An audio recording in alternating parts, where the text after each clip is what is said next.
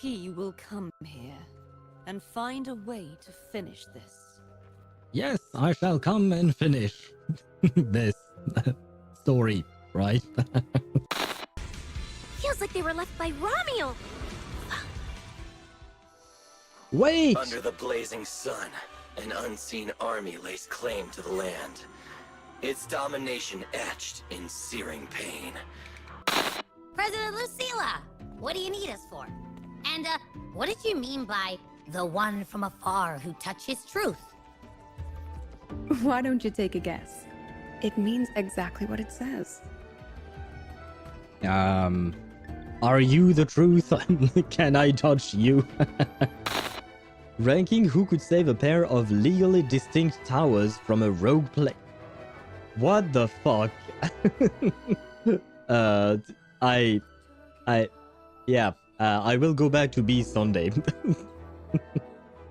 What the fuck is that? Purana. Unhinged is the right thing to mention. Yeah, it's the right description for his thumbnails and title.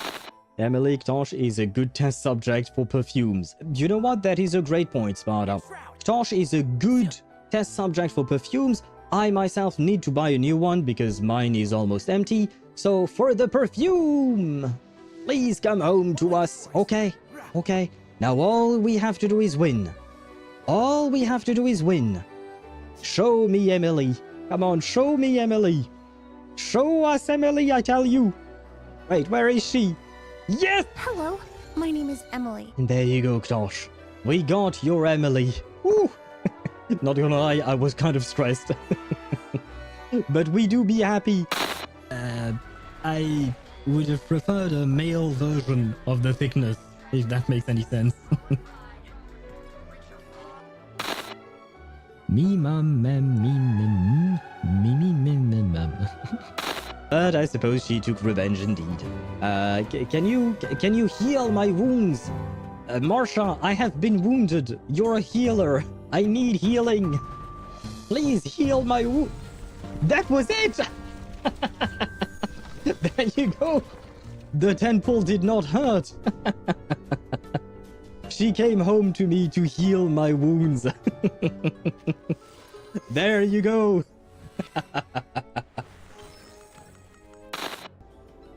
Wait. You're right, Chip. It is mesmerizing. Look.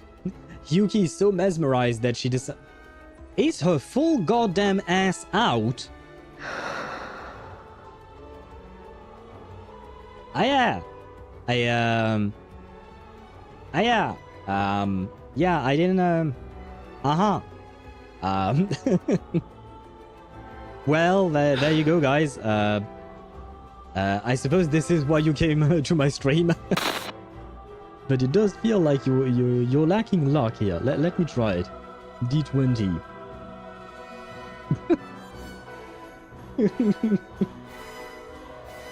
That feels like deja vu. Yeah, it does. it does indeed, but man, I can't help it. It is kind of funny. I promise you. The bot is not rigged, I swear. Are you talking? Yeah, I'm almost there. I want more happiness. These people should be bonked. Infiltration expertise. Adopt a new identity, changing your appearance. Oh, can he change into Karlak and then I can have a threesome with 2 Karlaks? The game is very, very pretty. Alright, let's go. Oh. I'll accompany you there. Wait, girl, wow, what the fuck? Ready to see her again. Girl, stop running! Why are you running? What the fuck?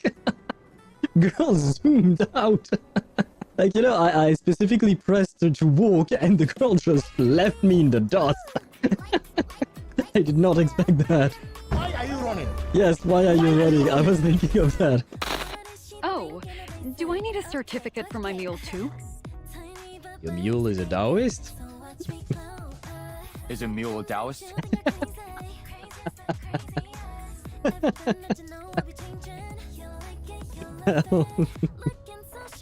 No. There you go. I see that I'm not the only one with dumb questions. Well, I mean, he meant that sarcastically, but still. Then no. What kind of interrogation is this? I wonder indeed.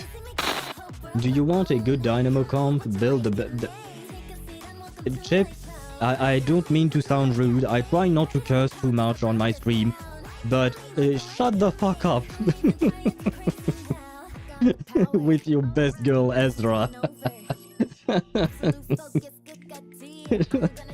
Leave me alone.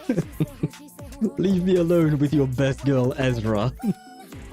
And the worst part is, now that I will be trying to build a blood type team for Sentinel, I kind of have a good excuse to build Ezra, just because Ezra is versatile. If you give him his 2 Euphorias, you can play him in blood type team, and you can play him in Dynamo team.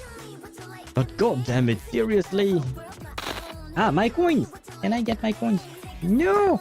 No! Give me my coins. Yes! No! Yes! No! Oh my god, the game giving me false hope. How dare you, game.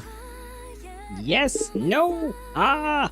My coins! I need more coins! And so does Chip, it seems, because he just lost all of his coins. Whereas Swivy and Tosh managed to win it all. Sorry for your loss, Chip. But hello, hello, hello. Can I hear myself on Twitch? I can. The sound is a bit low. Why is the sound low? Ah, that's why. Okay, there you go. Can I hear myself on YouTube? I can as well, which means that everything is working, which means that I can get flashbanged by my webcam. Webcam incoming. Yes. There you go. And transition. Hello, hello, hello. Wait, what do I need to do? Right, I need to do this. Come on, this. That. Yes. And then I need a you over there, and you can go away, and there. There we go. I am ready. Hello. Hello, hello, hello. Welcome in, welcome in. Hello, Chip, first and foremost, because Chip was once again first today. Congratulations to you, Chip. Well, I was saying you were rebuilding your Alcorn Empire, but you kind of bet all and kind of lost it all, so yeah, it is it is what it is. But hello to you and welcome to the stream. I hope you're doing well. Did you sleep well? Are you catching up properly on your sleep? I hope you're doing well. And Unknown has been watching for consecutive streams and was awarded channel points. Aha. Oh, I guess it's because Chip, yeah, he had his stream streak. Okay, I see Streamabots. It still has some issues with the stream streak system. Very well. Good to know. But congratulations to you, Chip, for reaching 45 stream streak, and we can pretend that it was the 150th or 155th one. Congratulations to you indeed. And hello, Swavy. Welcome to the stream. I hope you're doing well. Welcome in. And yes, you are right. Technically speaking, the die, or specifically the 50-50 on the bet die was rigged. It was not actually a 50-50, it was more like a 55-45 or something like that. It was slightly in your favor, but I corrected the mistake yesterday. So now you will have a proper 50-50 to contend with when betting your owl coins. But it was in your favor, technically speaking. And then, hello to Ktosh, welcome in, I hope you're doing well, welcome, welcome. How are you doing? I don't know why you would bust if you lost your 50-50 though. And your coaching needs her. What? We shall never know, I suppose. Where have I put my 20 millions? I'll text you. It wasn't me! It wasn't me! He played! And then he lost. You know, it do be happening in gacha games, and my stream kind of is a gacha game after all. I swear I just put it here somewhere. He could give you the 20 million back because you totally didn't lose it in a bet. Well, yes, technically speaking, I could give anyone any kind of amount I want. It's fairly easy. But that would completely rig the game, and that would be sad. And hello Mihai, welcome to the stream. I hope you're doing well. Dottore fans have started boycotting the game after this quest since it's official now that Dottore won't be playable, and they started a petition to make... Yeah, I should not have read the rest of that, because it kind of... You do realize that what you just said kind of gives us clues as to what might actually happen in the storyline and whatnot, right? So I will be deleting that message. Mihai, please refrain from mentioning things about an ongoing quest that we haven't finished yet. Because, yeah, it does clue us in as to what may or may not happen later down the line. Once again, Mihai, I will please ask you to be more careful. Think before you post. I don't know how else to phrase it at this point, man. Given how many times it has happened. How is that a leak? It's not a leak. I'm not talking about a leak. I'm talking about a spoiler. You can venture a guess that if Dottore ends up being alive at the end of the quest, there would not be a question of whether or not he's playable. But because you say, oh no, after the end of this quest, people are thinking that he's confirmed not to be playable, you can venture a guess that, yeah, I would assume he's not actually alive now. So you're kind of spoiling the thing, because we don't just have a rule about a leak, we also have a rule about spoilers. So, yeah, you might have finished the quest, but we haven't. At least I haven't, and, well, I can only, what do you call that? Take into account what my my own stream is on in terms of like the canon for us is my stream. Okay, but venture guessing you can reach 100 conclusions. Yeah, but come on, I'm not going to argue with you here. I'm telling you, do not talk about what happens after a quest, what people think after having done a quest. It's just, let's not argue about that. I'm just telling you, Mihai, don't. Period. I know you get excited and want to share things about games and whatnot. I'm telling you there is a limit to what you can and cannot share. Again, you don't care because you've already done the quest and you don't think of things that way. And that's on you. I can't help you with that. That's up to you to think of these things. But it's not really a leap of logic. It's not really venturing a guess as if it were something that was completely out of reason. It is the likeliest explanation, and you know it as well as I do. So please don't try to argue back. We've gone back and forth way too many times at this point. If I'm telling you that I consider something a spoiler, consider it a spoiler, because at the end of the day, this is my stream and I get to decide what I deem to be a spoiler or not. So please, because we've done this dance too many times at this point. It's not something I'm excited about. I was just saying that the Dottore fans are so desperate to have him playable that they started a petition. See, if you had said that, and only that, I wouldn't have said anything. But you didn't just say that. That's the problem. And hello to you, B. Welcome to the stream. I hope you're doing well. Welcome in, welcome in. 110 stream streak. Congratulations to you and thank you for being here for wait, what is this? Almost 4 months in a row, right? Almost 4 months in a row of what do you call that? Of being on stream. You know what I mean, right? You know what I mean. I am tired already. Well, now where was I in terms of chat? I read that. Oh, Stosh, you redeemed a Show Me an Owl. I don't know which one I've showed or not. Have I showed you my biggest plushie of an owl? I don't know if I showed you the biggest plushie of an owl. I will be back in just a second, but first let me say hello to Zenny. Welcome to the stream. I hope you're doing well. Welcome in.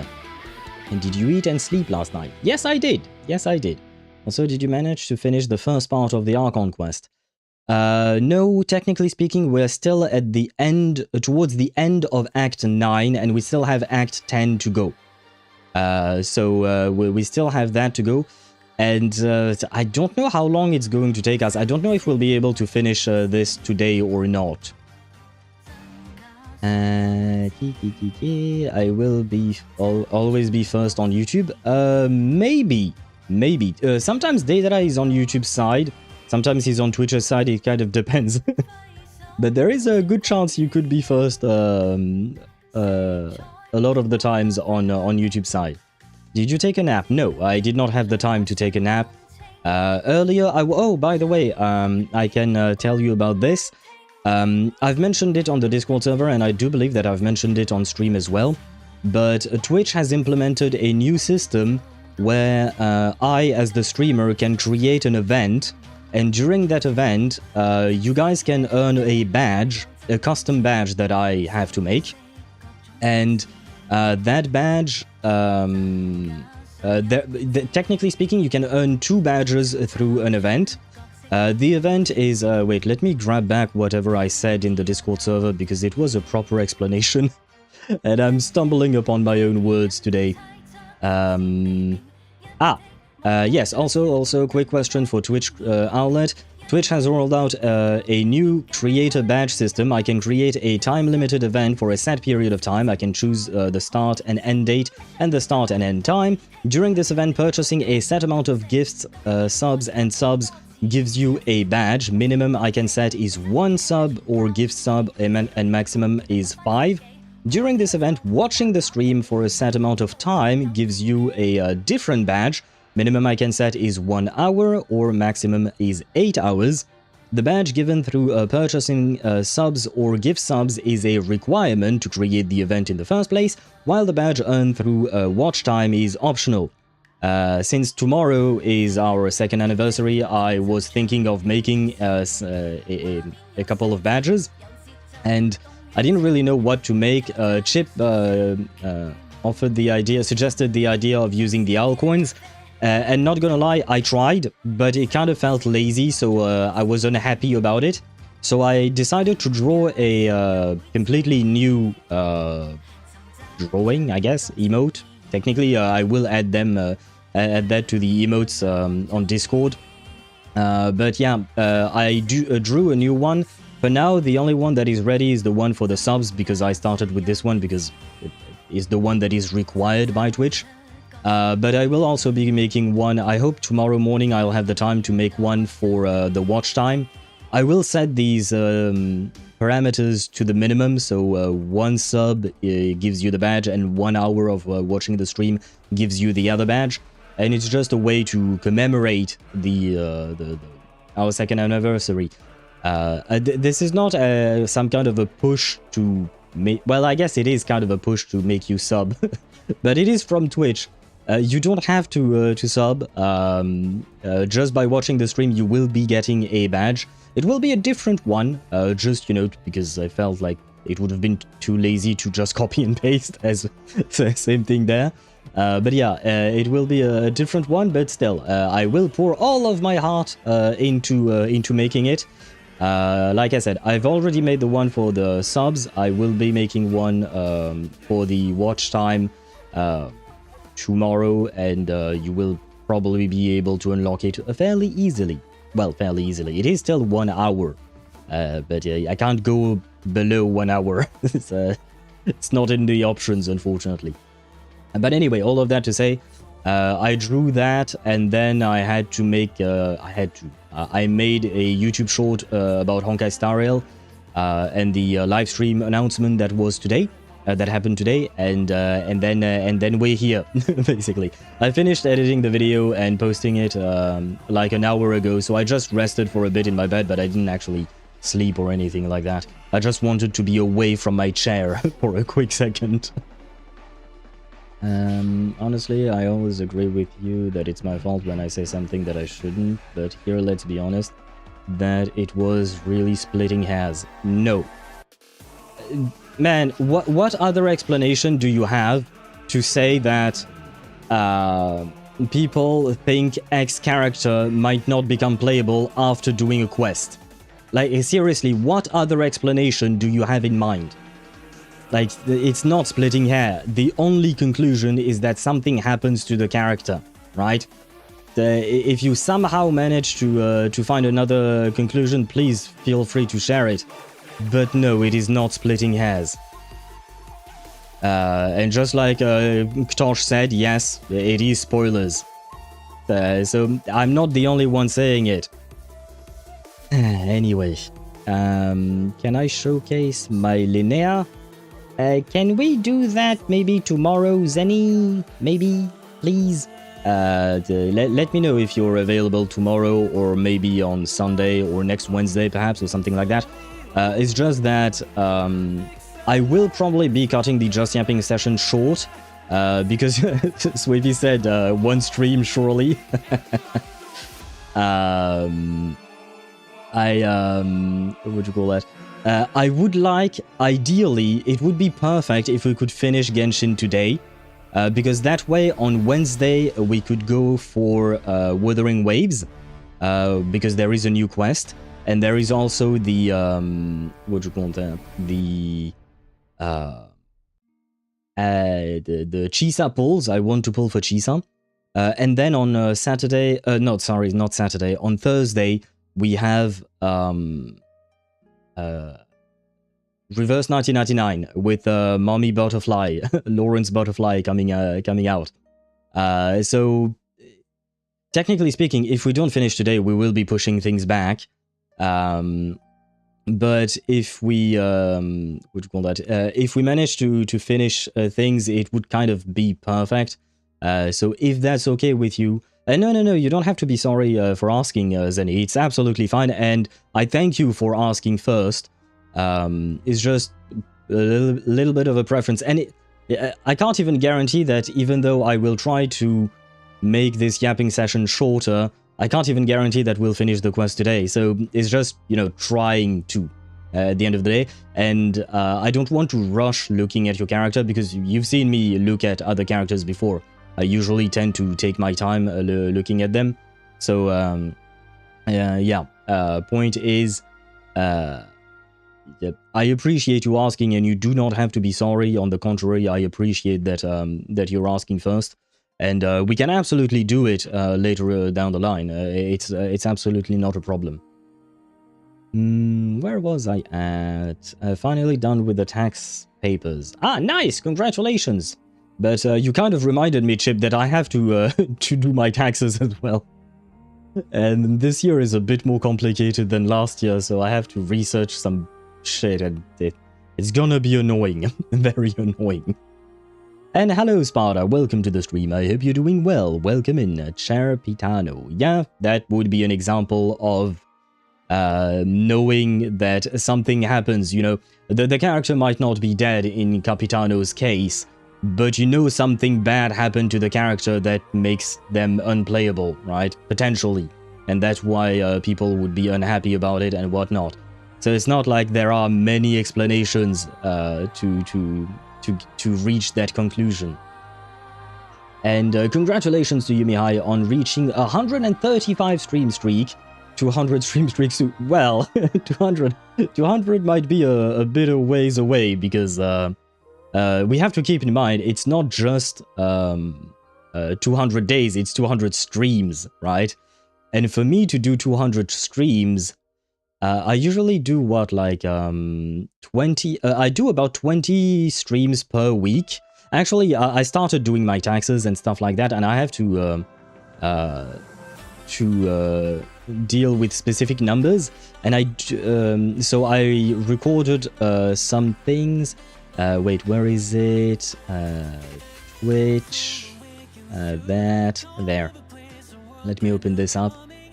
Yeah, on average, I have, over the past year, on average, I have done 21 stream per month. So to reach 200, we would need 10 months, I guess, right? Around 10 months, I suppose. Huh. But I'll talk about these numbers tomorrow as I log more shit in, just to see what has happened over the last year, basically. But yeah, I have a couple of little stats like that. But yeah, it's gonna take a while for you to reach 200.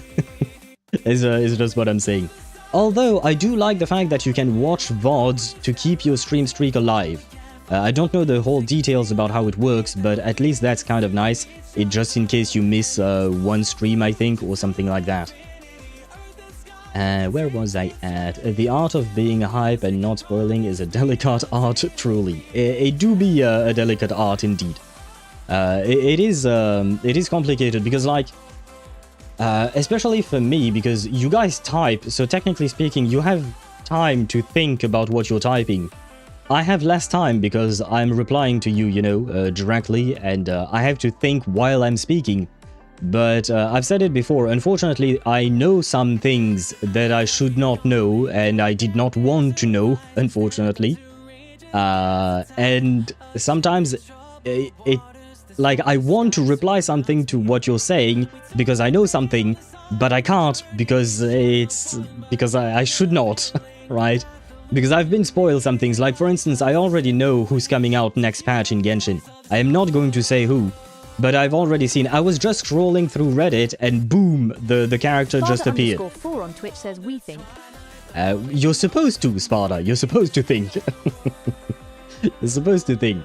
It's okay to pause and think and then talk. It is. I do try to do that.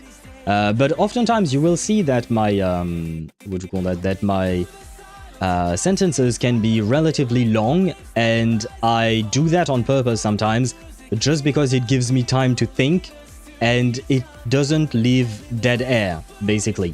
So you guys still have something that you can listen to, there is still something being active on stream, but my words are maybe slower, or I will try to make the sentence longer on purpose just so that I can give myself a bit of time to think. But yeah, the point is, when you have too much knowledge, it can be considered forbidden knowledge. Oh shit, I have forbidden knowledge. Hey shit, does that mean I'm gonna die? Fuck. It's not exactly what I wanted, but okay. I'm currently at 68-1. Oh, -1 pity on Nicole, so I doubt she will come before 75. Kind of pissed me off. I mean, it could happen at any time. I believe that my own Nicole came out around that time, despite how late she came home. Let me check. Wish counter, yep. She came home at 72. I lost the 50-50 at 78. And she came home at 72. So it can happen before 75. I certainly hope that it does happen before 75, Ktor. Kind of pissed me off. Tsaritsa will revive Capitano, though, as I said before, while kissing Signora. Because Yuri fixes everything. Sure. Sure, Ktosh. I'm sure that's how it works. I mean, it would be very funny if you were right about that. It would be very, very funny if that were the case. And can you say on DM, pretty please? Whisper it in the mic. No, I'm not going to talk about the leaks on stream. No. But it does piss me off because I don't follow any leak subreddits or whatnot. I just follow the Genshin official subreddit, same thing with Wuthering Waves and whatnot. But for some reason, Reddit decided that it would give me information that I don't want. Which is kind of annoying, but oh well. Regarding the person coming next, she was already teased in the teaser image. So we knew for half a year. Do we? Because I believe all of the characters that were in the... if you're talking about the silhouettes, Sparta, I believe we've already received all the silhouette characters, but we are missing one silhouette, right? I think. Not entirely sure, correct me if I'm wrong, but I do believe that's the case. You're all doing your taxes? Here in Romania, the tax funds are already taken out of your salary and other legal income methods, so we don't gotta do nothing. there is something called prélèvement à la source in France. So yes, they do take some things from your what do you call that? House_Mihai on Twitch says, best example that Genshin players don't read lol. My Furina is 2.5 years old. She is fully built and in 3 teams, and I still don't know what her burst does, and I have it crowned. Oh, okay. One thing at a time. For the taxes, it's not just about job and salary. That's the thing, Mihai. You don't just declare your salary or something like that. Yes, for the salary, it is automatically taken away from you, basically. It's already paid, and you don't have to do much in that regards. But there are many other shits you have to what do you call that? You have to declare. And for instance, I do have to declare my streaming revenue. It ain't much, but I still have to declare it. And that is not something that the French government is well, it is aware of it because I've declared it in some other official paperwork. But that is something that I have to input into my tax papers. I don't have a choice. So it's not just about the salary from an official company. There are many other things that you have to declare. That's why taxes are so goddamn complicated. It's because your situation can be very different from your neighbors or whatnot, because whatever revenue you might get will fit in some very, very, very specific category. It's very complicated. But there is a system that does exist that takes from your salary directly for things like that.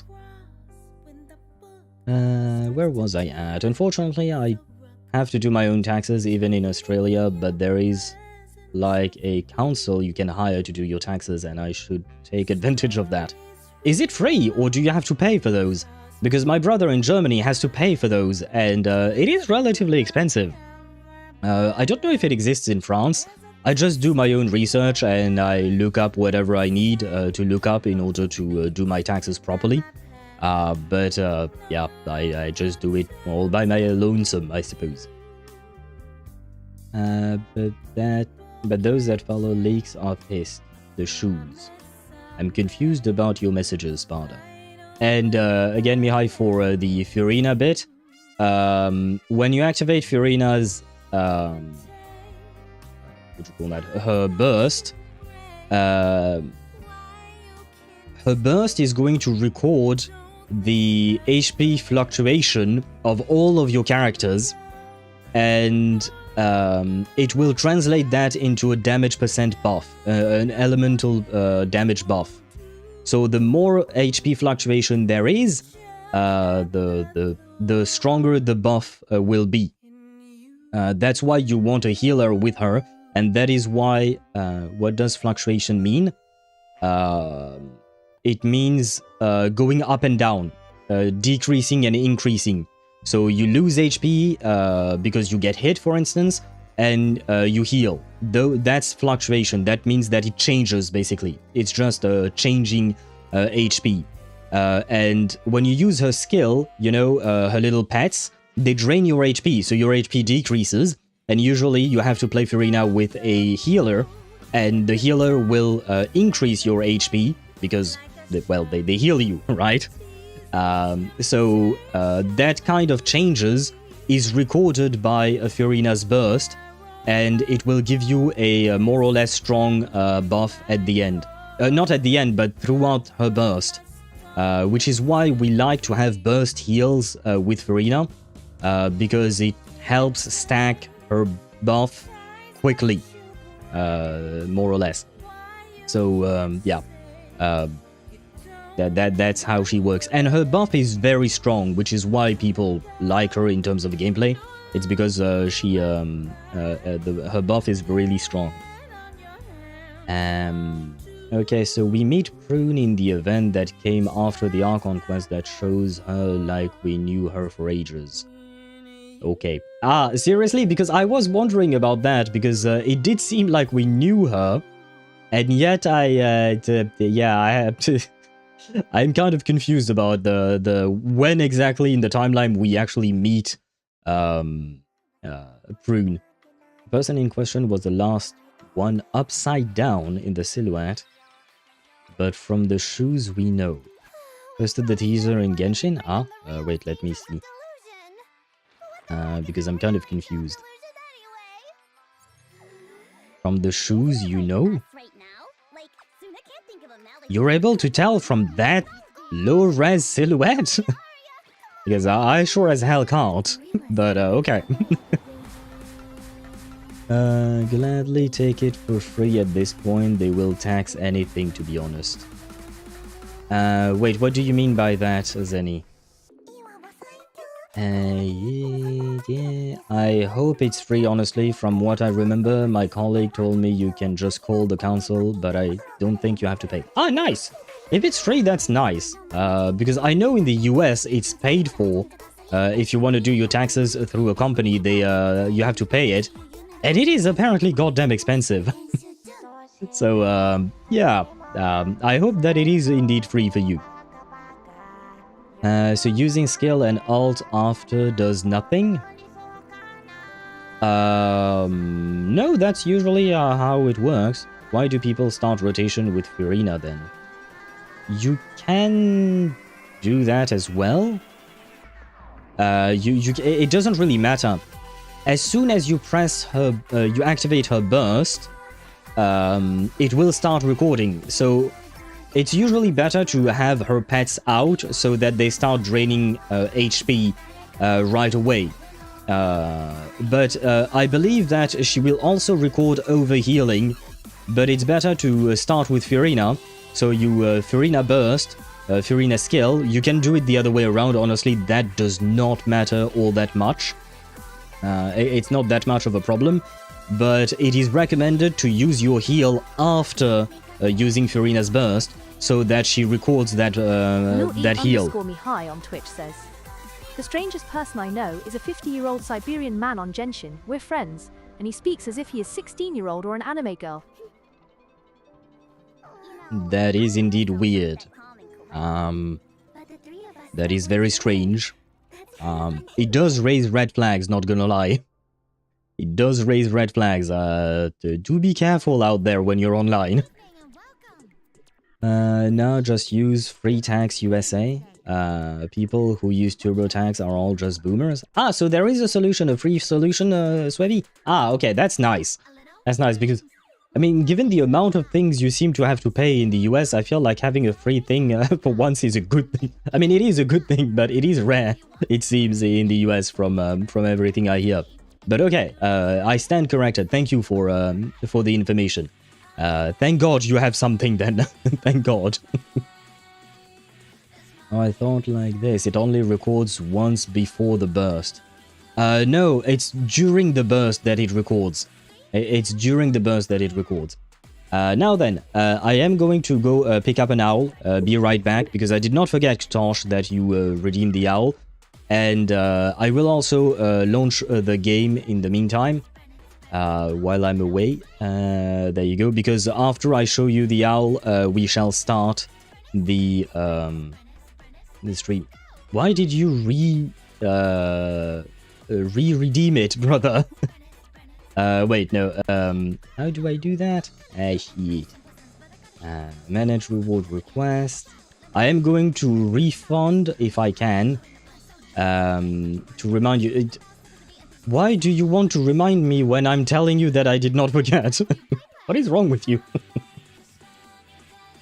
Shit, how does that work? Show me now. Wait, where is it? Show me now. 1 minute ago, reject. There you go. You should have been refunded. You should have been refunded for it. There and there. And let me launch the game in the meantime. And happy lurking to you, Swevy. There you go. The game has been launched. Be right back.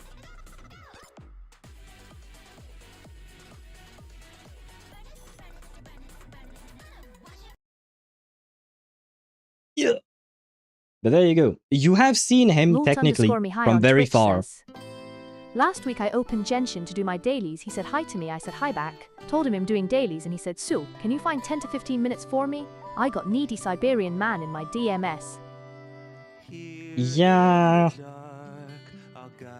Yeah, you should really be careful, man.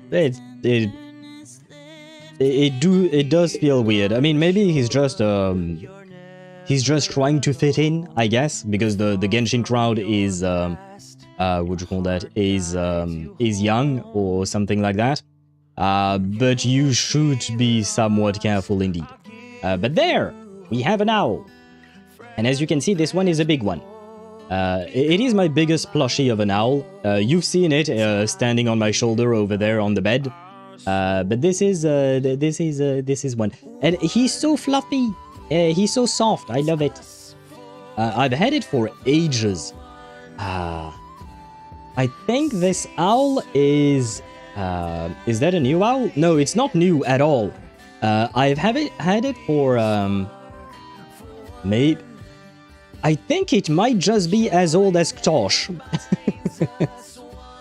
Yeah, I think I probably got it like around 2010, 2011, probably.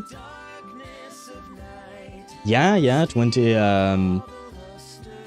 it had to be before 2011. If I'm not mistaken. Yep, I do believe that would be the case. So he is fairly old. But he is, I took care of him properly. He's okay. But he do be slightly old indeed.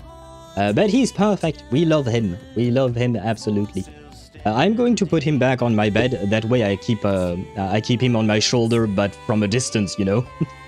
I thought he had an arm. No. He has wings, but they are. Wait, can I show you properly, perhaps? He does have tiny wings, but they are just more or less attached to his body.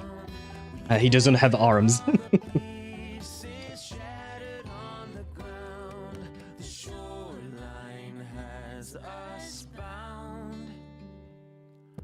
Yeah. There you go. I hope that satisfied your owl curiosity, Tosh.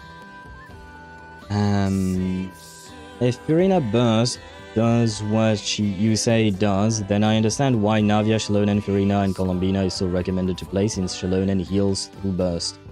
Yep. And usually in the rotation, you would use Purana's Burst before using Shilonen's Burst, so that you don't lose her healing in the counter for Purana's Burst. Now that one I haven't seen yet, so it was a nice perspective. Well, I mean, I've never shown it on camera, but it's always right there. There. It's always right there. It's always been right there. Because I technically speaking, I used to put it on the other side of my bed. But since I started streaming with a webcam, I decided to put it on this side of the bed, so that it would kind of stand on my shoulder, because, you know, it's the way my 2D model used to look like, right? Yeah, it's always been on screen, just from afar away, basically.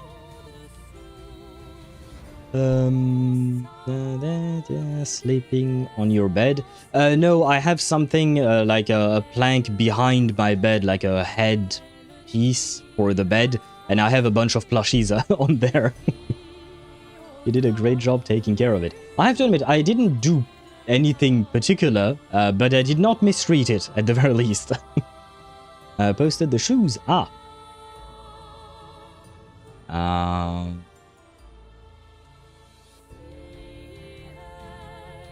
Yeah, not gonna lie, for me it's a bit of a stretch. For me that's a bit of a stretch. But why not? Why not? Now then, let me switch scenes to Genshin Impact, because I have launched the game. Well, I didn't actually quite launch it properly. Wait, give me a second so that I get inside of the game. Come on, Celestia, load up. There we go.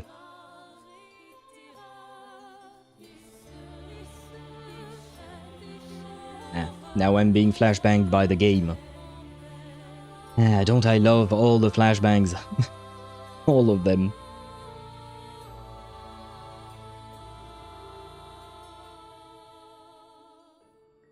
Wait, Paimon started yapping. I don't know why. There. I paused as soon as I could, but she... Oh, maybe it's an event, because I did my my dailies very early, so maybe she's just yapping about an event. Wait, do I have everything? Yes. So I... yes. Go to Isa bathhouse for a bit. Always nice to rest up before we set off again.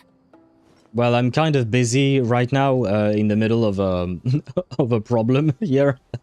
Oh yeah, by the way, I'm just here because I needed a screenshot of the mausoleum. On me. Since I believe that's where we're heading today. If I show the rest of the legs, then for sure spoil it. You can't mistake those legs. With the silhouette, honestly, I disagree. I think people saw what they wanted to see, and they ended up right. Yeah, they ended up being right. But you could have designed any other character to look like that silhouette, honestly. The owl is probably my favorite one so far. It is my favorite one. In terms of plushies, there is another favorite that I will show one day, but not today. You will see why it's my favorite, well, whenever I decide to show it. I should not be running. I should be teleporting. Because otherwise this is going to take forever. Now I can't help but imagine a 100-kilogram man in his 50s wearing thick fur clothing, surviving the cold winter, and he comes home from hunting and fishing just to hop on Genshin and speak like an anime girl while his username is Snail. I mean, we should not be assuming things, but he could be exactly that. Or he could be, like I said, you know, someone who's just trying to fit in with other Genshin players. He could be anything. Just be careful when you're online and don't share too much of yourself online. It's clearly Nouvelat. Maybe he's 12 and trolling. He could be that as well. He could be just a kid who wants to appear older, or rather play a weird role, I suppose, or something like that. It could be a lot of things, honestly. And I believe I have caught up to chat. Yes. Now then, let us return. We have a mausoleum to not excavate, but to explore. I guess explore would be the word. I mean, we've already explored it, technically speaking, but we can always explore it again. By the way, I do want... See? Miss Nicole, I heard you're a very talented sculptor. Is that true? This is exactly what I was going to talk about.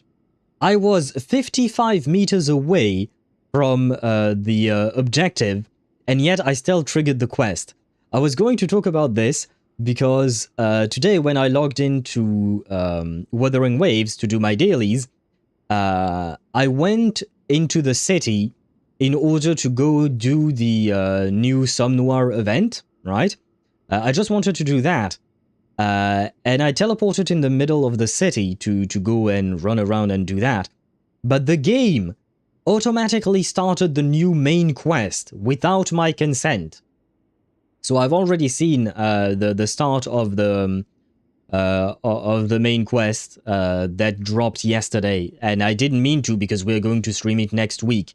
But please, for the love of God, stop automatically triggering quests, even though I was like 100 meters away, 200 meters. I don't even know why the quest started, given the fact that I just wanted to do the Somme Noire event.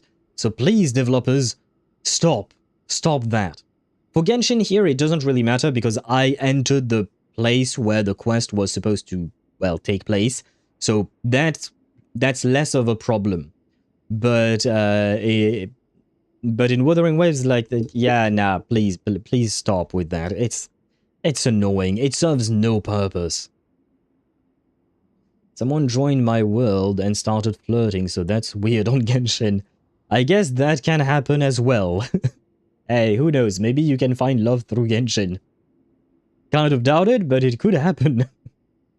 No, not this whole ass desert again. Yeah, but it's a good quest, Chip. It's a good desert quest. I know it's in the desert and we've been traumatized by the desert, but it's a good desert quest. Yeah, but if I'm 12 and trying to appear older, I say I'm 19, not 50. Well, that's you. That other person is not you. The person you're talking about, he's different than you. So, they could be into something very different than you are.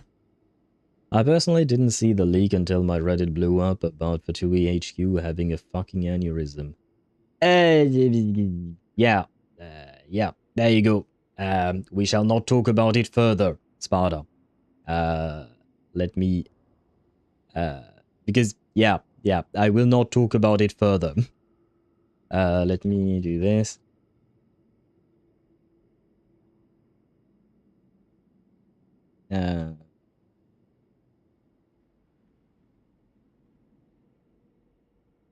There you go. You got an explanation through DMs, Sparta.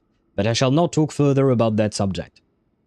I used to say 17 when I was 12, not gonna lie. Used to say 17 when I was 12. Ah, see, that can be a thing, indeed. And you know, Tosh says 17, but other people might say 50, other people might say 30, like... It's like, at the end of the day, if you start lying, you can lie about anything, and the lie can be anything, right? Shit. Ktosh bet all, he lost all, and now he can't afford the dad joke. Sorry, Ktosh. Since when is dad joke for coins? Ever since the coins were introduced? You asked that question the first time you did that. It's probably spent millions on this. Millions, perhaps not, but yeah. You probably spent quite a bit on that. And yeah, I assumed you did not think about that part, Sparta, but see, it's the same as with Mihai. He did not think about that part, but those parts were in your messages, hence why I deleted them. And I'm warning you to be more careful about what you share. Oh, I don't know. I wouldn't want to blow my own trumpet. Honestly, even though Kasharawar is best known for its focus on mechanics, plenty of Kasharawar scholars are quite serious about sculpting as a hobby. So if they rate your work, that's enough for us. We just have to take a look.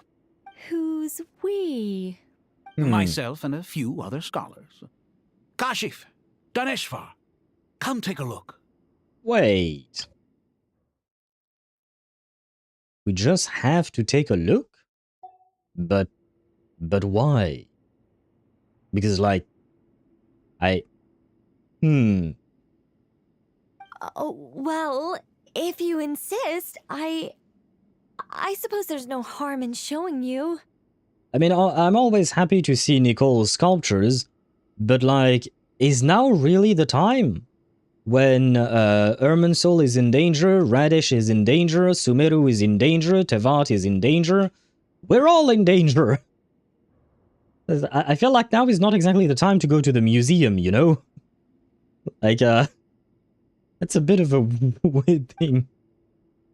I guess maybe it's because it's a one-in-a-lifetime opportunity to see the sculptures of an angel, maybe? I don't know. Whoa. Where did that come from? A magic. Look at the level of detail. It's so lifelike. The squirrel descends from the heavens like a champion, and the earth trembles beneath its feet. What do you think? Striking, isn't it? Okay, wife. I love you. Your sculptures are beautiful, but calm down. It's just a fucking squirrel, okay? It's just the same as Buddy Fairchild from Reverse 1999, but made of stone. Nicole is such a sweetheart. Yes, she is quite adorable. And, you know, Mihai posted a video about JP voices, and we talked about it a tiny bit on the Discord server, right? And I'm so happy that Nicole is the way she is, because JP Nicole does sound wild, right? We talked about it. But for me, Ian Nicole sounds really just cute, like adorable, excitable, maybe, but not wild like JP. Because the noises JP makes, they do be weird, somewhat. It's not exactly just like any other female character in JP. She has very particular noises. Legit think about it, they're known for the meltdowns, that's why I said it, but moving on, I didn't think about that. They are indeed, yes, but still, too close, in my opinion, too close. I saw a video of someone who modded Citlali to look like Sandrone, and when she did the burst, instead of throwing pillows, she throws a spinning Bologna. That is kind of funny. That is kind of funny. That must hurt a hell of a lot more than the pillows, though. She's so not used to being amongst humans. Oh, yes and no. Because she does spend some time with humans, it seems. But yeah, yes and no, I would say. Love you, Nicole. Please keep yapping. I'm more of a listener than a talker. Yeah, I do love the fact that she yaps a lot, and like she's very passionate about everything that she talks about, right? She's very passionate about it, and you feel her passion. I've mentioned it before, but it was a teacher of mine. I was utterly uninterested in the subject he was teaching, but I was interested in the way he was teaching it because you could feel his passion for the subject, and it just really carries through. And even though I wasn't interested in initially, I ended up really being invested in his classes just because he put so much of himself and so much passion and heart into explaining things. You could truly feel how much he loved the subject that he was teaching and that he was working on as a researcher. JP Nicole is the blushing emote. Yep, definitely. Hurts who? For Polonia or the enemy? The enemy! I don't think you can hurt Polonia all that easily. That thing is made of whatever type of metal it might be. Kaveh? Kaveh, come here for a sec. Oh, and Madame Faruzan, didn't you used to study in our darshan? Come take a look. All right, but hang on a moment. I have to finish reviewing this proposal first. You called? What is it, youngster? Aha! Finally, we have Faruzan. So I believe the only character missing that we haven't seen from Sumeru is Candace, I think. This squirrel statue. Isn't it cute? Oh, a squirrel. I wouldn't say cute per se. The realism is what stands out to me. Were you trying to carve a statue of a hero, young lady?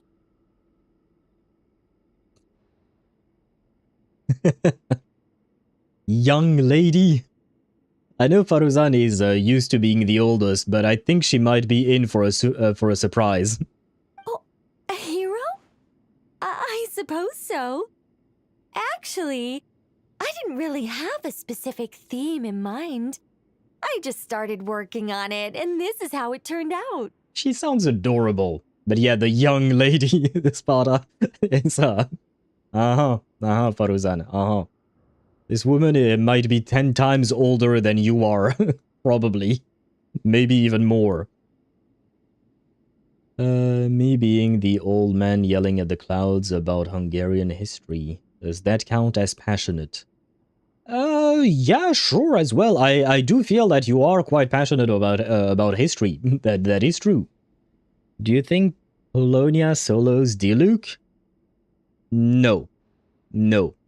Because I think it was in a Minsley video, maybe, but I don't remember exactly where, so it might not be Minzleaf, but I do remember seeing somewhere that Diluc has been banned from Snezhnaya. And I believe in that video, the person was saying that we might not be able to play Diluc in Snezhnaya. You can't use him there. Maybe it was speculation because we know nothing about Snezhnaya. But the speculation was that we might not be able to play him because he's supposed to be banned from Snezhnaya because the Fatui are afraid of him. That's how fucking strong this man is. And they even tried to kill him and they failed. So that should tell you just how strong in lore he is. In gameplay, yeah, bro is old. He didn't even get a Hexerai, despite his former affiliation to the Knights of Favonius and whatnot, but no well. The point is that, in truth, Diluc is actually extremely strong. He can be very scary if he wants to. Is that Hatsune Miku? It is. It is a ripoff of Hatsune Miku. Faruzan, you're talking to somebody who could be 10 generations back grandmother. You're a 10 generations back grandmother. Yeah, but Faruzan feels like she's not used to that kind of thing, right? She looks young, that's for sure. Nicole does look young, but let's be honest, Faruzan looks even younger in my opinion. Without Sandrone, Polonia isn't beating somebody like Diluc. Yeah, definitely not. And even with Sandrone, I don't know if they can. I don't feel like we have enough information. But the fact is that Diluc is really, really strong. Wait, we finally see Madame Faruzan? Yes. Wait. She probably will have a voice line in just a second. I see. There you go. Well, do you tend to read novels about heroes in your spare time? She writes the novels. I love the assumptions that she makes, like the patronizing assumptions. God damn. As a matter of fact, I do quite enjoy those. Everyone loves a good tale of daring do, right? Then perhaps the statue represents the heroic tale you long to see deep down inside. Wait, so, like... does that mean that Nicole actually did make a statue of Body Fairchild? He is a hero in Reverse 1999. Bro helped! As much as we meme on him, he did help with his army of penguins. So, I guess Nicole is a fan of Body Fairchild. Good to know. Also on the subject of heroism, I feel that if the subject posed with a finger raised towards the heavens, it would lend a greater gravitas to the overall image. I'm sure some would call it cliché or old-fashioned, but not me. I think it would be a perfect fit. It has a certain classical beauty about it. Kaveh! Sorry, Madame Faruzan, I'm a little busy right now. Don't wait up for me. What a pity. That young man has excellent aesthetic tastes. I was hoping to ask him for his opinion. Yeah, out of all the people, I felt like Kaveh would probably love to meet, to meet Nicole, because, like, he's an architect and she builds stuff. Not just build stuff, but sculptures. Like, she can kind of do... well, it's not just interior decoration. She participated in building a whole-ass world, right? In Simulanka. She was not the only one, but she was amongst the other Hexen Circle members that built that. So yeah, I feel like Kaveh would have a field day. He would probably be very happy to meet her. Diluc needs to take off his shirt to show off that cheese grater of an 8-pack. Oh yeah, brother probably has some good muscles under there. Especially when you see him swinging his greatsword, right? He has a massive greatsword, and he probably is indeed very, very strong. And Ktosh, you said we saw Candace? No, we did not. As far as I can remember, we did not see her. At least not yet. Maybe at some point in the future, but then I would ask you not to mention that. But as far as I can remember, we have not seen her in Act 9. We were in Aaru village for a quick second, but in there was just Kole, Tignari, Dori, and other NPCs. But I don't believe we saw Candace at all, which was kind of surprising because she's supposed to be in charge of Aaru village, and yet she was nowhere to be seen. I'm assuming we might see her at some point, maybe. Yeah, especially since all the people have relocated to Aaru village. We might see her. I've swung an actual Hussar saber before. If you think you can just stop a sword at full swing, you're crazy. The fuck are you talking about? Who said anything about stopping a sword? What the fuck are you talking about? Nobody said anything about stopping a sword. I'm getting to the point. Oh, okay. Yeah, sure. He's talking about saber riding him. Okay, Ktosh, you're gonna get bonked for that. But speaking of saber, for those of you who have not seen the Honkai Star Rail live stream, or if you have not watched my YouTube short, oh, you know what? I might as well. Can I have that, please? There. Yeah, that should be good. If you want the information about the YouTube short, about the Honkai Star Rail live stream, there you go. I have summarized it for you. It is also on Instagram, if you prefer Instagram, for instance. But yeah, in the live stream, they have announced that the Fate collaboration will have a continuance in the summer. Probably either this patch or the patch after that. And we are getting Gilgamesh and Rin Tosaka as playable characters. And you will be able to choose one of two characters for free, either Gilgamesh or Archer. So if you already got one Archer, you could get him E1, or you could go for Gilgamesh, and then Rin Tosaka is the character that you have to pull for. But yeah, some news in there. Because I'm not gonna lie, the live stream was kind of empty. Like there was it lasted for 37 minutes, but half of it was absolute nothingness, which is quite telling. But I have to admit, it was the what would you call that? It was the 4.x live stream that I was the most excited about, because the storyline is it seems interesting to me. The storyline seems serious, finally. So I'm genuinely looking forward to it. Pre-Mighty, the Mighty Inspiration. The Mighty Inspiration. I will say, I prefer Midamos's design over that of Gilgamesh. Midamos looks better in my opinion. But hello to you, Daedra, and welcome to the stream. I hope you're doing well. Welcome in. Are they putting Fate Unlimited Blade Works slop in Plan Arcadia? Wait, what do you mean slop? I mean, I suppose the event related to Fate was kind of meh, but the characters themselves are pretty good. They are strong-ish in terms of gameplay, and they are quite useful, and they do look good, and their animations also look good, and they have fun gameplay, I will say. I will at least give them that. Yes, 3.4 is very empty. I believe you meant 4.3, Sparta, probably, right? Oh, and earlier what you said was Diluc has the strength to stop a sword that is twice the size of a saber. So, like, dude is built like a brick of shit house. Yeah, but to be fair, yeah, but he's not, like, he's a fictional character, right? In real life, you can't do most of the things that fictional characters can do. But yes, in lore, he is extremely strong. Did someone say HSR livestream? Shoot, I missed it. Yes, Zenny, there was indeed a HSR livestream today. By the way, quick PSA, the next patch for Honkai Star Rail 4.3, it's going to start on Monday, June 1st. Don't ask me why, I have no idea, but that is what they announced. I will take a free character and laugh at the disrespect at the Fate series that Hoyo does to the series. Yeah, I have to admit, like I said, story-wise, the collaboration was not great, but character-wise, it was quite nice. 4.4 is Mother, goddammit, Hoyo.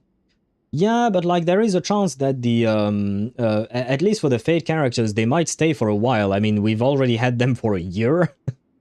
So I'm assuming, and on top of that, I will add that the free Archer or Gilgamesh can be claimed as soon as the new phase of the collaboration starts until version 4.6. So you have at least until version 4.6 to claim the character, and I would assume that means you also have until version 4.6 to pull for them, probably. I could give less of a shit about the Fate characters. Give me Morton Axe until version 4.6. Yeah, you have sweet dreams, my brother. You have sweet dreams. Wait, you can't. You can't do what, Tosh? Will they finally remove the Fate banner too? Well, first the Fate characters have to come out, and then after that, they will probably remove it at some point. But I'm assuming they will be staying for a while, probably. It's called Delusions, ask Tartaglia. Wait, what? Now I'm confused. What a genius idea! Why didn't I think of that? Classical beauty is a great direction to explore. That's it. Once I get back, I'm going to sculpt a heroic squirrel pointing its finger towards the sky. Precisely. A declaration of victory. You understand my vision. Well, let's hope that we win first. Then place the two statues face to face. Yes! That's exactly what I was thinking. Not gonna lie, I was not expecting Nicole and Faruzan to get along. I wasn't expecting them to not get along, if you know what I mean. But they seem to be getting along well. Although, to be fair, it's hard not to get along with Nicole. Unless you really hate someone who talks a lot. I feel like it's kind of hard to not get along with her. She's kind of just sweet. She's not really offensive in any way, right? Nicole and Faruzan is doing the staring contest. Well, can you blame Faruzan for looking at Nicole and admiring the beauty that is Nicole? You said I have sweet dreams? I call them delusions. Oh, it was in regards to that. I see. Well, I mean, the delusions from the Fatui are not a good idea, just saying. Or you hate her for being an angel, an envoy of Celestia. Oh. I guess... Yeah, I guess we should not have Nicole meet a Pep, right? I don't think a Pep would be too friendly to Nicole. That is true. Where was I? Feel like I missed something. Did I miss a message somewhere? Oh no, I guess not. Oh no, I did not. A Pep would want to eat her. I thought of something, Sparta. And I will not say what I thought of. I'm fairly certain you know what I thought of, but I will not say what it is. After reading that particular sentence you wrote about a Pep and Nicole. Anyway. It'll be a masterpiece. We will move on. Miss...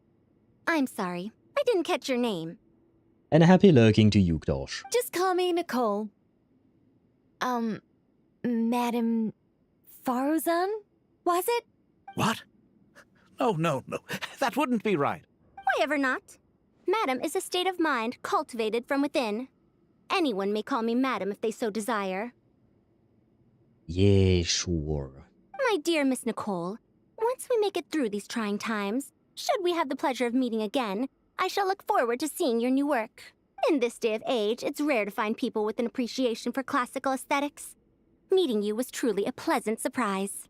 Honestly, I feel the same way. It's been a long time since I met anyone interested in this style of statue. Clearly, they don't call you Madam for nothing. Also, I have to say, you're a very good judge of character. Because when I think about it, I really am someone who likes stories about heroes. That must be why I've quietly kept watch over generation after generation of them. Sorry, keeping watch over heroes? What exactly do you do for a living? That is actually a good question. What do the Hexen Circle members do for a living, specifically? Angel stuff. Yeah, but how do they earn Mora, is my question. Oh, never mind that. Let's not tell Madame Faruzan about Miss Nicole's true identity for now. Good idea. Let's limit the conversation to aesthetics. Tooth Fairy. Yeah, I'm gonna go with probably not that, Tosh. Oh, yeah, no, I did miss a message from Daedra. A Pep human form when? That could happen, honestly. Why not? It depends how this quest ends. But it could maybe happen at some point. Maybe we'll have all the dragons in human form fighting against the Shades or something. It could be interesting. Alice, Dynamite, Fishing, Barbaloth, Palm Raiding. Why not? Well, Dynamite Fishing, I feel like that there might be better ways. But Barbaloth could be selling her services as a diviner. Why not? Granddaughter cooking meth. Yeah, you know what? That would not surprise me either.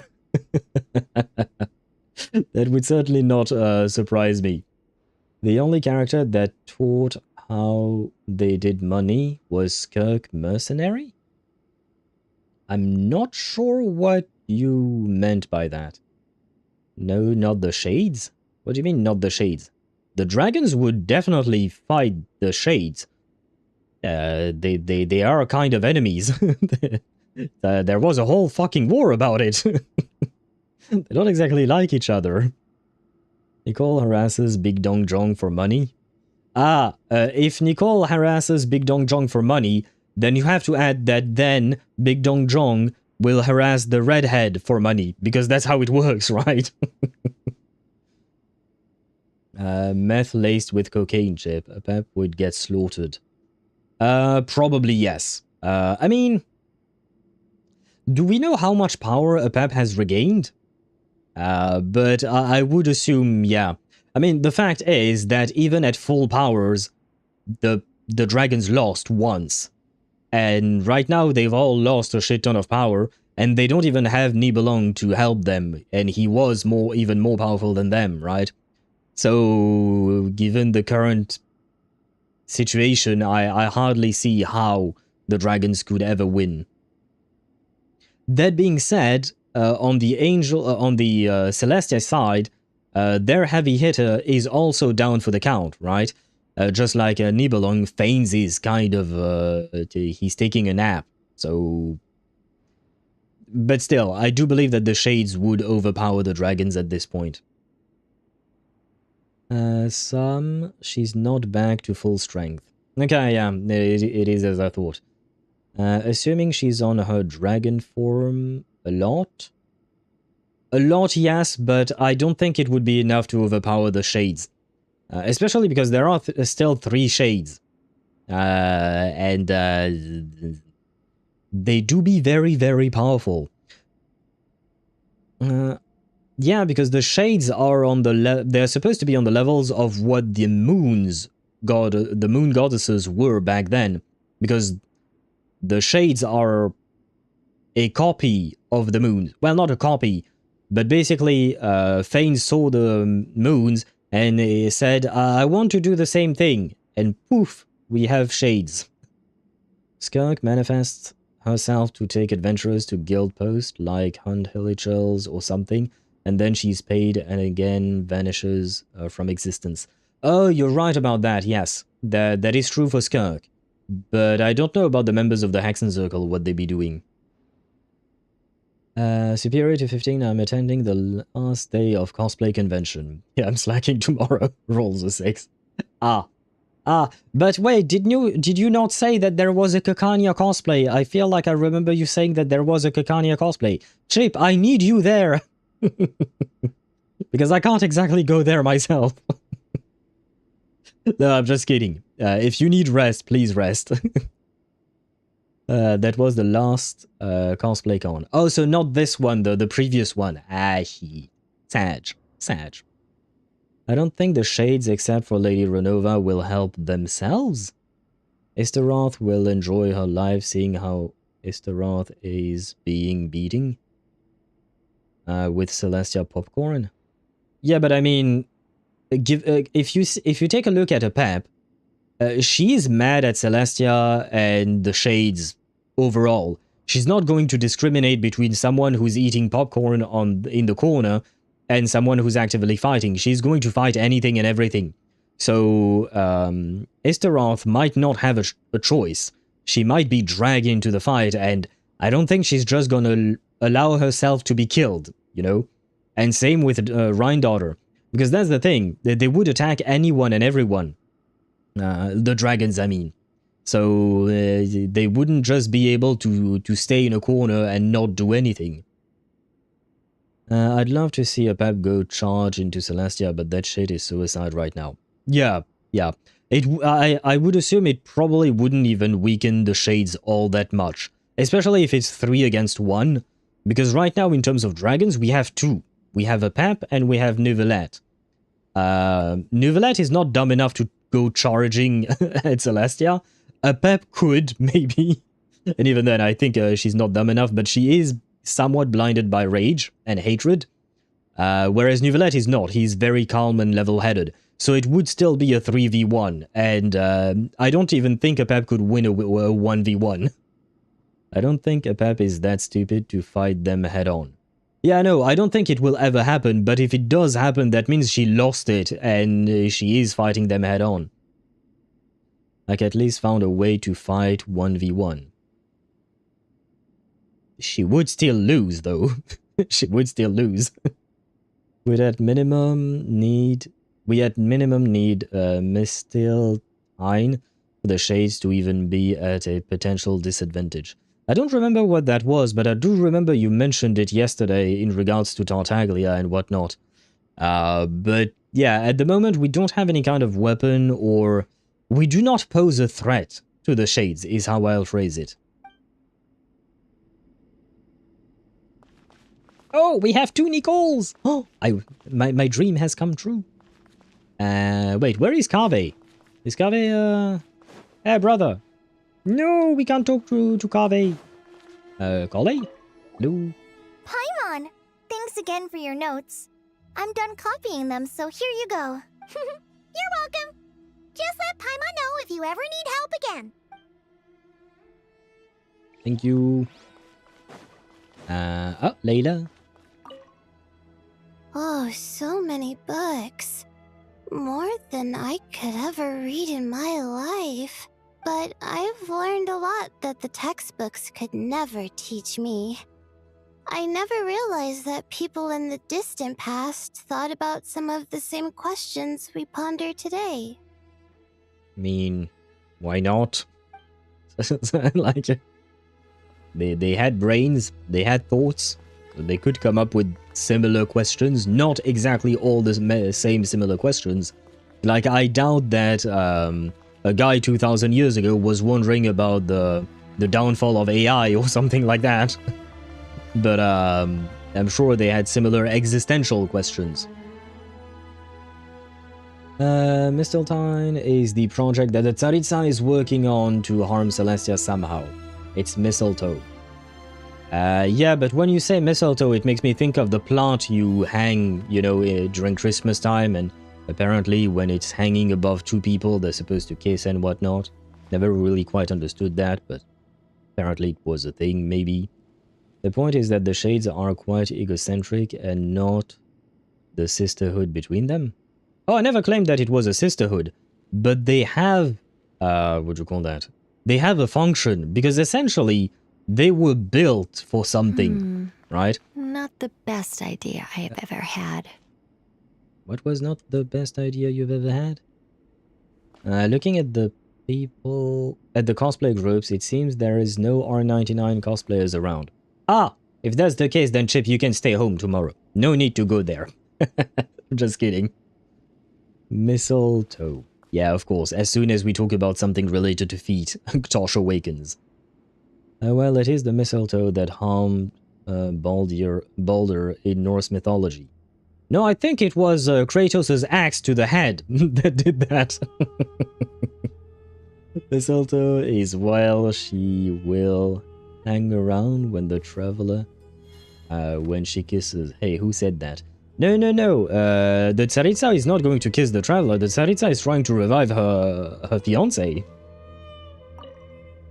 What's wrong? You look a little depressed. Kale got a fragment of the goddess of flowers, and all I got was one of the 7 pillars who served under King Deshret. I lost out, didn't I? That's what you're upset about? You're such a child. What, Sino, you want to have Eleazar probably die and then get experimented on by Dottore? I don't think you should be envious of that. Yeah, exactly, like Sparta said, so I know you want none of that. I don't think Brode thought about the consequences there. Oh, go to the Great Hall of Truths.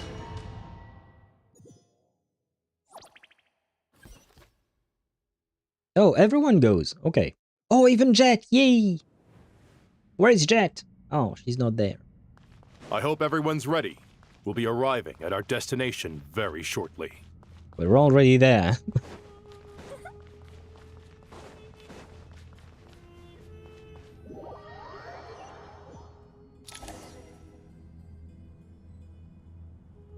What am I, investigate. I kind of already investigated this place. Why, we've not seen so many visitors ever, really. What is this place now, a tourist attraction?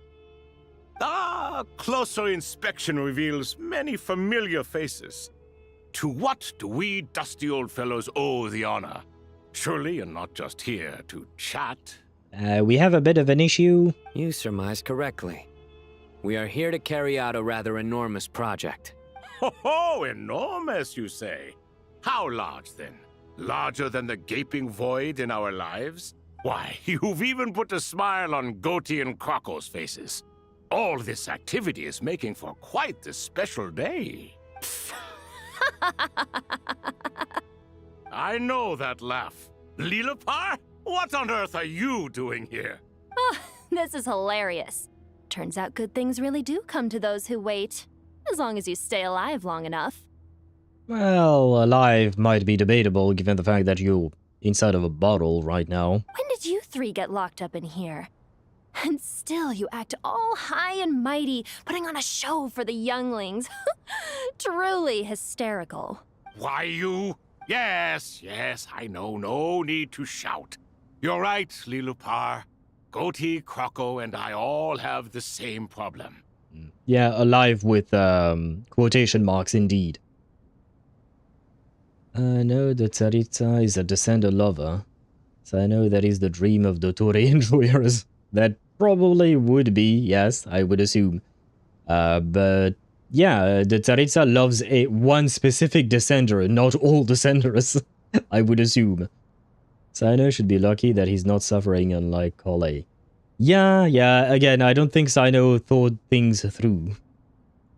Lilipar, you're a floating bottle. Yeah, she can't exactly compare, right? There are statues, she's a bottle, like, isn't... I don't know who's got it better. I guess maybe Lilipar still got it better because at least she can travel. Honestly, I will be so bored to be being a bottle, I will ask someone to carry me. Well, it's kind of what Lilipar did. She asked us to carry her, and that's kind of what we did. But didn't King Deshret seal you away? How did you break free, and how did you get in here? Who knows? Perhaps you can ask my master one day, should you ever get the chance. Behold, the executioners of old. Some have turned into fragments residing in human bodies, and others are imprisoned eternally, leaving not a single shard behind. It's almost tragic, watching lowly prisoners like you act all self-important. Curiosity gnaws at you, doesn't it? Your interest in the outside world threatens to burst you at the seams. You don't have to taunt them. I'm starting to take a liking to this magic bottle lady. Time is of the essence. Yes. Let's get down to business. I'm with Nafes here. We come to you, O three ancient lords, to request your assistance on behalf of the Academia. If we can help you regain your freedom, then please consider lending us your aid. Can we even help them do that? How? As for precisely what we need your help with, it's a long story. So, to demonstrate our sincerity, we are prepared to first resolve the problems that plague the three of you. All right, stop arguing, Crocco, and Goatee, don't you start. What's the harm in letting her speak? It's not worth getting so angry about. Forget about her. The three questions are the crucial thing here. Right, I forgot about the questions. They've mentioned them yesterday, but, yeah, I forgot. But do you really have a way to answer them? You once answered the final question, Nefer, but the seal did not open. Unless, with the passage of time, you have found a new answer? You could say so. When you first asked me what determines truth and falsehood, my answer was a liar's soul. Liars are the best at seeing through the falsehoods of the world. But if you want them to tell you the truth, you have to reach their soul. Is it me, or does Nefer's voice, it's not her voice herself, but like the recording of her voice, like the actress, I mean, it kind of sounds like she's inside of a can or something like that. Like there is something very slightly different with the quality of the audio for Nefer and everyone else. Or am I hallucinating that? Imagine being a statue at the same place and he's so big to leave, what a pain. Yeah, I think being a statue is worse than being a bottle. At least, personally, that's how I would see it. I think that makes sense. Yeah, I don't have the same feeling. I had that feeling yesterday as well, but I didn't mention it. But yeah, I don't have that same feeling in terms of like what I'm hearing from Sino or Sathos or anyone else other than Nefer. I found it quite compelling myself, and I told Nefer so.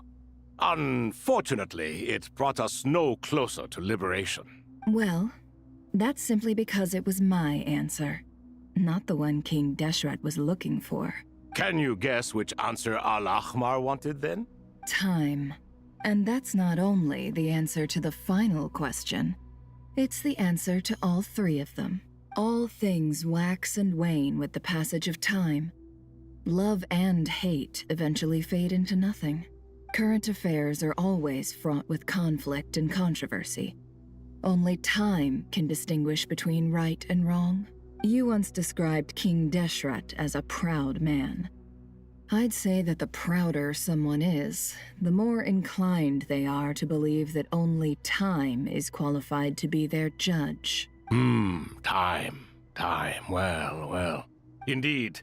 Perhaps in building Aaru, our king was in fact attempting to reverse time, to bring love and hate, right and wrong, the rise and fall of all things back to their point of origin. Does that open the seal? Gonna take that as a maybe? I will ask someone to install me a TV. Oh, if you... Hey, wait, we see them? They appear. Well, hello there. This is the most eventful day I have experienced in a long time. You have my sincere gratitude. I appreciate the variety of model here. Like, they truly made them like they were supposed to. Oh, nice. Thoth, sorry. One of King Deshret's 7 pillars, the Scribe of Scribes, the Ibis King. Once a moon envoy, he could once have stood amongst the gods, only to be defeated by King Deshret and brought into his service. Among the 7 pillars, the Ibis King embodies the wisdom of King Deshret.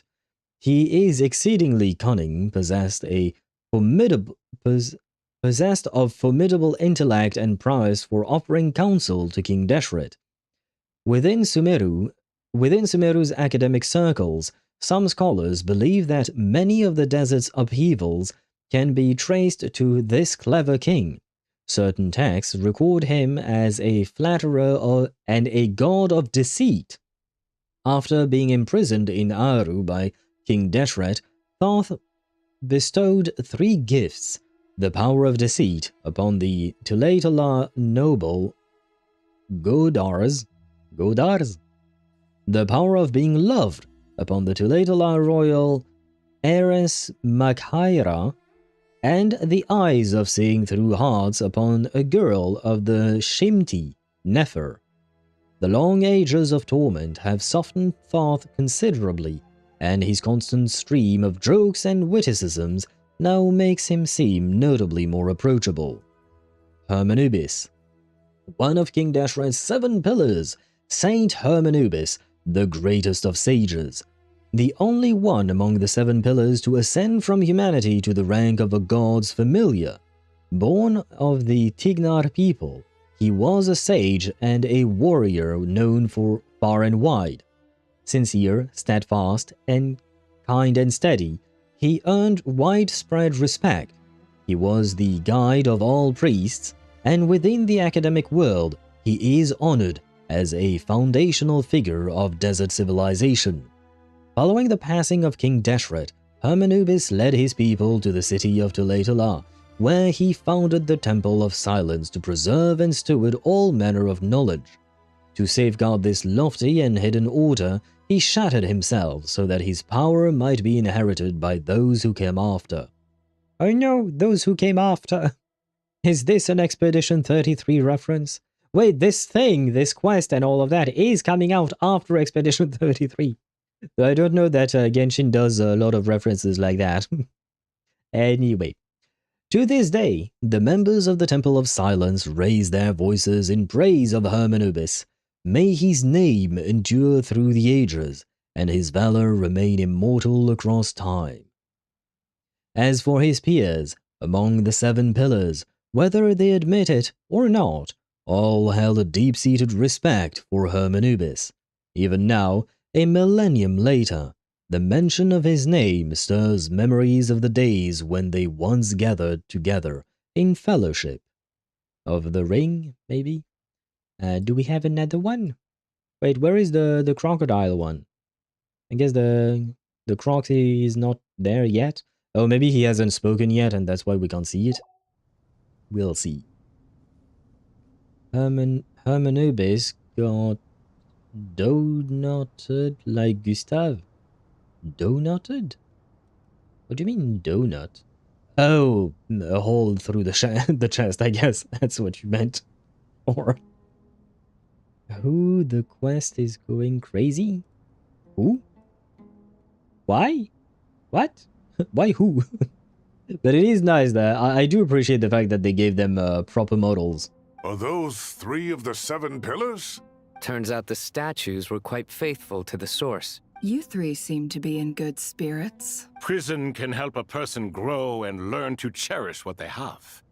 Nevertheless, after everything you've done for me, I sincerely hope you never have to experience it for yourself. Hello, Nefer.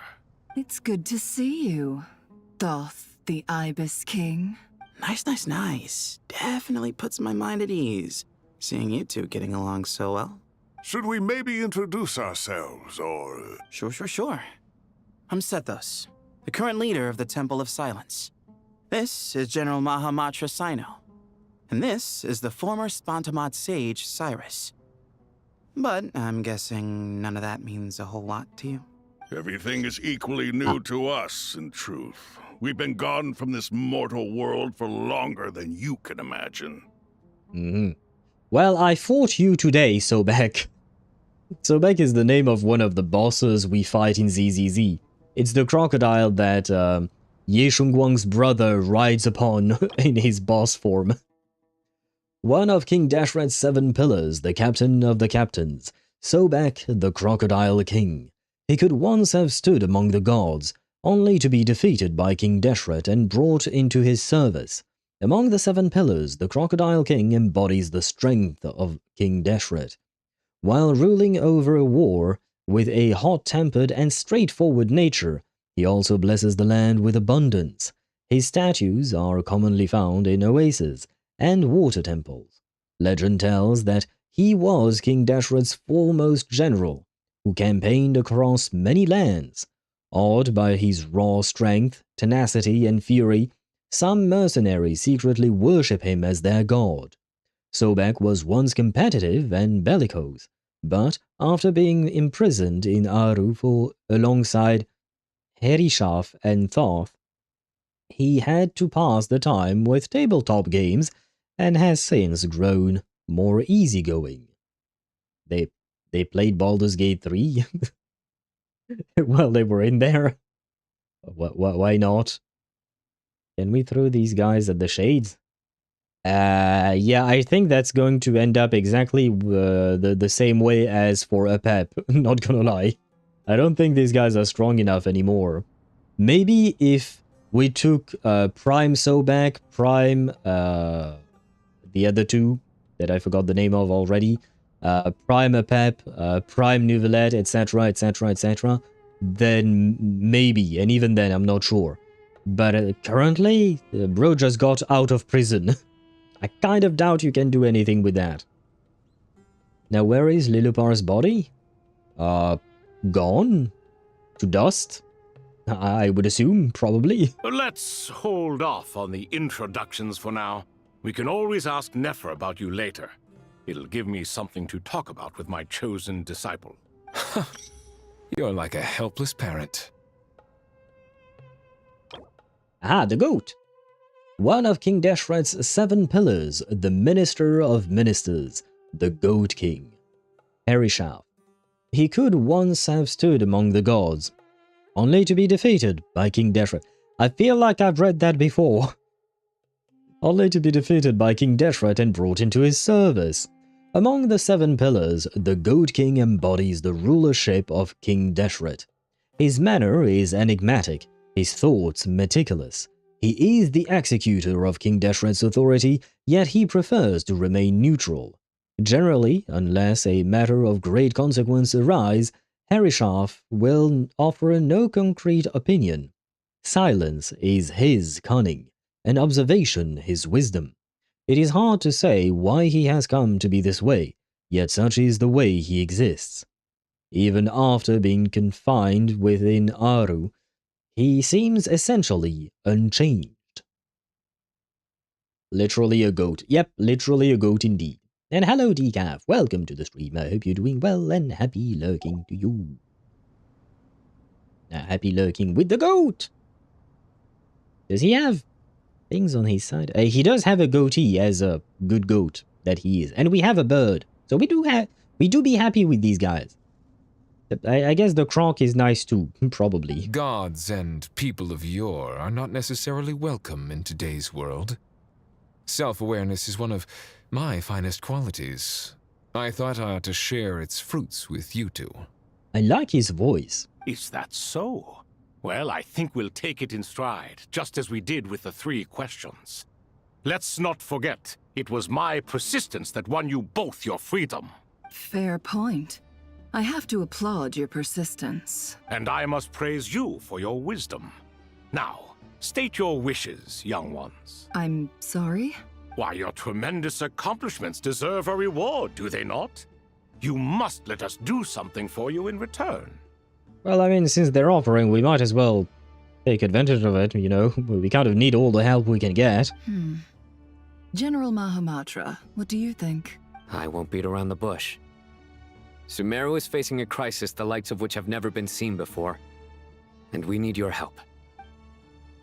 Sino and Nafis recount the various incidents that I can't Every calamity read. throughout the ages has been connected to us in one way or another, whether we were its cause or consequence.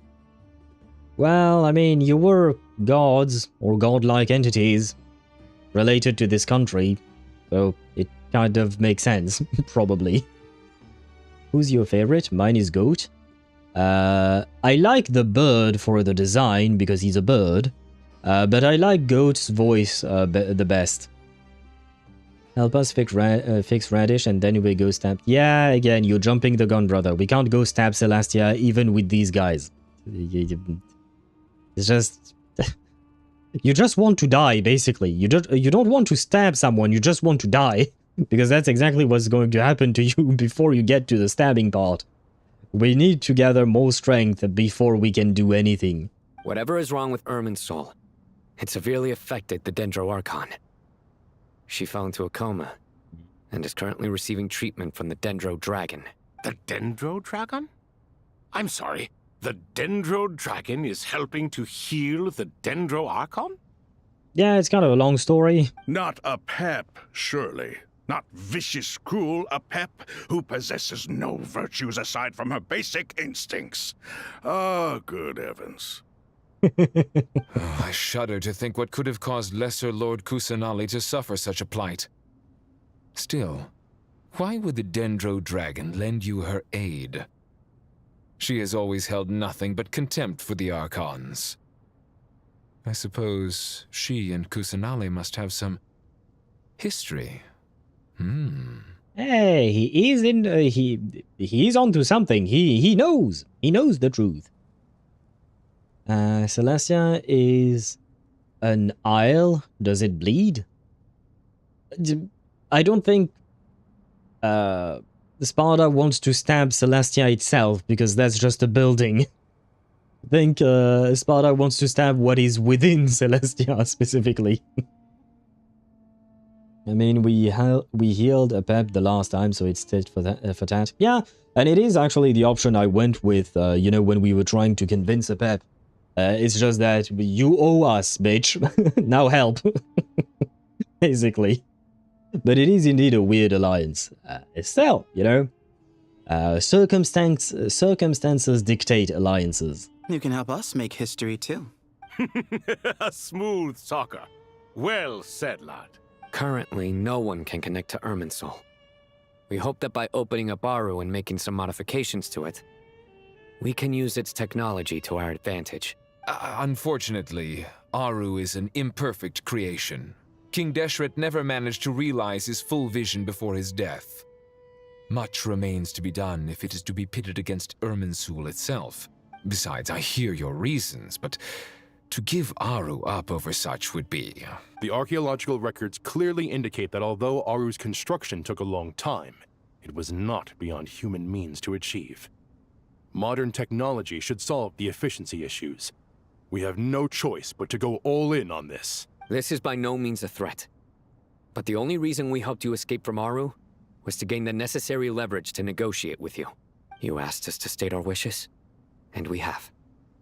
Each one of us here needs your help, as do all the thousands of people living in Sumeru. They need you, and they need Aaru. What do we think, my fellow old fogies? Shall we lend our support or not? It's kind of hard to believe these guys were revered as gods. Since you ask so nicely, naturally. Naturally what? Are you for or against? He's neutral. I simply mean we shall do what comes naturally. There you go. Well, I mean, we did read his description. You claim that you wish to open Aaru. Know you then that the golden slumber created by King Deshret is preserved within? Golden slumber. The early form of the ideal paradise envisioned by King Deshret, free from all limits and constraints. In essence, it is an illusory realm formed from the convergence of countless souls and minds. We do. We understand the risks involved. In all likelihood, the mortal world will never again be able to replicate King Deshret's work. Never will there be another chance to come so close to creating a utopia. Knowing this, are you sure of your decision? I mean, do you have a better plan to help us? Like, do you have a better plan? And to be fair, until someone tries, it's not like you're gonna get a definitive answer. So we might as well. Never is a stretch. Rather, go to Snezhnaya. That is true. That is true that these guys especially, they don't know how far the technology has come between King Deshret's civilization and today, right? Because it's literally been thousands of years. Circumstantial alliance. Yes. The gate is Snezhnaya. They are literally building a god-killing machine. Also, Zandik is a thing. And even before, if we take Sumeru itself as an example, they were building a king with, what do you call that? Wanderer, right? They were still using the power of a gnosis to achieve it, but still, the very fact that they're able to harness the power of a gnosis should attest to the level of technology that they have access to, right? We are sure. Before people can dream, they must first live. Yes, probably. If your minds are made up, very well.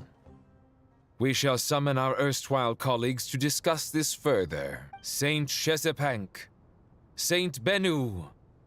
Once you surrendered to silence and were buried with King Deshret. But now, we invoke the right to awaken you with our voices.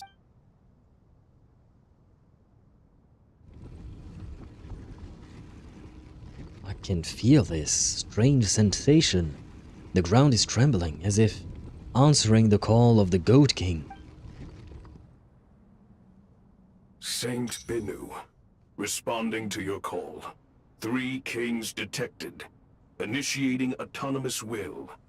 Saint Shezbank, responding to your call. 3 kings detected. Initiating autonomous will.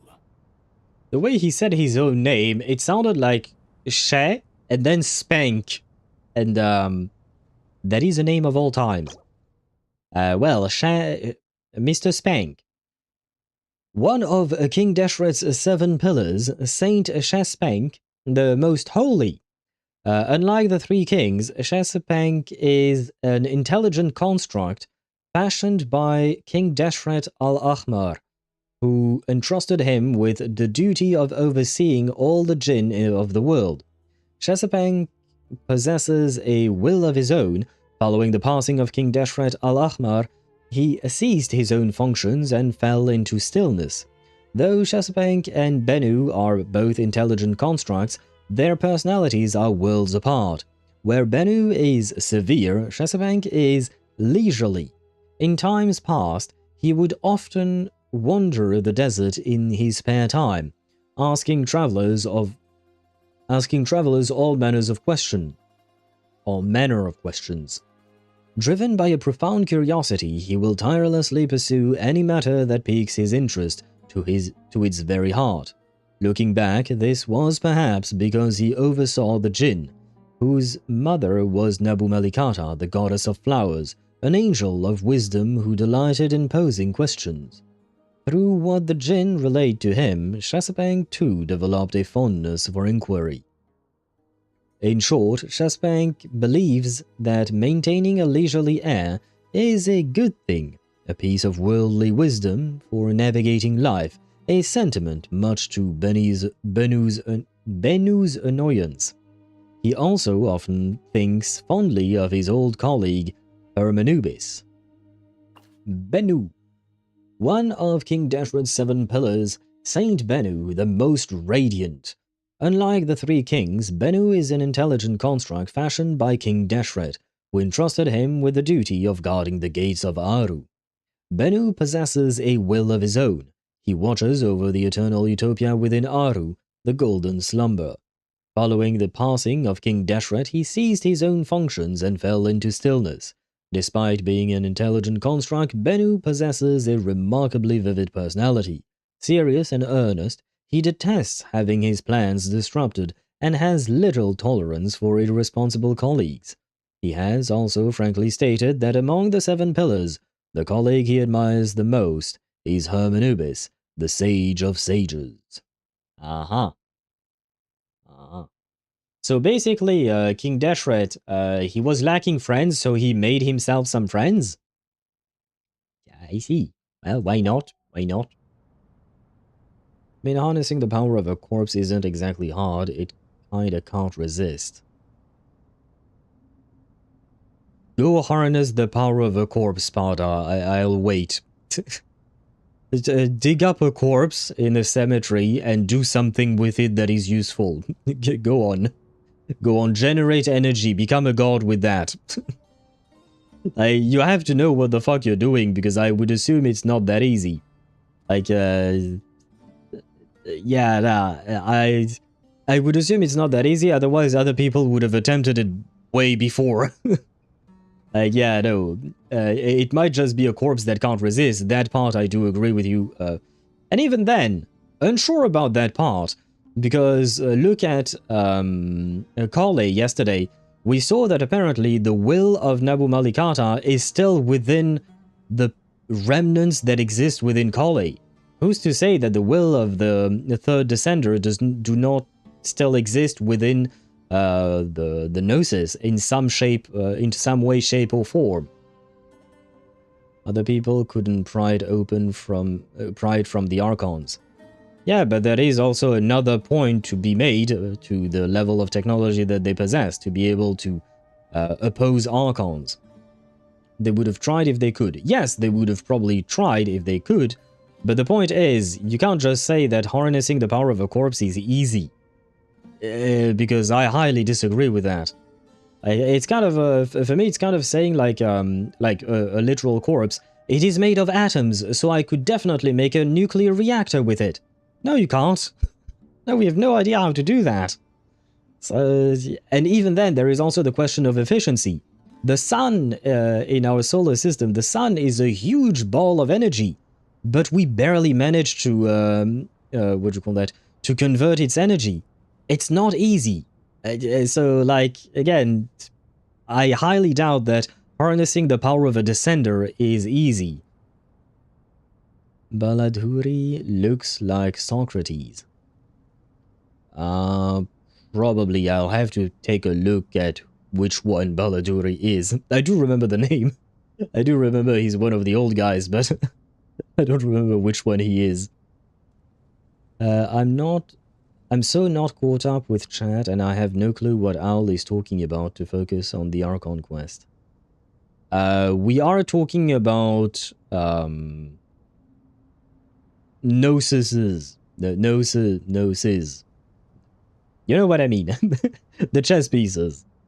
We can barely scrape like a couple of % of the sun, if I remember correctly. Yes, and that's exactly my point. Just because the thing is there and it could look easy, it ain't. So same thing with the with the gnosis and the third descender's remains. Just because you have it in your hand doesn't mean that you know what to do with it. You could put well, perhaps not a nuclear reactor in my hand, because it's a bit big. But you know what I mean. You could put me in charge of a nuclear reactor and tell me to operate it, and I will tell you to fuck right off, because I have no idea what to do with it. So yeah, no, just because you have it doesn't mean you can use it easily. Check Paimon's notes. Oh, you're right. We can see them indeed. Oh yeah, he does. Oh yeah, he does indeed. Ah, I like his beard. I do like his beard. Trust me, if I read Paimon's Sumeru chapter note, I'll forget it anyways. My brain will go in and out, away. Can't be helped. Fair enough. Although, I don't think Mihai was replying to you, Zenny. I believe he was replying to his own comment. My reply to his comment about Baladhuri. But I mean, I do find it interesting. I love this this new function. Honestly, it's really, really interesting and cool, in my opinion. And if it is something that just goes over your head and you don't want to spend time reading it, you don't have to, right? But it is a nice option to have. The power of the sun in the palm of my hand. And you put that in quotation mark. But I kind of feel like a lot of people said that, so who are you referencing exactly? Ah, Lord Herreshoff. What a long time it has been. I trust you are keeping well. Then your trust in my well-being has long outlived your physical body. You have always opened with that same phrase, in life, death, and now even beyond. Al-Akhmar is long gone. What is the reason for this meeting? You're awake? Good. We are voting on whether to give the people of present-day Sumeru access to Aaru and permit them to perform technological renovations. You have the right to support or oppose the motion. Aaru is the pride of Al-Akhmar. Opening Aaru requires the unanimous consent of the 7 pillars. I hope you have a convincing reason to present to us. We're all going to die? Is that a good enough reason? Like, what the fuck else do you want me to say? Sumeru is currently in the midst of a major calamity. Let us not forget that while Al-Akhmar was a stern ruler, he was also a teacher of wisdom. A god without his people shall cease to exist, and King Deshret's greatest wish was to provide protection for his people. Let us then honor our God King's wishes as we consider our decision. I do not mean to mock these proceedings, but what is the point of a unanimous vote when we know that the last of the 7 pillars, the Dendro Dragon Apep, will never communicate with us? This will no doubt surprise your mechanical mind, and I have no intention of trying to persuade you it is true. But Apep is, in fact, healing the Dendro Archon as we speak. Well, I mean, she's healing the Dendro Archon, but that doesn't mean she would agree to us opening up a Aaru, to be fair. Like, those are, technically speaking, two separate matters. She agreed to help us with one thing, that doesn't mean she's going to offer further assistance. Just saying. She's healing the Dendro Archon because she owes us. Yeah, basically. Because technically speaking, Nahida did the exact same thing for her, right? So asking for more, I don't know if she'd agree to that. But not agree to the rest. Yeah. I agree with you there, Sparta. Sort of like, But you know what? We don't... Silence is key. We shall obey the Temple of Silence's custom and remain silent. I'm at 50 pity for Chisan Wu after doing the free temple. Oh, did you already get it? Oh, right, I forgot. It came today and not tomorrow. We talked about it earlier. Well, you are getting close to getting her. Good luck to you. Anubis? Oh, never mind. I saw the full body. I guess maybe you meant the crocodile dude. He could kind of look like Anubis, kind of. I mean, he has a lengthy mouth, I guess. Anyway. But no, that is Sobek. Marvel, basically the pocket nuclear reactor? Oh, you mean like Iron Man with his arc reactor? I would assume, probably. Huh? Huh? Can someone attest to this? Do we have any proof? I ask the three kings. Can any of you vouch for the truth of this claim? Naturally, the Ibis King, Thoth. What? It was Thoth's disciples who revealed the truth to us. We need not debate its veracity. Simply let Thoth bear accountability. That way the rest of us may have a clear conscience. He's kind of an asshole. He's just throwing Thoth under the bus. Harishef, you diabolical fiend. I awakened our former colleagues for you, supported your opinion, and backed your decision. What sort of fiend would do that? I miss the days when Hermanubis was still around. At times like this, he would offer to take accountability. What are you trying to say? Is my word worth less to you than Hermanubis's? Hypocrite though you are, Lord Thoth, you are humorous in equal measure. How could we bear not to associate with a character such as you? I, Saint Shezpank, approve the Goat King's proposal. We happy. You know what? Well, we happy. That's why he's the goat? I mean, he's helping in his own way, I suppose. I joined WUA and I feel my ass will be kicked? Why, what do you mean, Deidre? You joined how? You mean you started playing the game? And why would your ass... Oh, because the game might be difficult? Oh, I feel like if you're used to PGR and... Oh no, you don't play Zenless Zone Zero, right? I think you should be able to find your way around the game, probably. No, I meant the blueprint. I thought it looked like Anubis when I saw just his face. I'm speaking of Bennu. Ah, the other one. I'm gonna have to look at him afterwards. But then I remembered Anubis has a dog head. Yes, it does. I mean, you just have to look at what Sino looks like. But where is Bennu? This thing! I could see maybe the confusion, but no, Hermanubis is here, and Anubis, that's what it would look like. What's his face? The Crownless? He's a difficulty check? Or if it were beta Crownless, sure. But release Crownless was nerfed, and he's okay. Honestly, he's okay. Even I managed to kill him without dying in my first try, and I wasn't used to Wuthering Waves at all, and I wasn't even playing Zenless Zone Zero back then or things like that. So yeah, nah, it should be fine. He literally has Anubis in his name. Yes. It is part of the name.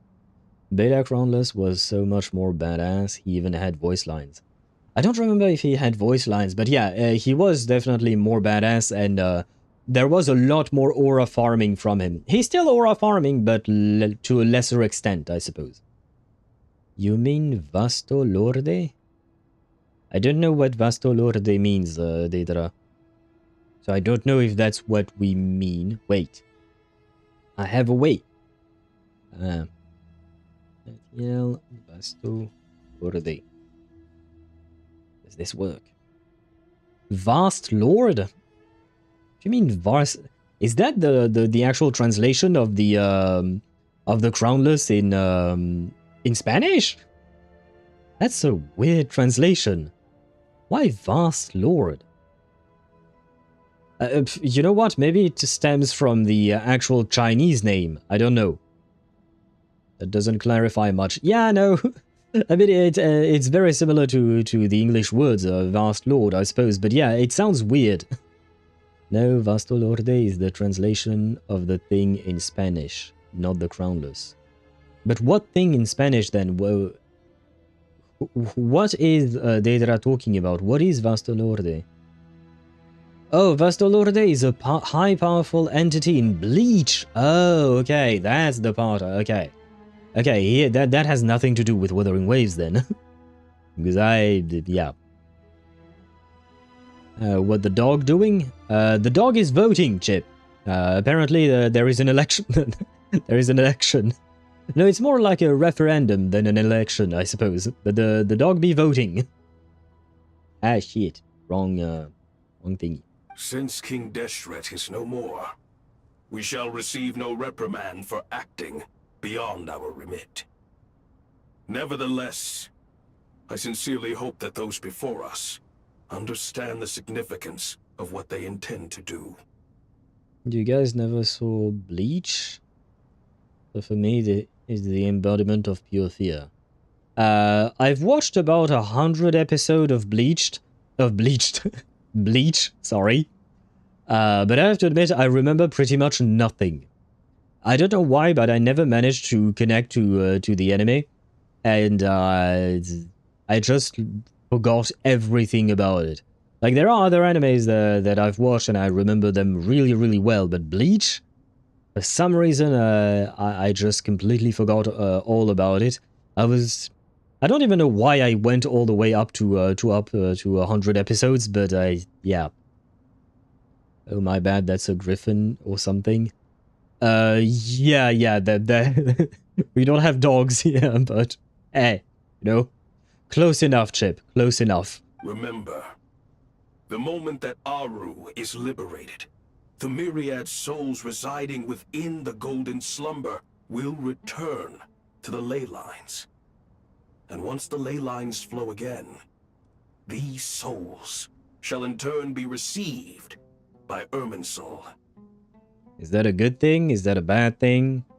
Both? To take this step is to bring the perfect afterlife created by our king to a permanent end. But it's not perfect, because you guys said it wasn't finished. If it's not finished, it can't be perfect, can it? Kind of confused. We understand that well, and we have decided to proceed regardless. Furthermore, the contemporary human perspective would contend that confining souls in this way is no act of benevolence. That too, yes. The deceased have a right to rest in peace. I was thinking about that too. King Deshret's creation is clearly a place of rest and peace. It is just that many do not see it this way. But no matter. Saint Binu approves. I mean, if many do not see it this way, maybe it's because it's not actually a place of rest and peace. Just saying. I'm not saying the majority is always right, but sometimes they do be right. Hermanubis' representative and the Dendro Dragon Apep made their choice ahead of time, while the Goat King, Ibis King, and Crocodile King have also granted permission to liberate Aaru. Yay! I think we won, probably. It's the teeth, mostly? The teeth? Oh, Crownless and Vasto Lorde look similar. It's the teeth, mostly. Oh, okay. I see. Watch that filler episode to see Yoruichi in a bathing suit. Is that all you watched? I think I remember who Yoruichi is. I think. Vaguely. Probably. Scroll up in Wuwa a bit and you'll see Vasto Lorde. Bring waves. Oh, that guy. Yeah, no, I don't think I ever saw him when I watched the anime. At least I don't remember him. The black chick with legs is Yoruichi. I would assume most girls have legs. That's one weird description. By the grace of His Majesty, guided by his wisdom and will, let the gates of Aaru be reopened. Oh ho ho.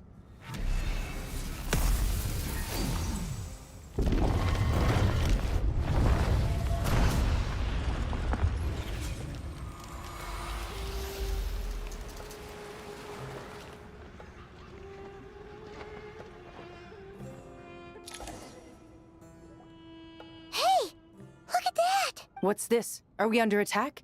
No. Wait, it's... These souls look like... these look like souls. Silhouettes approach us from within the light, then pass through our bodies like wind through a veil. Here you are. Through the sands of time. I thought as much. I was thinking, yep. Hello, Jet's dad. Father. Father, is it really you? It's Jet's father, Jibriel! That's right! He entered the golden slumber, didn't he? I smell blood and sand on you. You've grown. Strong as a wild beast, and without shedding a tear. You have to leave, don't you? Please, just answer me this. What should I do for you? This meeting is a blessing from the gods. My soul, once imprisoned along with that of Samael, is finally free. I am truly grateful for the chance to see you again. Happy. We happy that we finally get to see him again. Well, it's not like I knew that we were going to see him again, but it's nice, you know. It's nice to be able to see him again. But she's got special legs, as per Aizen's comment. I'll take your word for it. I'll take your word for it. Also, well, Kuro, be generous for me. I lost my 50-50 to Chisa, and then 6 pity. I got Chisa. Ah! I can pass away now peacefully. I'm gonna cry. Stop passing away. You have to build these characters and play them. Otherwise, what was the point of pulling for them, Zenny? But congratulations to you on your Chisa. Moving to YouTube. We shall welcome you on YouTube side, Deidra. Can we finish him? Can we fish him out of Irminsul? We got a descender. You gotta stop making those shortcuts, man. You really think the Traveler knows how the fuck to do that? Like... No, we can't fish him. We don't know how to do that. I saw someone saying that they want an anime with berserk animation, solo leveling story, One Piece pacing, and Attack on Titan ending. So basically a pile of bullshit. That is indeed a weird mix. I don't know who that person is, but they have very particular tastes, I suppose. We throw him and let him figure it out. Aha. Yeah, so basically you don't actually want Jibrail to come back. You can just say so. That the dead should meet the living is itself a miracle. One brief, precious moment is enough. Enough to set my heart at ease. Ravilla has time. You kind of forgot he has other shit to do. No offense, but I don't think Jibrail is exactly the Traveler's priority in life. Do not weep for me, Jet. I know you will accomplish many great things in your life. You will go further and climb higher than I ever did. All I ask is that you take good care of yourself.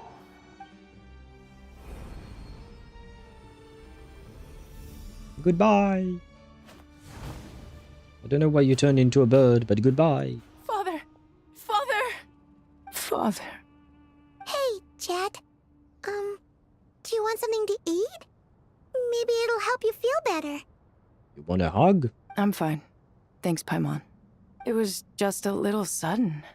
The chance to see my father again meant the world to me. He was trapped in the golden slumber for our sake. And now, after all this time, he can finally rest in peace. I'm glad. It's a huge relief. You've grown strong, Jet.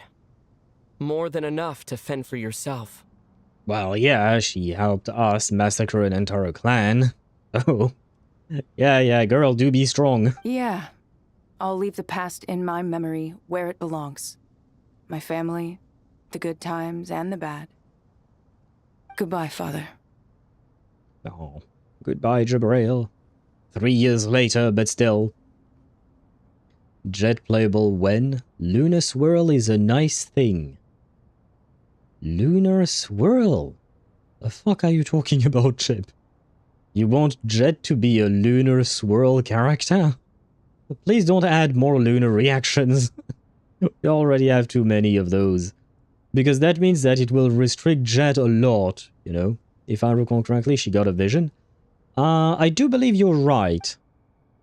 Maybe. But I can't see it on her model.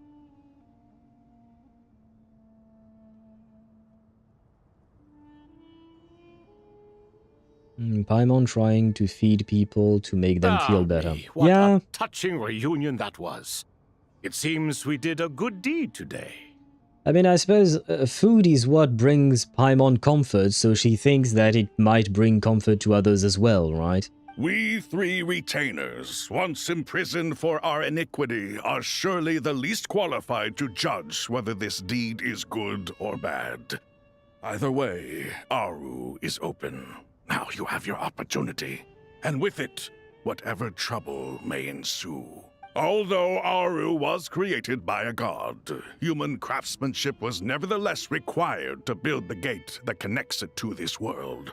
Perhaps the relationship between gods and humanity follows a similar principle. As for your proposed renovations, we cannot determine which functions to keep or discard. Proceed as you see fit, but please entrust the task to your most accomplished scholars, or Bennu will be most displeased.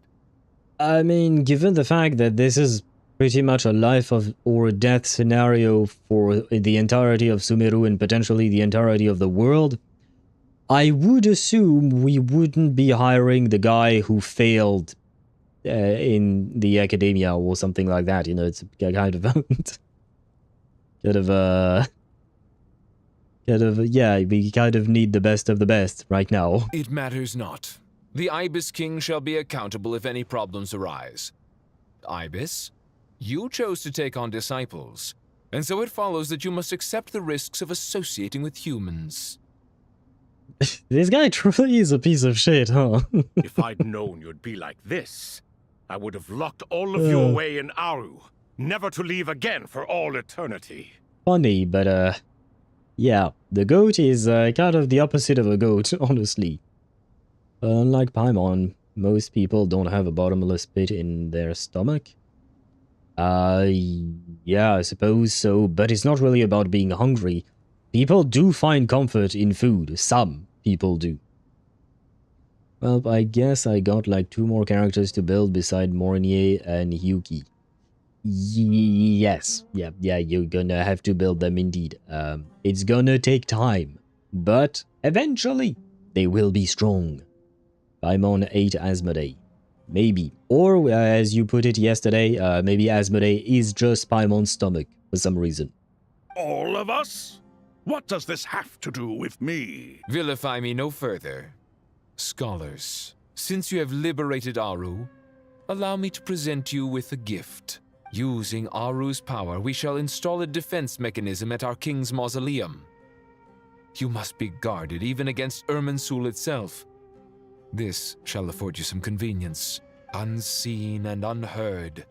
From this moment forth, none may by sight or hearing perceive anything said or done within the mausoleum.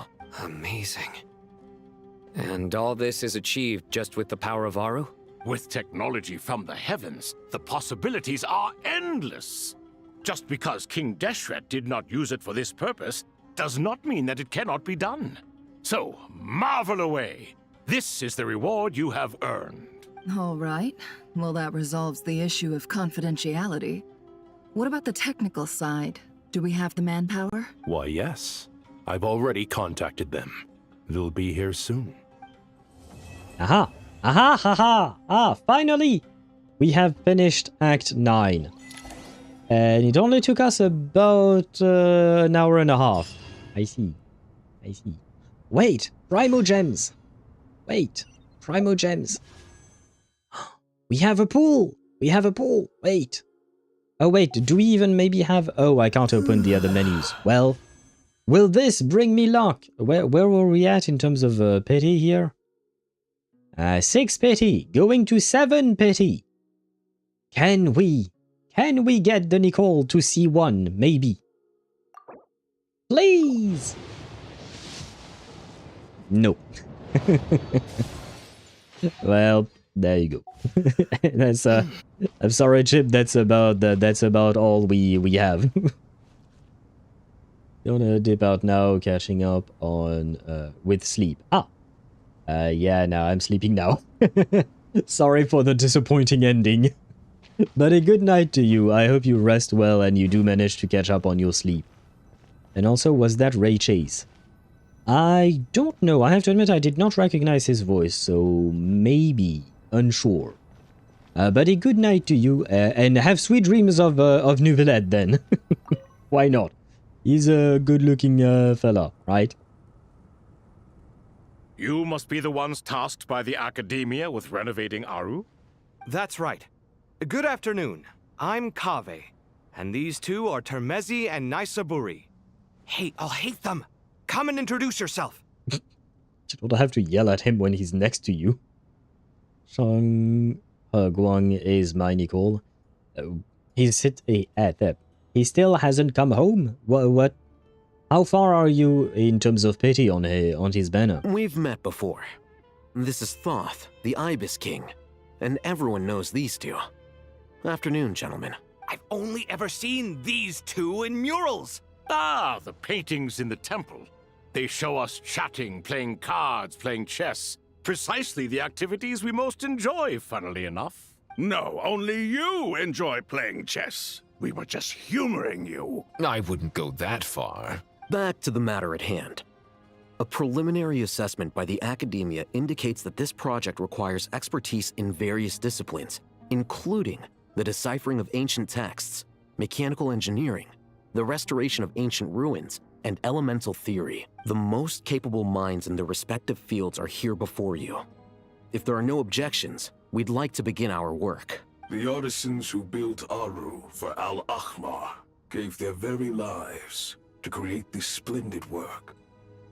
Follow their example by giving your utmost devotion to this project. I didn't know that. We'll do our best, of course, but we certainly won't be sacrificing our lives. Such brazen words. Humans these days are a far cry from their ancestors. What little respect you show for King Deshret. I mean, bro is dead. No, that's not what he meant. Please don't mind him. He shares your sentiments, just not your, penchant for hyperbole. Assuming that's what you were going for. Says I'm literally throwing shit at Limbo. What do you mean you're throwing shit? You should be putting characters, not your shit, in Limbo. But, did it reset? Oh no, it must have reset like maybe on the 16th, right? Good luck to you. I don't remember what elements are used there. Reset last week. I mean, you might be able to work things out, especially because I think you can use your Sentinel team with Semi and Rubuska on one side, and you could use your Pepper Heron with Tooth Fairy on the other side. Might be able to work something out there. Maybe not the last level, I would assume, but at least a fair bit. The Mountain Shaper and the other guy looking like Crash NPC. Meanwhile, look at those build spirit gods. Yeah, I have to admit, the other two, the so-called intelligent construct, look less impressive than the three that we saw. I just think it's important to manage expectations. Forgive my lack of courtesy, but we simply can't sacrifice our lives to the gods on completion of the project like people in the legends of old. Here's a first draft of the project proposal for your perusal. Please let us know if you have any requests. Normally, I'd have made it look a lot more visually appealing, but we were really pressed for time on this occasion. I hope you'll forgive me if it's a little rough around the edges. Naturally, naturally. If my fellow ministers deem this meager display of respect sufficient, I suppose I can consider agreeing to their proposal. Why are you so preoccupied with the ostentatious displays of respect to Al-Ahmar? We should be trying to make things easy for them. You never know. We might have to rely on these young people to look after us in our old age. Exactly. This is Aaru's mainframe. Be reminded to use it with great caution. We certainly will. Thank you for your assistance. You may attempt to lay out punishment should you so desire, though I'm afraid it would be futile. You and I both know that certain components of Aaru can only be operated by humans. King Deshret always believed in humanity. Still, the reason that Aaru's modules are designed that way is not so much because he trusted them, but more because he was wary of you. Is that true? No wonder human artisans helped to build Aaru then. He actually required human assistance to create his greatest work. Naturally. Have you noticed that the Goat King keeps giving superficial responses? It's like he's just going through the motions and leaving the real debate to his colleagues. That's pretty much what he's been doing. Sparda_4 on Twitch says, did half of Lucidscape? That's pretty good. It's a start, right? Don't forget that your account is just a month old, right? But it is a good start, and it will give you some rewards. I believe it should give you, like, what, 350 or 400, something like that? I haven't started Limbo itself. Do you mean the reset part, or the part that you can only do once? Because, you know, it's kind of like in Genshin, where there are, like, maybe 8-10 levels that you can only do once, and afterwards there are resettable stages. He understands the art of perfunctory speech. That's what earned him his position as the Minister of Ministers. It seems the rumors about King Deshret being a poor judge of character are baseless after all. Excuse me for being blunt, but it sounds suspiciously like you're putting yourself on a pedestal and mocking me. You're mistaken. And while there's nothing strictly wrong with making every conversation about yourself, it's not exactly a positive tendency either. Oh my god. You? Whatever. I knew it'd be like this working with you. All right, let me past. I need to look at this console. It's your job to activate it after all. Let's begin. Everyone, please proceed with the external checks and preparations as per the procedures outlined in the engineering plan.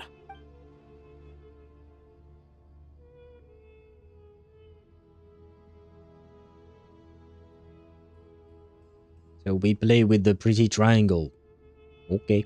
Hello there, youngsters. What the fuck? Did he try to pull off an Obi-Wan Kenobi? Whoa, the Ibis King came to life. What do you mean, came to life? I've been alive the whole time. You did say we could start our research, right? Are you having second thoughts now? I've reviewed the proposal. The work you're planning to carry out on this grand device is ambitious in its scope. You have ample confidence in your abilities, I take it? Did the surface already. Oh, okay. Okay, well, it's gonna get harder, but you should be able to clear at least a couple, or I'd say maybe 3 levels, maybe? I don't think you'll be able to go up to 17, because I think 17 is the last level, if I recall correctly. I have to admit, I no longer pay attention to the numbers, I just do whatever is required. But I doubt you would be able to do the last one because it is the most difficult one. But maybe half of that.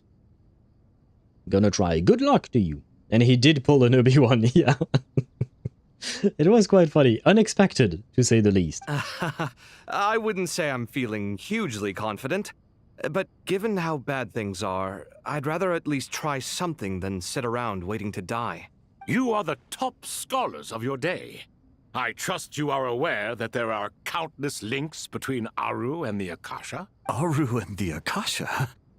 But I thought the Akasha was the Academia's greatest technological accomplishment, created years ago by the Dendro Archon to help her people access knowledge. And you too? Do you not know either? You've read the instruction manual, right? You tell them. An instruction manual? The Akasha has an instruction manual? The Dendro Archon is a kind and thoughtful god indeed. It used to sit on a shelf in the corner at the House of Dana. Not the most popular read.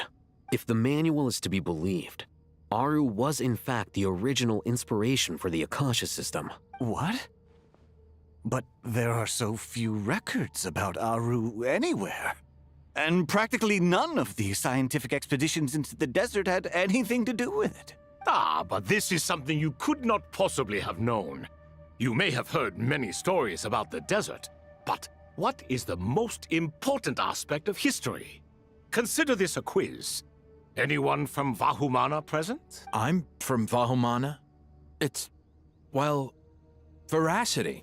Precisely. And a large part of veracity is the chronological order in which events occur. I may as well tell you. In the beginning, Nabu Malikata, the goddess of flowers, descended upon Sumeru. The glory of the heaven was within her. She brought life, oases, and knowledge to this land. Then she created the Jinn, enlightened them, and ordered them to serve her. 2 other gods also walked upon this land where wisdom flowed in abundance, and the 3 met beneath the great green trees. Yeah, I saw that place. It was the first and greatest alliance. We should speak with reverence of this covenant between the 3, which transcended both time and life. For they promised that in Sumeru, wisdom would be shared with all. All the great changes in Sumeru's history began with the goddess of flowers. For King Deshret's sake, she pried into the secrets of Celestia, and for this was burned to ashes by the flames of wrath. So grieved was King Deshret by her passing that he lost all interest in state affairs and devoted himself instead to the knowledge that she had brought back. It was after learning of the technology from that floating island in the sky that he first conceived of Aaru. So, Aaru was built from forbidden knowledge? Uh-huh. Uh-huh. Interesting. But I guess it's not corrupted? Which I get because it's just related to forbidden knowledge without it being forbidden knowledge itself, I guess? See what I mean? Celestia has to be wrecked like it or not. I do feel like you have a bit of a double standard because in there you kind of miss the fact that Nabu Malikata stole some shit from Celestia, basically. So they have a right to defend themselves. Just like you say that Celestia stole Nibelung's home, same type of deal. And now that they stole it, it is theirs, and now that Nabu Malikata stole that knowledge, it is hers, I suppose, and well, she paid the price for it, I guess. But it is the same type of deal, basically. So, again, you have a hate boner, that's a you problem. And so, the Akasha was inspired by Aaru, while the basis for Aaru itself came from Celestia's technology. Well, if the 2 share a common technological origin, then connecting one system to the other is an entirely feasible idea. Unbelievable. Have you no reverence at all for celestial technology? Well, sure, but now is not exactly the time. No, I do, but there's no time for that. Hey. The schedule is too tight. Blame it on the deadline. Perhaps you could try coming up with our cutoff dates. You know what it's like having to turn around 5 different drafts in one day? I wouldn't wish it on my worst enemy. Yeah, also, Sir Ibis King, you don't plan on getting directly involved at all, do you? Yes, well, you strike us more as having come to give a popular science lecture. Or, wait, does this count as more of a first-hand witness statement? Neither. Anyway, this sounds like far too much work for me. Yeah, great. Thanks for helping, I suppose. Are you stealing? If you're stealing from a stealer, that's a debate since time immemorial. Yeah, but she didn't steal the planet from Celestia. She stole something else. So, do you consider that stolen property as well? Because we don't know if that knowledge was taken, was originally Celestia's, or if it was taken from Nibelung. What we know for a fact is that Celestia stole the planet from Nibelung. That is true. And what Nabu Malikata stole from Celestia might have been Celestia's to begin with. Just because a thief stole something doesn't mean you're entitled to steal everything else from them. Maybe you could debate over stealing something back from them or something like that, but that doesn't really gives you the right to steal everything else. So, yes, there is a debate, but it is kind of besides the point. Still, if Aaru is so powerful, why didn't King Deshret use it for more ambitious ends? Because it was never fully completed. King Deshret had grand plans, but he perished before they could come to fruition. In the beginning, his wish was to create something that could rival the very world itself. The Lord of Flowers sacrificed everything for that ambition. What he desired, she bestowed, and thus was knowledge brought into the world. Her courage and sacrifice had to be honored with the most splendid of monuments, or King Deshret would surely have deemed it a grave injustice. And that monument, built from knowledge and technology, etched with a sacrificial and courageous love. Even in its unfinished form, it deserves to be treasured. At that time, King Deshret said the following to the Lord of Dendro. Since we share an eternal covenant, I shall never be your enemy. Hence, the fruit of wisdom from the heavens is not to be devoured. And because Celestia would wreck Deshret's ass. What? Wait, did Deshret have a thing for Nabu Malikata? I had the same feeling, Sparta. I don't know if it was just friendship or if there was something more romantic between the two of them, but I had the same feeling listening to Thought's accounts of this story. Remember, it is not that I lack the power to become the enemy of wisdom. Yet you and she have taught me much and shown me kindness. For this, I cherish you both. Maybe bro had a harem, actually. Well, the beginning of a harem, I suppose. It was a throuple, right? Maybe. Either friendship or a throuple, who knows? In the end, Aaru was only used to store a portion of the souls. It was but a primitive form of the masterwork the king had envisaged.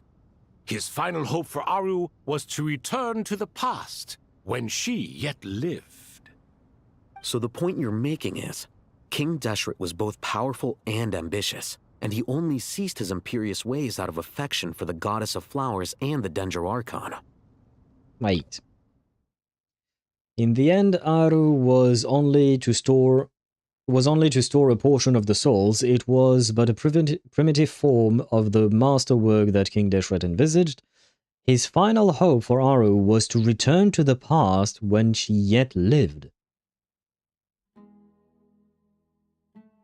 I don't think this means that he wanted to turn back time, because that would be something else entirely.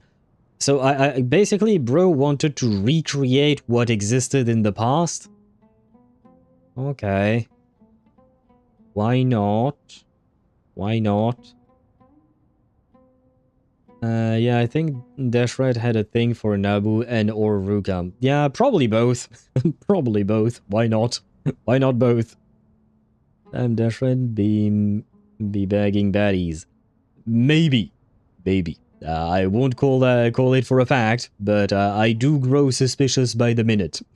You could see this as an act of mercy, but you could also see it as the sentiments that lay between these three gods placing constraints on him. This was, after all, the foundation of the alliance between them. This explains why Aaru was both a prison and a monument, and why the answer to the three questions was time. You have to be careful who you get involved with, or you invite all manner of misfortune. This is as true for gods as it is for humans. Love is the same. It is both a prison and a monument. All right, let us pause the story here for now. Seeing as you've been so diligent, I'll offer a little help. Who's in charge again? Is it you two? Ah, yes, me and him. Now then, close your eyes. Wisdom hides in the space between the tangible and the intangible. It is to convey the incommunicable through the simplest of mediums. By the power of King Deshret, I shall grant you a glimpse into the unseen secrets that lie at the threshold of existence. The heck is he doing? Where did this come from? Is it a new mechanism? It looks more like some form of externalized information. You've rendered it visible? Yeah, all I saw was pretty blue lights, personally, but okay. I'll take your word for it. Was into smart ladies, King Deshret the goat. I mean, yes, I suppose they were smart, but what they were truly mentioning was mostly, well, wisdom for one, and their kindness, which is what stopped him from his imperialistic ways, right?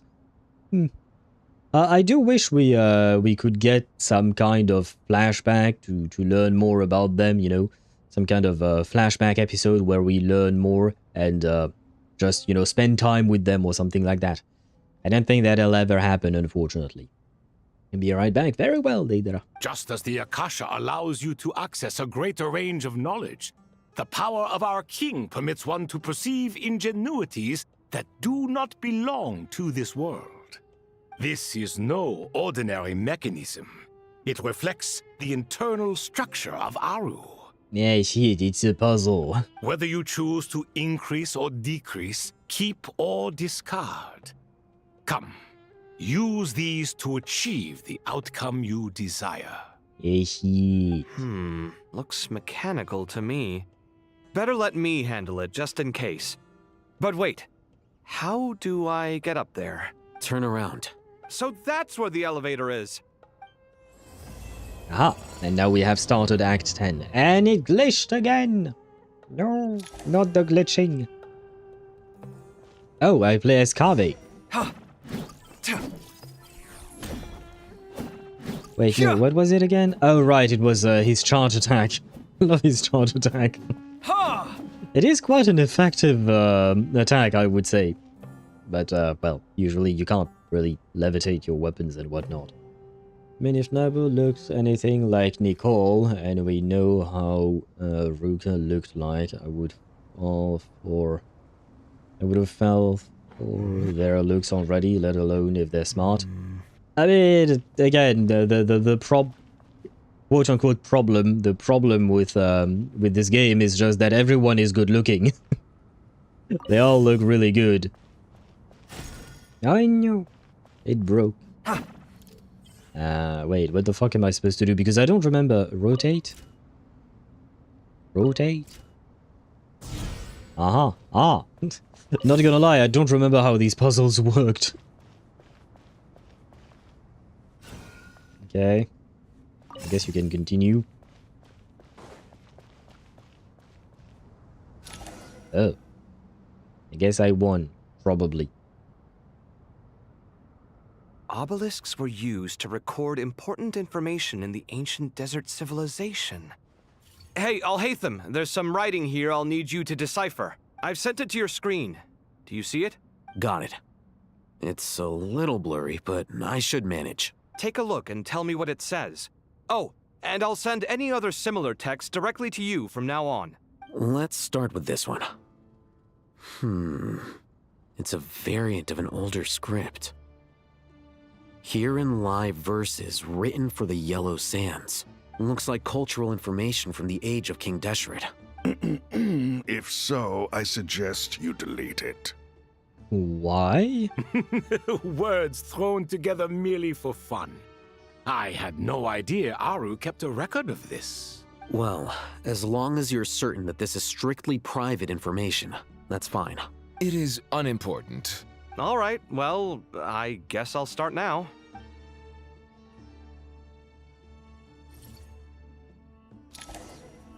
Okay.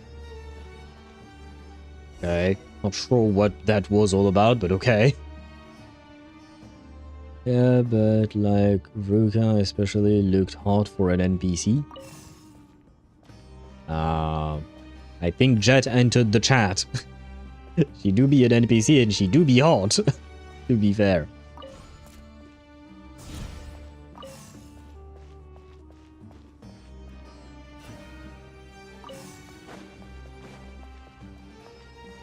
I know, you can't turn. I know. I know. You can turn. Dada. Well, thank God it wasn't hard.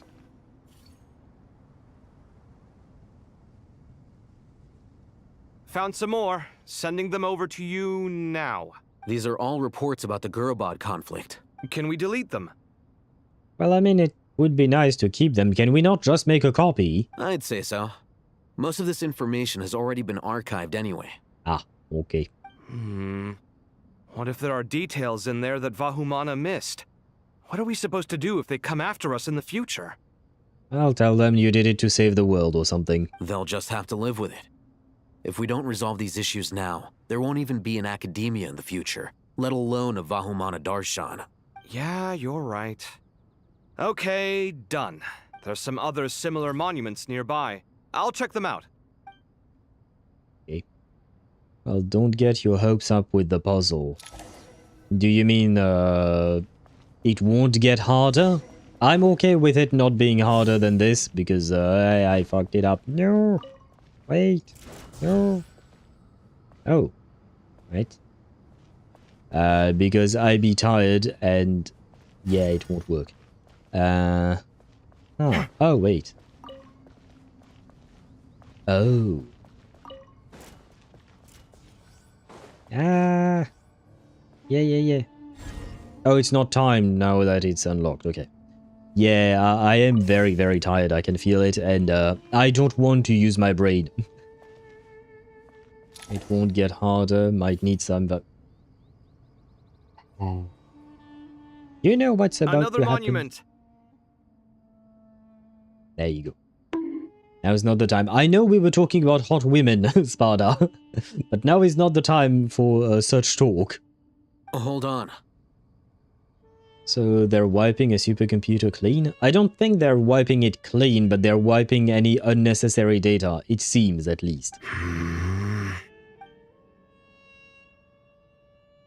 You're still reading it? How long is it? It records the development and governance of the Oasis civilization.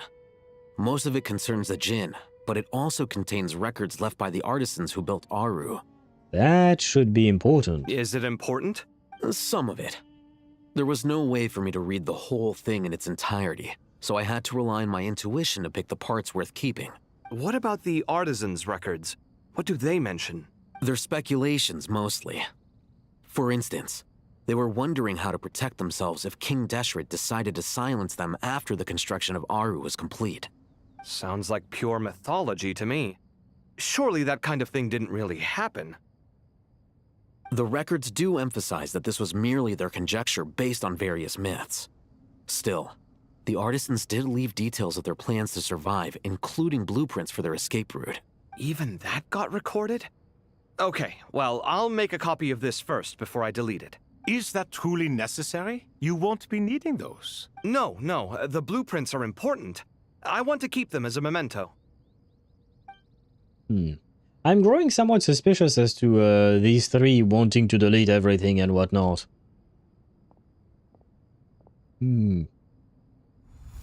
I I think that should just about do it. It meets the requirements of the contingency plans, so we should be good. I gotta say, it's the strangest feeling, this cross between reality and the intangible. Kaveh is saving shit. Yes, indeed. Which in my opinion is good. It's like drifting between life and death, or in and out of a dream, using my own hands to manipulate illusions that are forever out of reach. Chasing dreams in the most literal sense. Definitely a novel experience. What happens if my spirit just floats away? Someone will be there to catch you, like I'll hate them. That won't happen. Anyway, I wouldn't celebrate just yet if I were you. There's likely to be a phase 2 of this project. All right. I'd better keep my wits about me then. It's called augmented reality. Yeah, but I don't think he's exactly used to that, you know. I don't think he's exactly used to that. Rest for a while? Where am I supposed to rest? Can I talk to these guys? Oh yeah, I can. Go to Owl in 4K yawning. I am tired. It's not that I'm bored of the story. On the contrary, I find all of this very, very interesting, but I'm just very tired. It's nothing special. I expected that the outside world no longer respected the ancient gods, but even so, I do find the tone of these youngsters to be dreadfully impolite. It's nothing special to you, Sparta, and to the rest of us in the 21st century. I feel like you're not putting yourself in Kaveh's shoes, who's not used to that at all.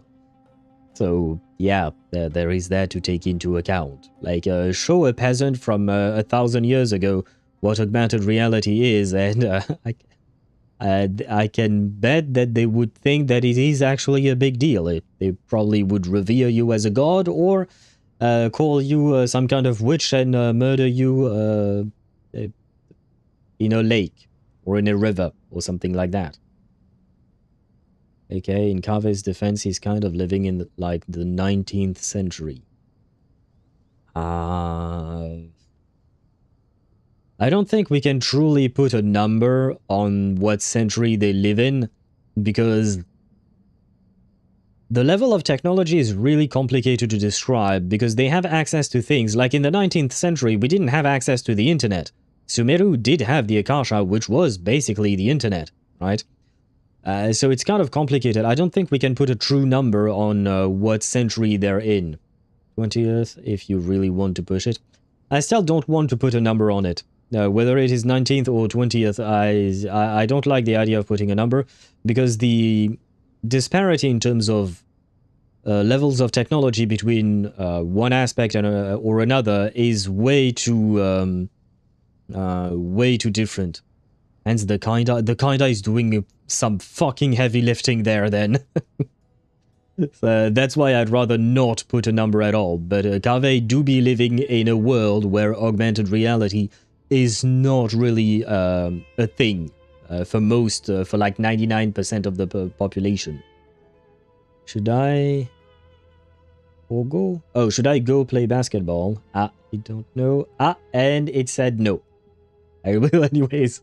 What's the point of asking the bot if you decide to not listen to the bot, Tosh? Minfontaine is super advanced compared to Mondstadt. Oh, I'm not even talking about the level of technology between nations. I'm talking about the level of technology within nations when compared to how our real world has evolved and how our technology has developed. Because, like, I don't know, for instance, Sumeru has the internet, but had the internet, but they don't have nuclear reactor, you know, that we were talking about earlier. What do you call that? They had the internet, but they don't have machine guns or whatnot. Same thing with, well, technically speaking, what do you call that? In Fontaine and in Snezhnaya, they do have cannons, but to a limited degree and whatnot. So, you know what I mean? Like, they have some things that we have nowadays in a certain form, but they also don't have other things that they might have had if they had followed exactly the same way the history of our science and technology has gone through. We kind of now getting our ruin guards thanks to Ukraine. So they're more advanced in some sense. Ruin guards? Are you talking about drones? Because for me, the closest thing to a ruin guard would be some kind of android, and I don't think Ukraine has androids. I'm not talking about the operating system. But the point is, even within, what do you call that? Even within a country, there will be some technologies that will be that will progress further than other technologies, but there is still some kind of consistency in our real world, I would say.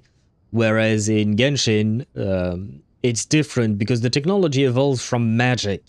So obviously it evolves differently and not at the same pace. Well, drones, robots with guns, they literally bolted shotguns to robots. I say ruin guards super loosely. Ah, again. The super loosely doing the heavy lifting in the sentence. That's why, you know, you have to be more careful the way you write things. Because, like, it's, well, you didn't say the super loosely before, before that last message. So, yeah, if you add the super loosely, that does add context. But at the end of the day, that wasn't the point. The point is just that we can't really place a proper number of what century they may be in Genshin, or even in specific nations of Genshin, because there is too much of a difference between the lowest level of technology and the highest level of technology when compared to our world. So giving them a number that comes from our world and our history is not exactly relevant, or does not exactly make sense. It should hardly come as a surprise to you. I remember you saying the same thing last time. I assumed that was just a one-off. I did not realize it was the norm. Don't you think that young lad's matter-of-fact tone sounds familiar? It bears a rather uncanny resemblance to you, Goatee. Surely a sign that he is a man of rare intelligence. I mean, he is. Al-Haytham is quite intelligent. Oh. The rest of them, though, much better. The blonde-haired one, for instance. So sincere. That's the kind of kid I can respect. Oh, really? Well, what about your disciple, Nefer? She's about the furthest from sincerity that a person can get. Ah, and now you hit the crux of the issue. Thoth is spouting lies again. He cares nothing for sincerity. He likes Nefer simply because her personality is just like his. Thus, in giving his approval to Nefer, Thoth is simply validating himself. The rest is but smoke and mirrors. Are you not doing the exact same thing when complimenting Al-Haytham right after the other two said that Al-Haytham reminded them of you? Yeah, these guys are a bunch of dumbasses, aren't they? Right back, gotta take care of an annoyance. Ah, good luck to you with that, Sparta. You have some nerve saying that. There really is no helping you two. Shut up, chess rookie. What nonsense is this? How dare you tell me to shut up? How can you engage in such banal chitter-chatter at a time like this? Aaru has been opened. The glory and splendor of a bygone age is about to sweep over the earth like a flood. And you're here squabbling like petulant children. All three of you are insufferable. King Deshret was merciful, indeed, giving you a chance to be released from prison. I say, you should have been locked up for good. Ah, but Bennu, look on the bright side. Had they not been released, we would not have been awoken. Oh, you've been here this whole time. You should be scolding them along with me. I miss Hermanubis. It's not a real reunion without him here. And now you're avoiding the topic and talking to yourself. Why King Deshret designed your personality like this, I will never understand. Isn't this simply proof that our king supports my free will? Oh, look at those two rust buckets. Suddenly, you two do not seem so bad after all. Here, here. If being stuck together for thousands of years fosters no friendship, I cannot say what would. Naturally. Aha. Again, I said this before and I will say it again. It is very hard to believe that these guys were supposed to be gods of any kind. Honestly. But wait, I just want to make sure there isn't anyone else on their way. No. Very well. Let me talk to Tignari and then I'll hate them and then we'll rest. Hello. How's it going? Are things progressing smoothly? Seems that way. Well enough, I suppose. You know how it is. The work itself is only half the problem. The other half is having to work with Al-Haytham. I'm sure the feeling is mutual. Honestly, though, I thought you two had already worked things out. As if. Turns out working closely together is the best way to expose any tensions lurking beneath the surface. Besides, I just think that some people never change. Agreed. Case in point, you didn't make sure I was out of earshot before you started complaining about me. Old habits die hard. Actually, this is for your own good. Maybe if you spend a little more time listening to what other people have to say, you might actually realize that you're the problem. Naivete is another old habit of yours. I had assumed that you both volunteered for this project, like us forest rangers. But now I'm getting the sense that wasn't the case. Definitely not. We were assigned to it by Lesser Lord Kusanali and Nephis. Well, I mean, again, we are in a national, potentially planetary emergency. As much as I'd love to be doing normal work for normal clients, these Titan projects are all that's on offer right now. Though I'm sure they wouldn't be roping us in if they had any better options. Just goes to show how short-staffed the academia really is. I'm sure you've prepared yourself mentally, but I still feel the need to advise you to lower your expectations. It might make the process of working together a little less intolerable. I know! Same to you! But if you already understood that, you should also know not to say the quiet part out loud. Yeah, but Kaveh, you know Al-Haytham, he has no tact. Why don't you come help me with my forest patrols? Might help you avoid any further disagreements. Good suggestion, but unfortunately, differences of opinion will always exist. Changing the nature of the work won't get rid of them. For once, I actually agree. There is zero chance of us ever resolving our differences. Zero! But even so, the work must be done. Care for some coffee? And then they made out. I'm glad to see you making progress. Don't act so smug! It'd be nice if you made some too! I feel like even I've made some progress today.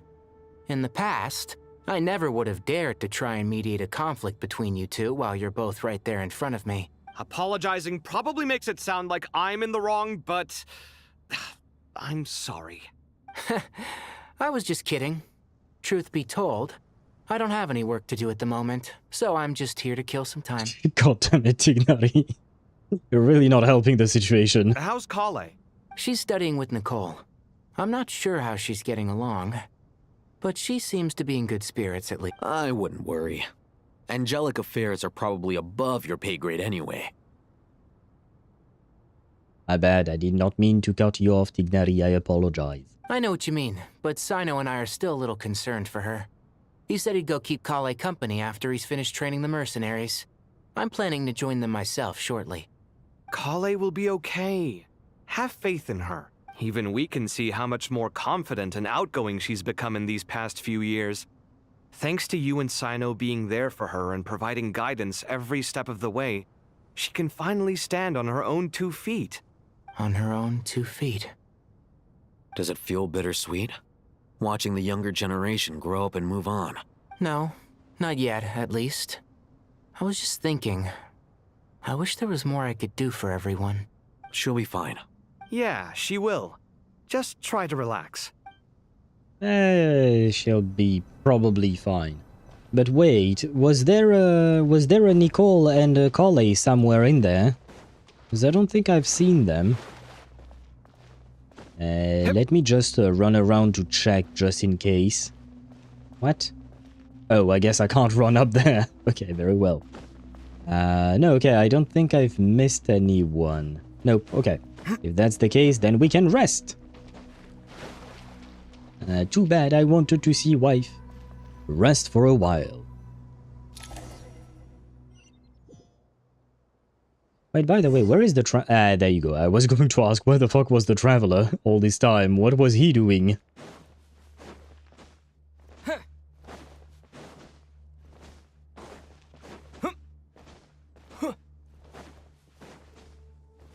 Right to the entrance.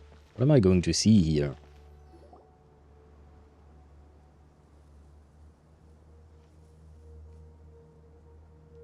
Traveler from afar, do you worry for the fate of Sumeru as well?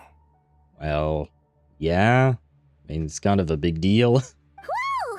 It's so big, the Crocodile King! Yeah, it's the same guy you saw like 20 minutes ago. Greetings, Crocodile King.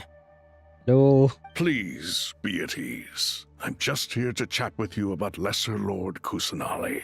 Oh, you're interested in the radish. Sounds like you really care about her. Yes, although to be exact, it is a mixture of both concern and curiosity that I feel. Speaking of Nihida, Paimon was wondering how she's doing. Wait a moment. What is it? I tried calling out to a pep, but there was no response. Yeah, I don't think she would pick up the call. This can only mean that she is focusing all her energy on taking care of Lesser Lord Kusanali. Sure, you tell yourself that, buddy. I think she just ghosted you, that's it. All the gods who served King Deshret seemed super surprised to hear that a pep agreed to help Nihida. Guessing she made a bad impression on you or something. Paimon, she made a bad impression on us too. Are you aware of the history between her and our king? I'm gonna go with I'm not, just to see, to hear what he has to say, just in case, because I don't want to miss whatever explanation. There might be more detail that he can add. The story begins a long time ago.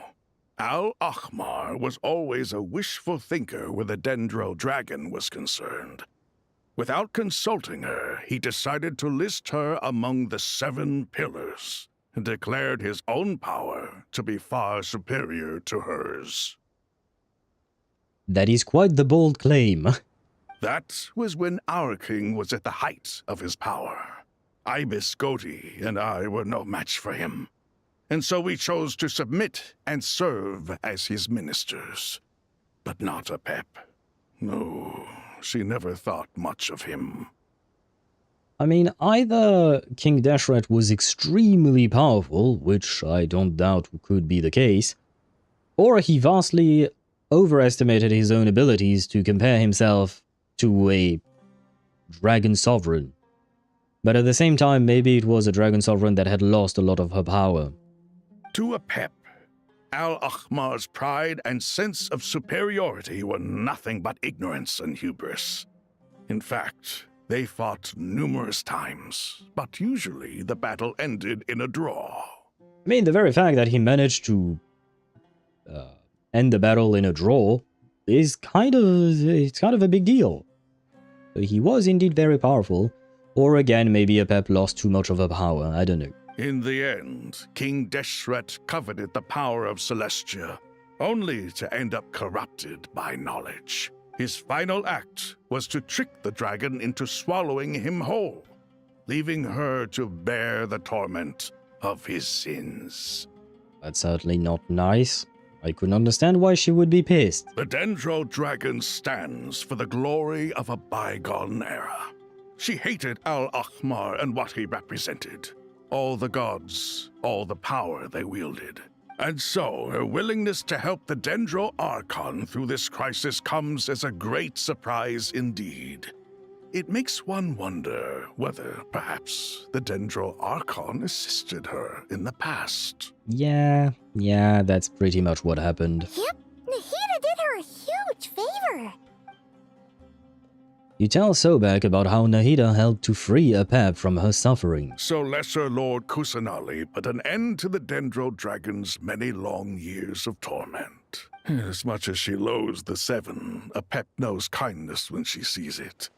No wonder she was willing to make an exception. Yeah, that's the sense we got from dealing with her, too. She is not incapable of coexisting with other living things. Rather, she actively chooses to avoid coexistence. And this despite the fact that she symbolizes life itself. How ironic. All of this being said, I wouldn't expect too much from her if I were you. Yeah, I don't. Nothing will change her hatred towards humanity and gods. Yeah, pretty much got that myself. I got it, man. We'll keep that in mind. Anyway, how much longer do you think Nahida needs to stay with Apep? Maybe we should go and pick her up? For all we know, the Fatui might still be in the desert. Just to be on the safe side, why don't we grab anyone who isn't busy right now and go look for her? Jet? I'm alright, Paimon. Huh? Oh, right, she can talk in our heads. I forgot about that. Huh? Was that Nahida's voice? It seems the treatment was effective. Since when do my deeds require your evaluation? Want a screenshot of that? Thank you. Here will do just fine. I had no intention of taking you any further. One ought not expect greater generosity than they have earned. You always hide your kindness away like an oasis within a sandstorm. Only those who make it through the swirling winds can know just how beautiful that oasis is, and how much hope it brings. You dare appraise my being? No, I'm expressing my gratitude. I want to thank you for sharing your precious life force with me. Yay, Radish is okay. Kind of. She's temporarily okay. Damn, Apep is a kraken, isn't she? What do you mean a kraken? Looks like a dragon to me. Or a big lizard, I suppose. It's a different way of saying it. Awake already. You are more resilient than I thought. Oh, a Karen, not a kraken. My bad, I misread. Or you could call her a... Depends. If she actually asked to talk to the manager, then maybe we can call her a Karen then. Pep. I feel much better. Thank you. Gods and their gratitude mean little to me. I would rather you give me your assurance that the situation with Irminsul and Sumeru's ley lines will be competently managed.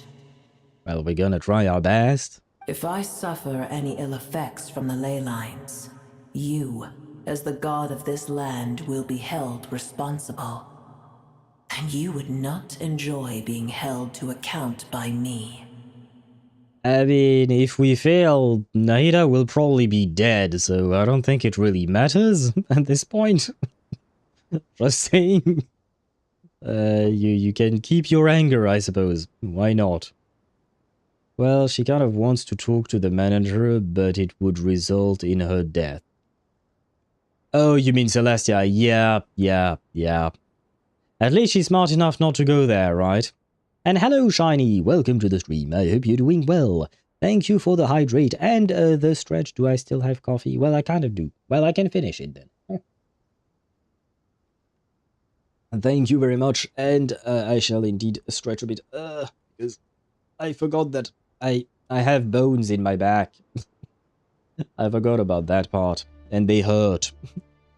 I am old. But hello to you. Not to go there yet. If it ever happens, which again, we don't know that it will. I understand what you require, but I would assume this task even if you did not demand it. Well, yeah, because otherwise you and everybody else will die. Sorry, but to me it just feels like it's obvious we don't exactly have a choice. It's not like we can choose not to deal with the Irminsul problem. I mean, yeah, I don't know, man. Sumeru is my responsibility. I must resume my duties as soon as possible. It's called a spine. Yeah, I forget that my spine exists sometimes, and then it kindly reminds me. And obviously the kindly is ironic. Shit, I dropped. It spilled everywhere again. Yeah, fuck me, I guess. Sad noises, I suppose. I mean, they could, but Sumeru would kind of die. Yeah, and it might not just be Sumeru, that's the thing, right? They've mentioned it before. This whole problem with Irminsul does not concern just Sumeru, it also concerns the rest of Teyvat. So it's not just about Sumeru.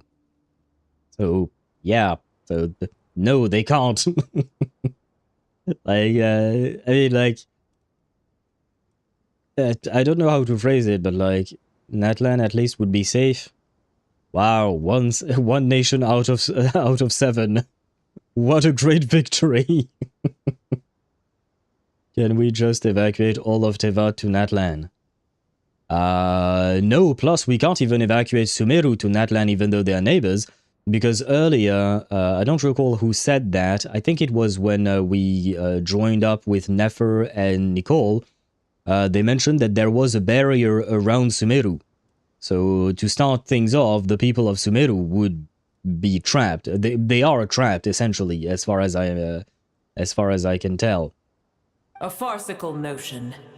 God of Sumeru, I hope you realize how unextraordinary your strength is.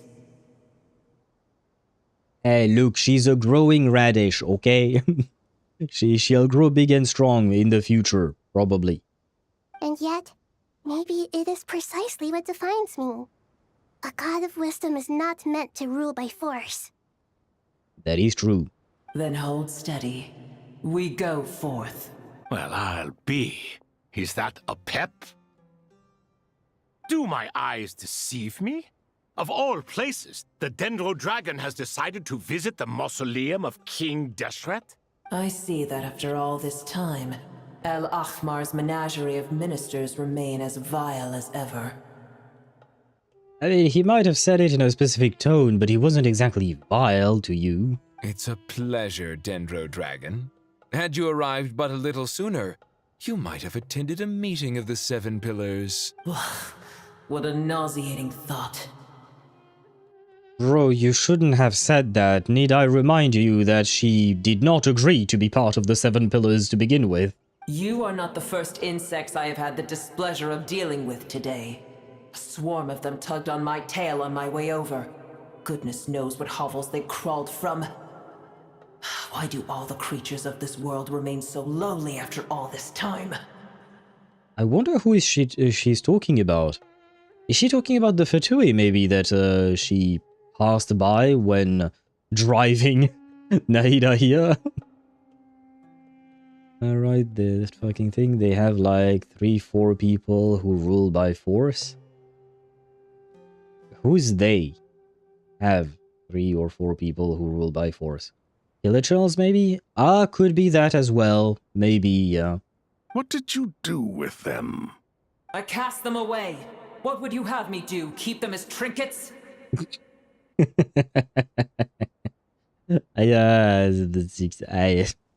do like the way she speaks. It's mean, but it is funny. Time to get bonk so I can fall asleep. Well, your wish is my command, Zenny. If you ask for the bonk you shall receive. There you go. I wish you a good night, Zenny, if you're indeed going to sleep. I wish you sweet dreams of both your Dania and your Chisa, since you managed to get both between yesterday and today. So congratulations to you once again. And I hope that you find some rest, because it's probably really late for you, right? Because you're what, like maybe something like 6 or 8 hours in the future compared to me. So that would be what, like maybe 4 AM for you, I think? Probably, something along those lines. Sweet dreams / nightmares of a pep. I don't know if Zenny wants to dream of a pep, not gonna lie. Maybe if a pep had a human form, because we both know she'd be hot. That, maybe that.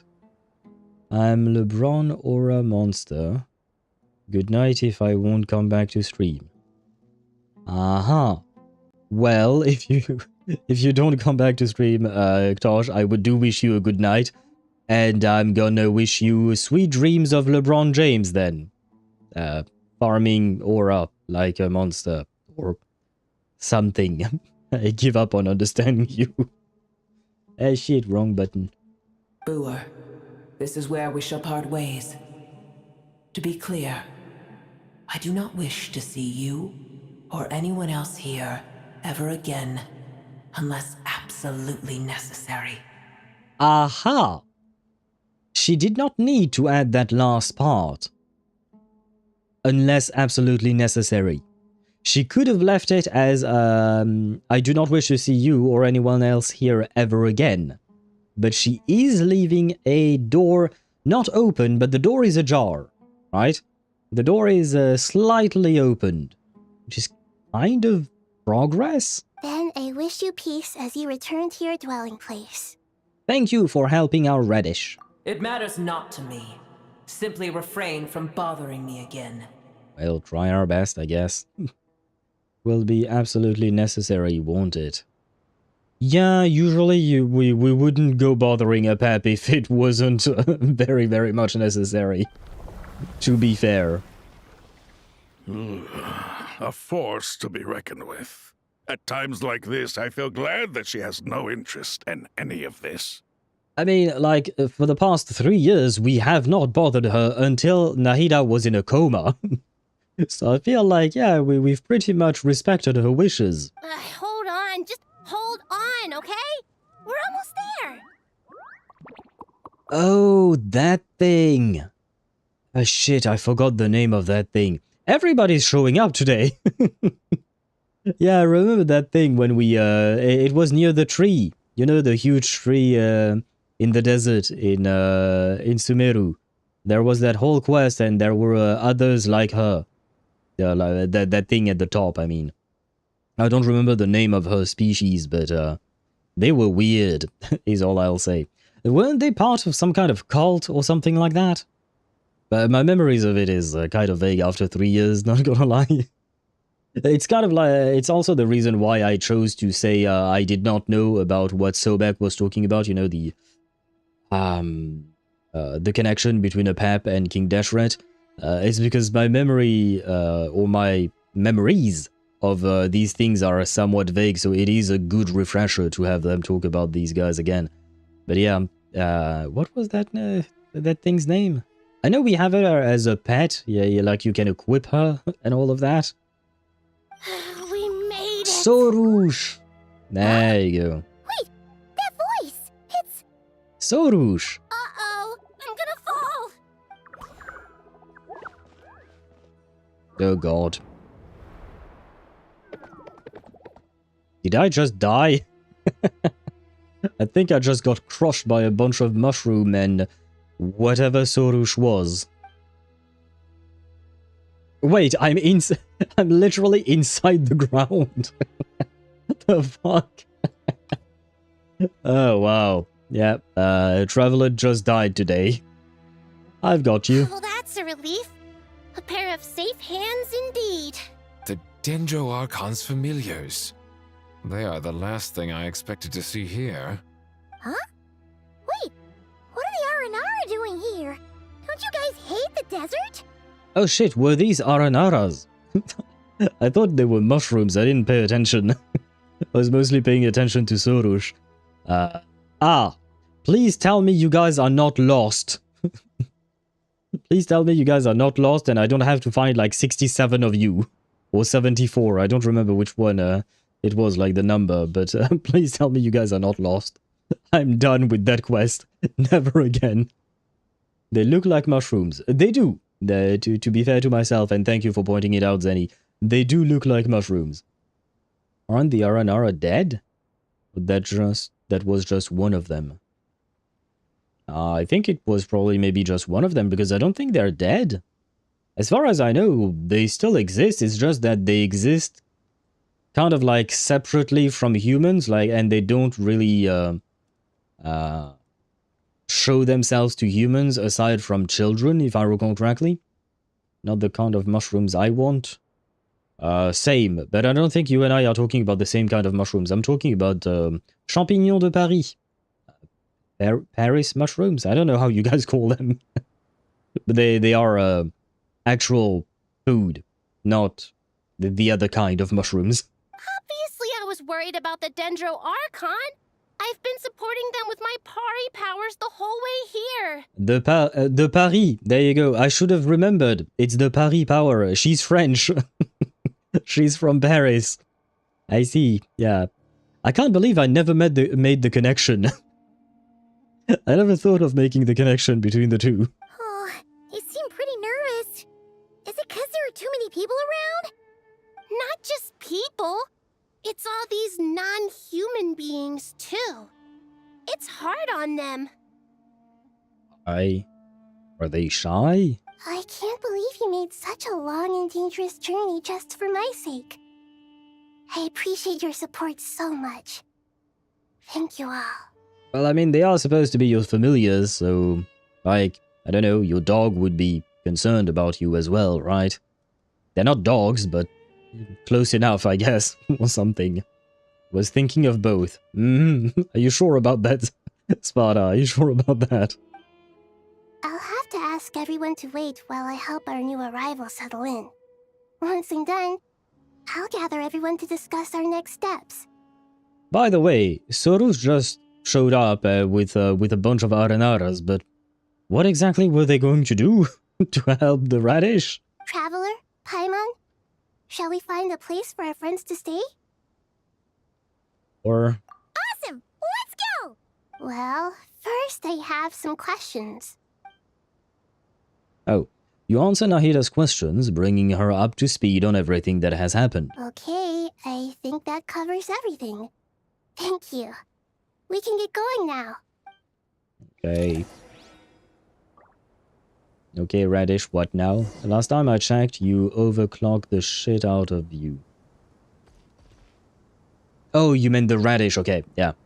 Well, she seems fine. Are they following me? Oh, yeah. Oh, that's kind of cute. I have an army of Arenaras at my command. Hear me, mortals. That's kind of cute. They should probably be following Nicole, I think. Between Varka and Nicole, Varka might scare them, I think. Although, wait, Nicole might scare them as well, because she is an angel after all. Duran's a dragon? I guess they can follow the child. Sure. Wait, she's basically the same size as them. No, we can't just plug her back into Irminsul, it'll overclock her again. I don't think the plan is to plug her back in already. At least not on her own. Maybe that's what we're building with the Aaru thing, right? I'm guessing it's some kind of way to assist her in plugging her back in without overclocking because of the bottleneck in Irminsul, right? I believe. Kind of like giving her a crutch of some kind. Oh, they still don't speak. Huh. Okay. Wow! Big Dendro Dragon threw us across the sky. So scary. And so many Nara here. Yeah, I'm not gonna do that voice the entire time, man. I'm tired, man. And I just don't want to. And his name is Arapas. Okay. Well, nice to meet you. I probably met him before, but I forgot again. Oh, and I guess it was neither Hilichurls nor was it the Fatui that that Apap was talking about. She was talking about these guys. Okay, why not? Cheer up, Arapas. They're all looking at us. Wait, they're all looking at us. Surely all those Nara can't see us. Nara always so busy, walking here and there. Hide! Hide! Don't let the Nora catch us. They can have the pot. But, wait, no. The Nora can't take the pot. My sister said I'd have to look after it. The pot? Oh, he has a flower pot on his head? Yes. Something. Nara is coming. Hello, everyone. It's only us. I think I messed up the different voices between the Naras. No, the Naras. We are the Naras. Voice acting peak. Thank you. HoYoVerse, I'm available to be hired. I can voice the Naras. Pretty sure these humans won't touch you. Yeah, probably because they have better things to do. Although I would assume some of the Sumeru academians, the scholars from the academia would probably be interested in researching them or trying to understand them. Oh, Lord of Dendro, Nara, Traveler, and White Floaty. Lord of Dendro, Nara... It's been a long time, yes, it must be very tough for you coming all the way out here, especially since you don't like the Voluka. Is everyone back in Vanarana doing well? Araj is a Basara tree. Basara trees protect Vanarana, so that means Araj is protecting Vanarana. Don't worry. Everyone who stayed behind will do their best to protect their home, and we'll all do our part too. Everyone's here. Good. Can you voice your friend in my stead, please? Why is she voiced and not these guys? Because they were all part of World Quest, so it stands to reason why Sorush wasn't voiced back then, but now she is voiced. So why are these guys not voiced? Although I can't fault them for thinking humans are dangerous, they do look like veggies. Ah, stop, don't say that, it makes it makes me hungry. I want to cook some veggies. I don't know what I'm gonna eat tonight, I haven't planned that out. Al, good job, you did your part. Thank you. Now I quit the job, HoYoVerse. Are you okay? You look like you were about to pass out back there. Then you're forgetting who I am. Don't underestimate me. Soru! Wait, what voice did I give this guy? Soru! Yeah, I don't... Oh, shit. I didn't mean to. Excuse me! Are you comparing me to Paimon? Well, you're both floating and... Well, that's about it. But shit, I didn't mean to click. Sorush! The mighty red floaty! Probably. Sparta making me hungry too. Yeah, stop Sparta. Veggies. I do want veggies now. Well. Ararikan. And these names. Ararikan think it suits you. I suppose everyone is gathered here because of me.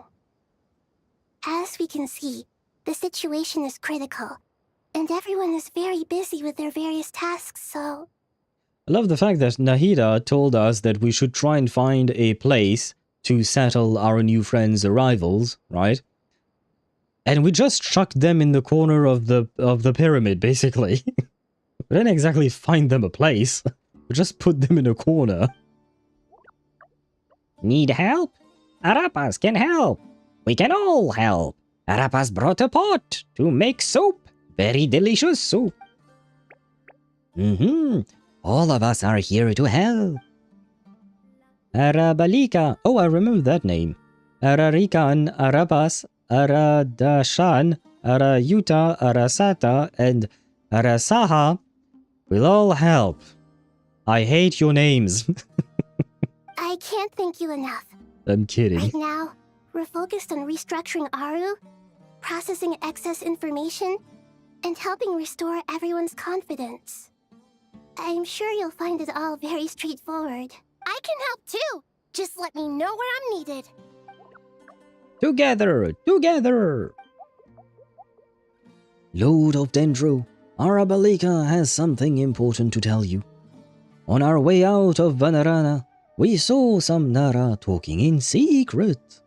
Male Nara, up to no good. Ah, now they might be talking about the Fatui. Up to no good? Yes, two Nara sneaking around at Kara! Caravan Ribat! Oh. Oh shit. Could the Fatui have reached Caravan Ribat? Oh, but we've already evacuated Caravan Ribat to Aaru village, right? Maybe. Did they see the... Oh, at first I thought you were actually mentioning pants, and I was like, what? No, it's not the pants, it's... Well, it is the pants, but not that... Anyway. That definitely sounds suspicious. Traveler, Paimon, I have other work to attend to here that needs to take priority.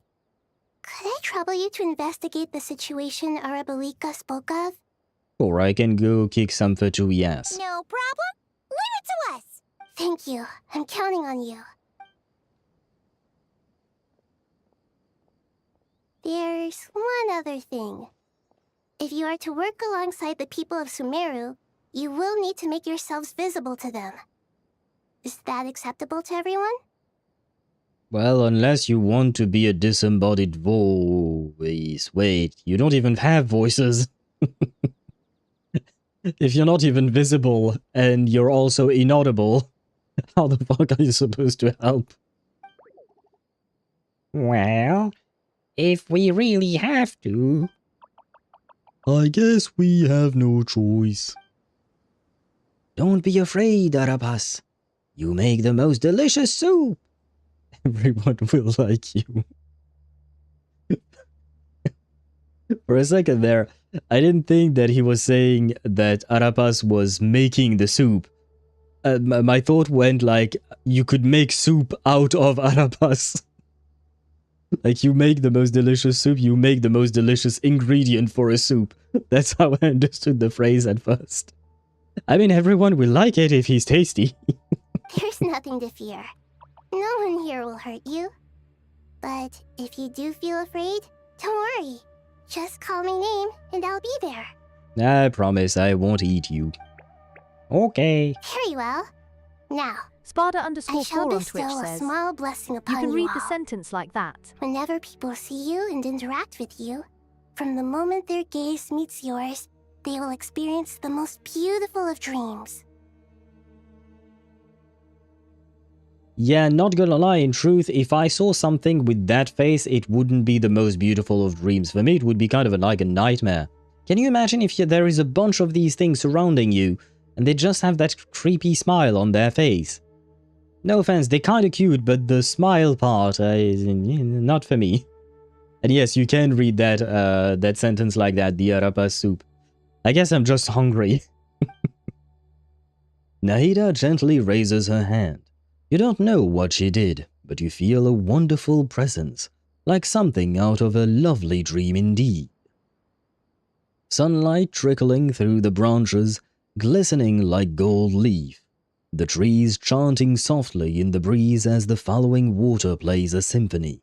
Your heart swells up like a balloon, as it fills with happiness. There are many terrible things yet to be resolved, but in this moment, all you feel is peace, friendship, and love as you stand side by side with dozens of other creatures together in the forest. The people around you turn their heads and scan their surroundings. They hear it too. Ancient voices speak from the forest, soothing everyone's hearts. Do not fear. Do not be afraid. Do not be overcome by the storm. Do not fear. We will face it together. This too shall pass. I certainly hope so. Because again, if it doesn't, we die. Yeah, I'm not gonna lie.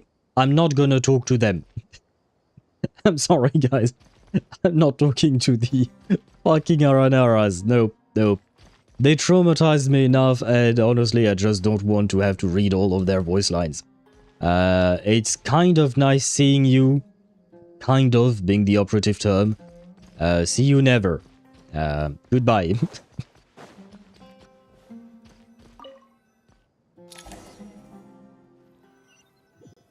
Ah shit, I should have checked if Sorush was somewhere in there. Ah, I could have talked to her, maybe. Everyone's here. Wonderful. Storm, did Manus break interdimensional barriers? Well, I wouldn't mind seeing Arcana right now. Just saying. Dendro Archon, you're back. Are you recovering all right? You mustn't push yourself too hard. I'm doing very well. Thank you for your concern. The scholars update Nahida on the progress of Aaru's renovation. I see. Using the power of Aaru to reboot the Akasha and gain access to Irminsul. It's a sound plan, although I regret to be the bearer of bad news. But with the state that Irminsul is currently in, it's impossible to access via traditional means. Even the Akasha won't change that. So, the USB cable won't work? Alas, we had feared this may be the case. And what about non-traditional means? Non-traditional means? Are you saying... Desperate times call for new measures. Meaning? I guess they're not sharing the plan with us, huh? Descender time? I don't know. I mean, to be honest, the Traveler does not really use his Descender powers all that... pretty much never. The only Descender power we've seen him exhibit mostly was, what'd you call that? Absorbing, abyssal power, and that's about it. Hello? Hey, we're here! Have you seen anyone suspicious? Ah, it's you. Is there a situation? The Aranara have good intuition when it comes to people. In other words, there may well be a traitor among us. Ah. Given everything that's going on, I'd be more surprised if there wasn't. Miss Nefer, as a professional intelligence broker, I trust you have a solution? Not one that I'm willing to volunteer. What's in it for me? Staying alive. And I'm not talking about the song, I'm talking about genuinely staying alive. I feel like... Why do I keep having to say that? This is not like we have a choice and if everything is fucked up, it's just too bad. Nefer, you are trapped in Sumeru. If Sumeru dies, you die with it. like what well, do these people have no self-preservation or something like that?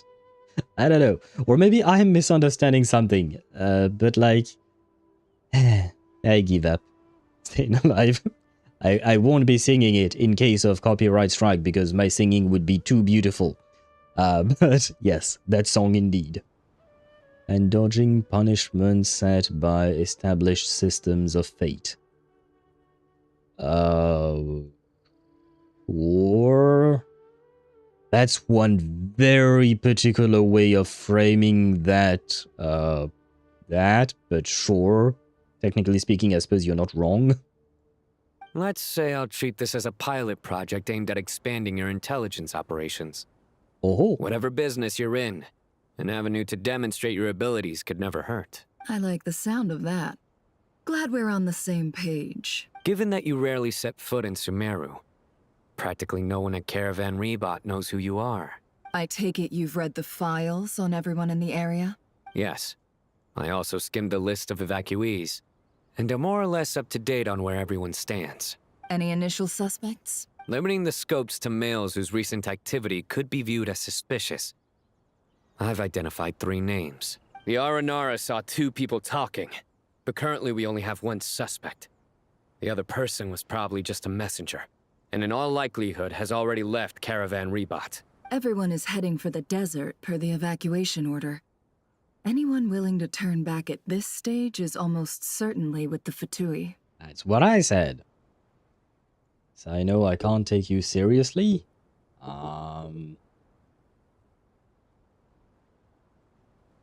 He's hard. For me, it's a double problem. One is his whole dad joke pun aspect of his personality. The other, I will say it, is his design. I have a hard time taking him seriously when he kind of looks like just a Chunibyo teenager or something like that. Basically. Like, you know, he's supposed to be the General Mahamatra, right? If he looked like Jing Yuan, for instance, and I'm thinking of Jing Yuan because Alejandro Saab voices both, right? But if he looked like Jing Yuan, I would take him seriously way more than now. At least he takes his job seriously. That is true. That is true. He is very professional. And when he's in serious mode, he's very serious, to be fair. But I have to admit, his design, I'm just like, yeah, yes. Go on, child, go on. I know he's not a child, but what do you want me to say? You'd get copyright claimed by the record publisher. Probably, honestly, not even at this point, honestly, anyone and anything can copyright strike you. Given how terrible the system is.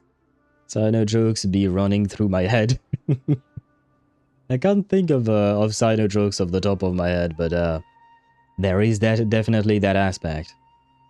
In serious mode, he goes for the kill. He's not like Wanderer, but close enough. Yeah, they are different, but yeah, I would think that Sino would have no qualms with potentially killing someone if the need arises. I think he would still try to arrest them and send them to prison and follow proper procedure. But if the need comes up, he will do what is necessary to protect either the people he loves or the people he serves, aka the people of Sumeru, right? And yes, Wanderer would... It's not Wanderer would straight up murder them. Wanderer did murder people. Wanderer literally murdered people. I guess you could say it was Scaramouche, not Wanderer, technically speaking, but at the same time, they are kind of one and the same. Kind of. I know it's more complicated than that, but you know what I mean, right? He did straight up murder a bunch of people. We can name, for instance, what he did in Inazuma, right? And bro got a bounty on his head. Yep, he used to, because now he's now erased, right? From existence, or rather from the memories of people and whatnot. But yeah, he definitely probably had a bounty on his head back then. Wanderer is less murder-happy than Scaramouche. True. Yes, because he has lived a different life and then later learned of his past, right? But he's still murder-happy. Yeah, I wouldn't put it past a Wanderer to murder someone in cold blood. Especially if it's the doctor. Well, I guess it's kind of too late. Potentially, maybe. But you know what I mean, right? There's no way it was a spur-of-the-moment decision to act at a time like this. This spy must have been planted long ago. That's probably usually how spy works. We need to smoke him out from wherever he's hiding. Sounds like you have the beginnings of a plan. Sino and Nephro quickly exchange intel and narrow down the relevant information. I see. Your suspicions are well-founded. I'd be watching him too if I were you. So far, we still lack solid evidence that he's been bribed.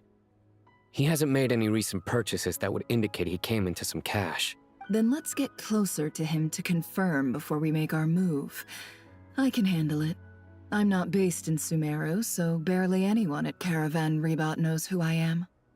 Yeah, and apparently he's a dude. If he's straight, you have very high chances of being able to approach him. Nefer, do not forget, you're hot. That will help you get into contact with straight men. And I guess lesbian women as well. Anyone, really. And you're certain you've never encountered this person in Nod-Krai? I'm certain. Besides, it's extremely rare for me to have had any direct contact with Sumeru mercenaries besides Jet. There's no way he could have seen my face before. Oh, right, it's a he. Okay, because, so the traitor is apparently a, what do you call that?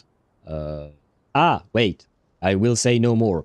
Hello, everyone, hello, welcome in, hello, Kiwi. Thank you very much for the raid. Welcome in, raiders. Hello, Kiwi. Hello, Scarlet. Hello, Ekuzare. Hello, Zav. Hello, well, Kiwi. Hello, Play to Own. Hello, NG. How are you guys doing? Welcome in, welcome in. How has the Pokemon session been going today? It was hard to say. But hello, everyone. Welcome in, welcome in. Just a major spoiler warning. I mean, there is nothing much here on screen, but yeah, we are doing the Genshin Quest line, so just in case, first and foremost, I do want to mention that. Did you get Nicole? Kiwi, why would you ask such questions? Yes, I did get her, but at what cost? I lost my 50-50. I lost the weapon banner too. To a shit weapon, by the way. I wanted Durin's weapon if I had to lose, and I didn't get it. I got a standard banner weapon that's utterly shit. So yeah, woman was expensive, as Sparta put it. Especially because I lost at late pity. Like, I lost... I think I lost to Tignari at 68 pity, then I got Nicole at 72 pity. And after that, the weapon was also in the upper 60s as well. Congrats, but rip your bank account. Yeah, sad. I would have probably tried to go for Durin's weapon as well if it had not gone the way it did. But that's pretty much what always happens when it comes to my favorite characters. When I really want a character, I lose everything. I really wanted Varka. I lost the 50-50 on Varka and I lost on his weapon banner. I really wanted Flynn's. I lost on his 50-50 and I lost on his weapon banner. On the other hand, I kind of wanted Columbina and Inefa and I managed to get them fairly easily. Well, it is what it is, you know. It is what it is. We accept the consequences of playing a gacha game, I suppose. And happy lurking to you, Play to Own, and for spoilers, but hope you enjoy the quest. Thank you. And yes, I am enjoying the quest. The quest is really nice. It's been a while. I like the Nod-Krai quests, but for some reason I feel like this, well, I wouldn't exactly call it a Sumeru quest, but it does happen a lot in Sumeru. But yeah, this whole quest got me more hyped up than the Nod-Krai ones. Maybe it's because I'm more attached to these characters. I don't know. But I'm really enjoying the quest. I won't say anything more than that, obviously. But I hope you enjoy the quest too whenever you get to do it. I got a Durin weapon for the road, failed on it, but 10 pulls later got the weapon, and won the 50-50 on her, like 80-ish. 80 is kind of late, but at least the 50-50 has been won. And you got an early on the weapon, right? So at least we can be happy about those, right? Some of us can be lucky, others must be unlucky. It is part of life. But at least one of us was lucky. Yeah, now I have Durin weapon with no Durin. Ah! Can we trade? I have the Durin, but I don't have the weapon. But I do have Nicole and weapon, so I guess I'm happy. That is what you were aiming for, right? I would assume. But yeah, Nicole is adorable. Nicole is wife. We must all love Nicole. It is very important. It is paramount. Anyone who hates Nicole, well, probably hates me because I yap like her, so... that would be understandable, I guess. Is good quest. Touches on a lot of things. Yes, Angie, yes. The quest does touch on a lot of things that we've been through in Sumeru, and I absolutely love it. Especially the fact that we are seeing a lot of characters that we've encountered in the past, and it's really nice to see them again, to start off. And, like, it kind of feels... You know, it kind of feels like the ending of Season 1 of... what'd you call that? Of ZZZ. You know, the ending of Season 1 of ZZZ, where everyone comes together and works together and whatnot. I mean, this is mostly Sumeru people because we are in Sumeru and all that, but still, we see a lot of characters, and we all, technically speaking, the trailer kind of spoiled that, the fact that we would see all of these characters, because you do see them in the trailer, but it is still nice to see them. I don't rear was so peak and Dottore too, but to be fair, I skipped Sumeru in my playthroughs. You're not attached to these characters, yeah.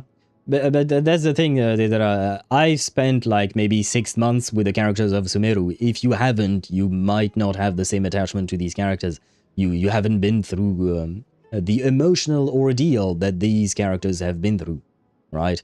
So it would explain why maybe you might be more interested in the stories that you've actually been a part of. Where was I at? The scales must be balanced. Yeah. I wish the scales wouldn't balance when I'm pulling for a character I really like. You know, the 700 pulls for S6 Dani? That hurt. The, I don't remember how many, I think it was over 500 or 600 pulls for P5 Kekania. That hurt. The 300 plus pulls for P5 Ezio and P5 Cassandra, that hurt, you know? That hurt a lot. The only game where I got lucky with the characters I loved was on Honkai Star Rail. Although technically speaking, I did lose 150-50 on Finance Banner, but other than that, Cyrene with the double came in clutch. Love that, but yeah. That's the one game where my beloved characters were nice to me. Every other game, they just shat on my face, man. I have to switch over to laundry and my luck for spoilers, although I have no idea what is happening in Genshin story right now. I hope you all are having a lovely Friday. Thank you very much, Scarlett. I wish you also a lovely Friday. Stay safe from spoilers and... well, happy laundry, I guess. Good luck with the laundry, I should say it like that. I should say it like that. Good luck with the laundry. I hope you don't have too much to do. Pepe's over there in the desert glaring holes in your head. Probably. I don't know why you said that, but yes. If it makes you feel better regarding luck, I got absolutely rolled in Pokemon with chance mechanics cause the opponents were using evasion strats. Ah, so they dodge everything you threw at them? Ah. I am sorry to hear that. Did you still defeat them in the end? I hope you still managed to defeat them in the end. Despite the pain you might have felt throughout the fight. Which is, yeah, an enemy that keeps on dodging. That reminds me of some of the bosses in Wuthering Waves who fly away from you, you know? That pisses me off to no end. Stop flying away, come and fight me. Fight me, I tell you. We're at the very end of the game with the toughest enemies, so not yet, but I did better overall than I thought so far. Okay, so... ended on a positive note, if I'm understanding it correctly, right? Ending on a positive note. That's good. That's good. We take all the wins we can get, right? Even the tiny ones. Positive but annoying. I can feel the bitterness in your voice that I am reading with my voice. Yeah, that sentence. I'm sure you understood what I tried to say, yeah? Probably. Thank God I just have to speak for 6 hours or more 4 to 5 times a week, like that. This is the true ending of Sumeru, is like the true ending of Panaconi. I had the same thought, Deidara. I agree, yeah. It does feel like maybe a true ending. Although I think this is actually potentially still connected to Nod-Krai, but I'd say it does feel kind of like that. Like a true ending to a Sumeru questline plot thing, while happening 3 years later, you know? For Panaconi, I suppose it happened 1 year later, but still. 5-time miss on 80% chance in a row. So yes, Salt. Yeah. I feel your pain. I had that happen not exactly the same way, but I was playing XCOM 2.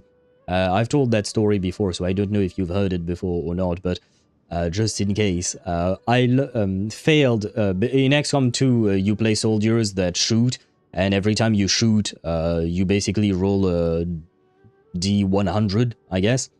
And I failed with 99% chance of not failing, of succeeding. I had 99% chance of succeeding, and I failed that 3 times in a row. It felt bad. It felt very, very, very bad. Is that the one where people can name the soldiers and stuff? Yes. Yes, you can name your soldiers, you can customize them, and they are really good games in my opinion. I played both XCOM, the reboot, Enemy... which one was it? Enemy Unknown, that was the first part, and then there was a DLC called Enemy Within, and then there came XCOM 2 and XCOM 2 War of the Chosen. I've played all of these, and honestly, I genuinely enjoyed them. Gee, I don't even want to know the chances for that. I did the math once, but I forgot what the number was, but I just got very, very unlucky. And from then on, I just accepted my fate in life. I think I have been made to be a soldier in 2 different streamers' game and died first in both. Oh god. I'm sorry to hear that.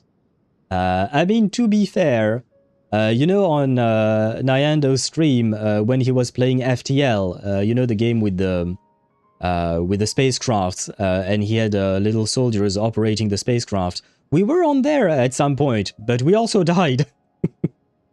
we did last for some time, right? We did last for some time.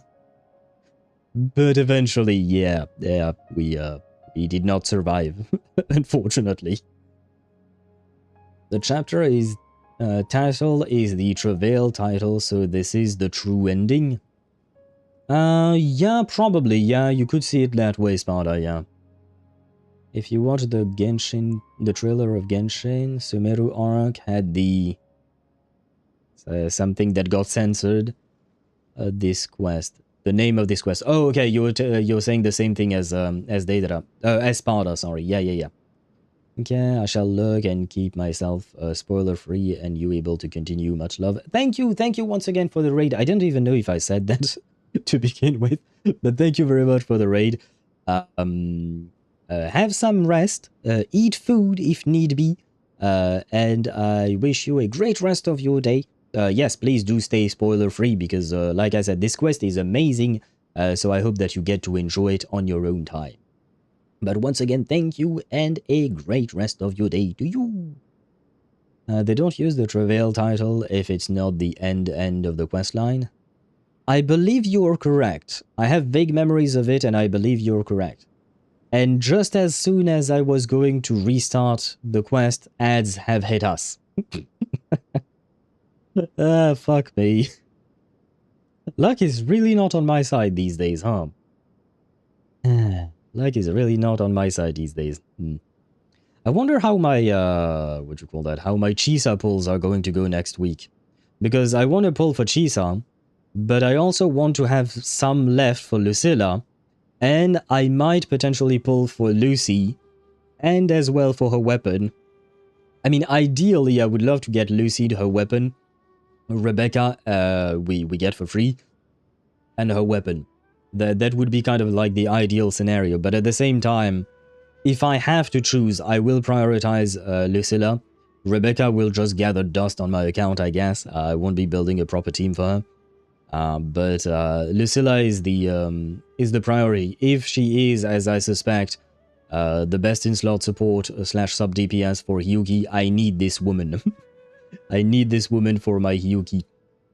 So yeah, choices will have to be made. At least, you know what? Next week we will have one summoning session that we know for a fact will end greatly. And actually, it's going to be a very short summoning session. It's in reverse 1999. Because I'm literally at like 60 plus pity, the max pity being 70, and I'm on a guaranteed. So I can't lose that one. You know, I'm safe. I'm at least safe in that game, you know. Although we won't say why I am so far into pity and why I am on a guaranteed, right?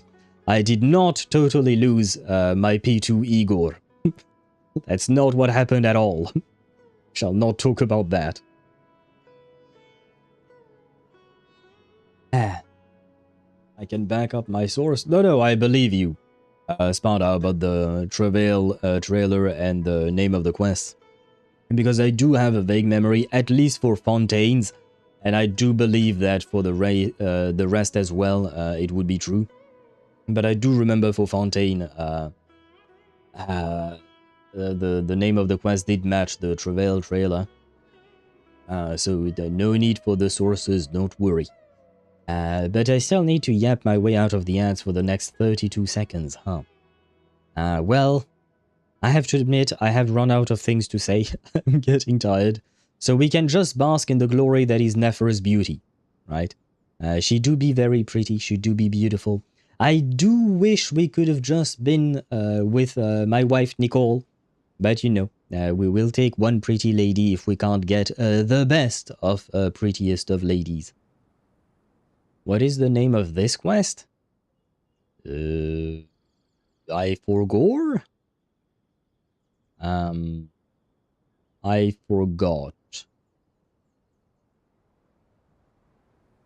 I forgot. I remember reading it, but I can't think of it off the top of my head. It is a relatively long one. Ah, yes. Truth Amongst the Pages of Purana. There you go. And that's the name of... well, it's more so the name of the patch. Technically speaking, that name doesn't exactly appear in the quest name itself. Like, Act 9 and 10 are called something else entirely. I think, if I recall correctly. Let me check the wiki. And that will also help me see where we're at in terms of the story, to see... let's be honest, we're not finishing this today, are we? just to be honest. Oh no, Act 10 is actually called Truth Amongst the Pages of Purana. It was Act 9 that was called As All Falls to Emptiness. Where are we? I think we finished Looming, Darkness Looming, probably. Yeah, it seems that way.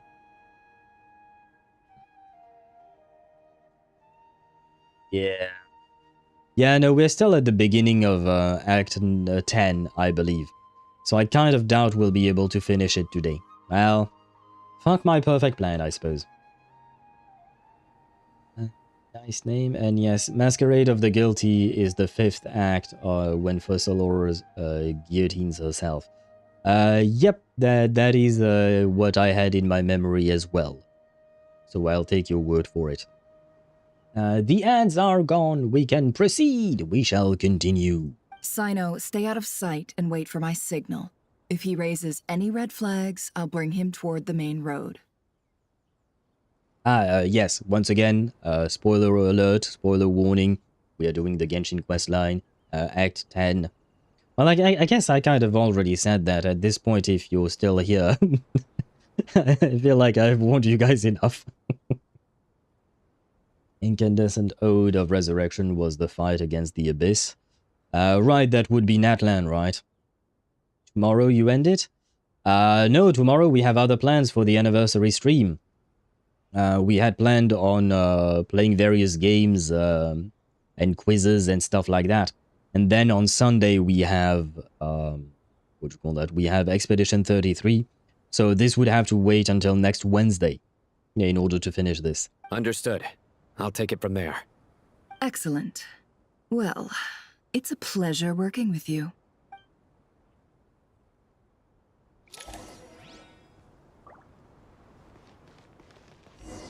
Oh, so I guess I play Nefer. I don't remember. Well, I guess we're not getting into a fight, probably. Can I see how built she is? 69 crit rate. Nice. Does have a signature weapon. She has her set. Oh, wait, but I can't actually fight. I don't have water. I need a hydro in this team. Yeah, never mind. We're screwed if we fight. I'm eagerly awaiting Everwinter, without mercy. Well, I guess you only have a few months to wait, unless they do something like with Sumeru, and that ending quest arrives way late. But theoretically speaking, if it does end like Fontaine's one, then you only have a few more months to wait. Because I think like, wait, we're in 6.6, so I think like in 3 months or 4 maybe at most, we'll be in Snezhnaya. And then it would probably take another 3 months or 4 to get to the ending. Never crush me with that. Deidara. La la. Deidara. There you go. There you go. The bong hammer has spoken again. Where am I going, by the way? Oh, that way. Hello. I'm here to spy on a spy. Darker skin, scars, frequents the desert and has ample combat experience. You just described Jet or Dia. I suppose he's supposed to be a dude. Never mind. Nothing unusual about how he dresses or acts. What's that he's looking at? His hand. He has a very pretty hand. A coin. Oh. Interesting. Could that be how his contact paid him? Conveniently discreet for someone trying to hide any unexplained income. And yet it could be highly valuable. Sorry to bother you. Has everyone here already left? I don't suppose you happen to see a lady wearing a hat? Alice? Ma'am, what are you doing in Caravan Rebat all by yourself? The main group evacuated some time ago. Didn't you pass them on the road? My friend and I lost some of our cargo along the way. I didn't want to miss out on potential business, so I told her to go on ahead and meet the client while I retraced our steps. I didn't think it would be so late by the time I found it. And then there was a terrible sandstorm. I guess I must have taken a wrong turn, because I didn't see any large groups on my way here. Forgive me for asking, but just to be on the safe side, could you describe this friend of yours? Sure. She has blonde hair, and she was wearing a hat and a white dress. You'd definitely know if you'd seen her. Ah, so you're describing wife. Okay, never mind, not Alice. Speaking of Alice, where the fuck is she? I feel like this is a crisis that might require her attention. Oh, well, I guess Nicole is here, right? So, yeah, probably that. We're making it to winter with Snezhnaya?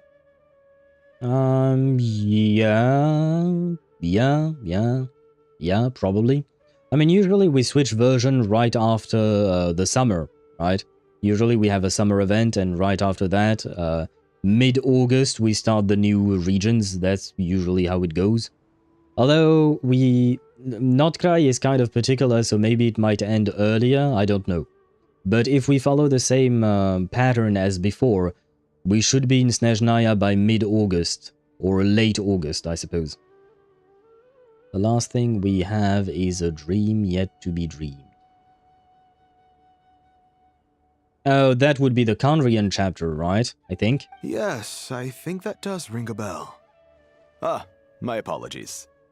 During this exceptional time, the Core of 30 are under orders to be extra cautious when dealing with unknown people, whoever they might be.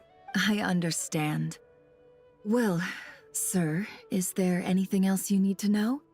If not, I'd better try and catch up with them. Hey, wait!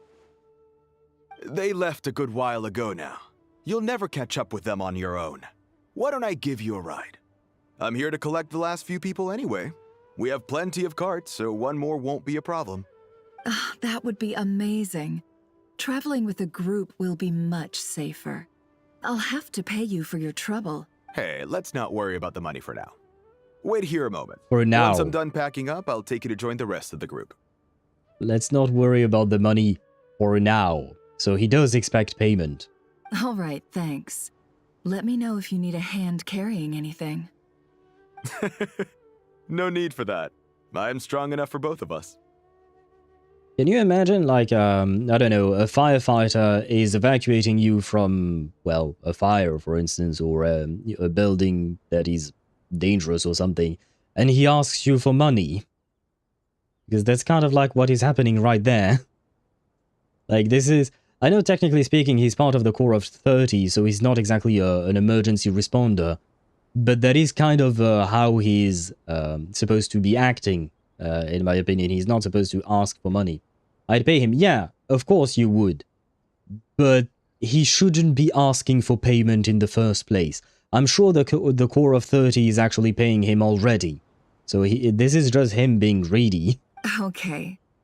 Well, I wish there was some way I could repay you. Guess it's my lucky day, running into someone who knows what they're doing here. You might have just saved my life, you know? You're not wrong there. I mean, what kind of cargo is so important that it's worth risking your life to get back? I hope for your sake that it's priceless. Actually, I suppose I can tell you, since you've been such a big help. But be sure to keep it to yourself, or we could both be in big trouble. Oh, really? Sounds mysterious. We're in the antiques business. You understand? Some of our goods aren't acquired through the most legitimate means. We have to be very discreet when we're selling them. That's why I had to go looking for the missing cargo alone. So discreet that I am willing to discuss it with the first stranger. It's kind of funny that he doesn't find this suspicious at all. I guess she's just playing him like a fiddle, I believe the expression is. Never stop seducing. It's working on us. It is. Well, it half is. Just because I know her too well, I suppose. And what she's saying to me... Like, if a woman approached me like that, I would regard her in a very, very suspicious mindset, I suppose. Because, yeah, that's just weird. If you're telling me that your whole deal is supposed to be secrecy, and you tell me that as a complete stranger, I'm like, what the fuck is wrong with you, woman? Why are you doing this? What is happening? Ah, no wonder. But I guess Kanifia, I guess is his name, Kanifia, I hope I'm pronouncing that right. He does not suspect shit.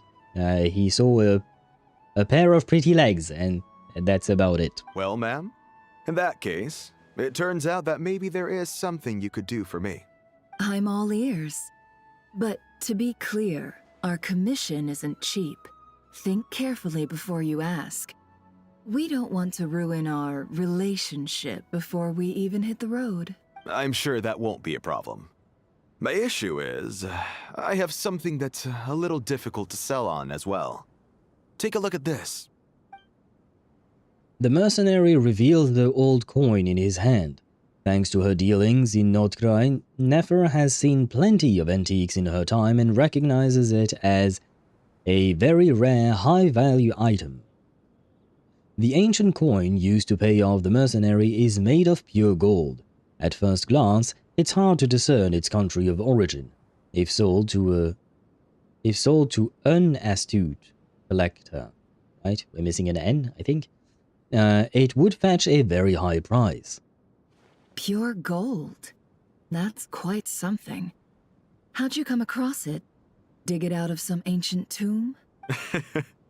If you look hard enough, there are many treasures to be found in the Mausoleum of King Deshret. It has no distinct Snezhnayan markings. That'll be why he's going with that story. And he clearly doesn't want to arouse suspicion, so he's on the lookout for an opportunity to make a quiet trade. Surely you have an existing business partner. Won't they take it off your hands?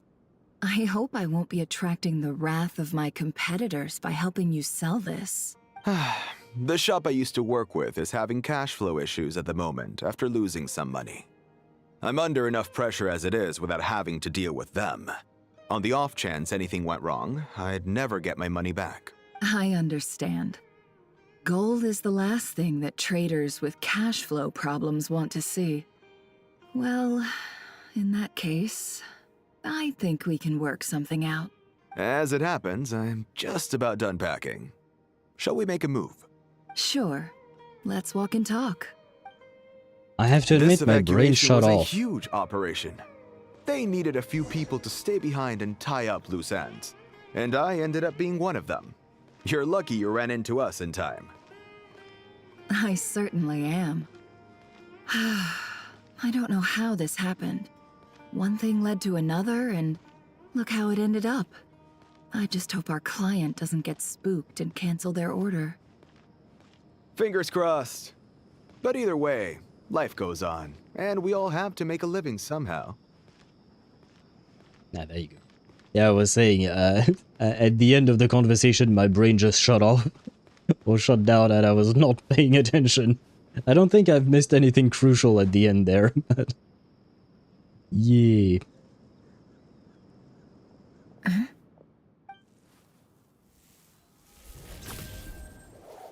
Hands where I can see them. Stop right there, criminal scum.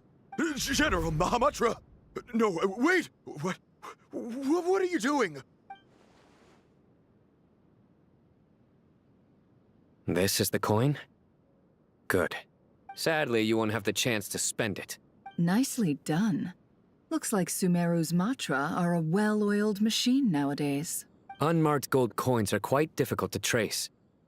Thanks to you, we have secured the evidence. I mean, technically speaking, all we did, the evidence is just that he has a weird coin. Is that really evidence? I guess it's suspicious. Why not? But can we really call that evidence and celebrate this as a victory? Here's what's gonna happen. Sino nods to the group, then turns and leaves with the suspect. Before long, he returns with the intel he got out of the suspect. Southeast from here, leeward side of the hill. That's where he's meeting his contact. Great work.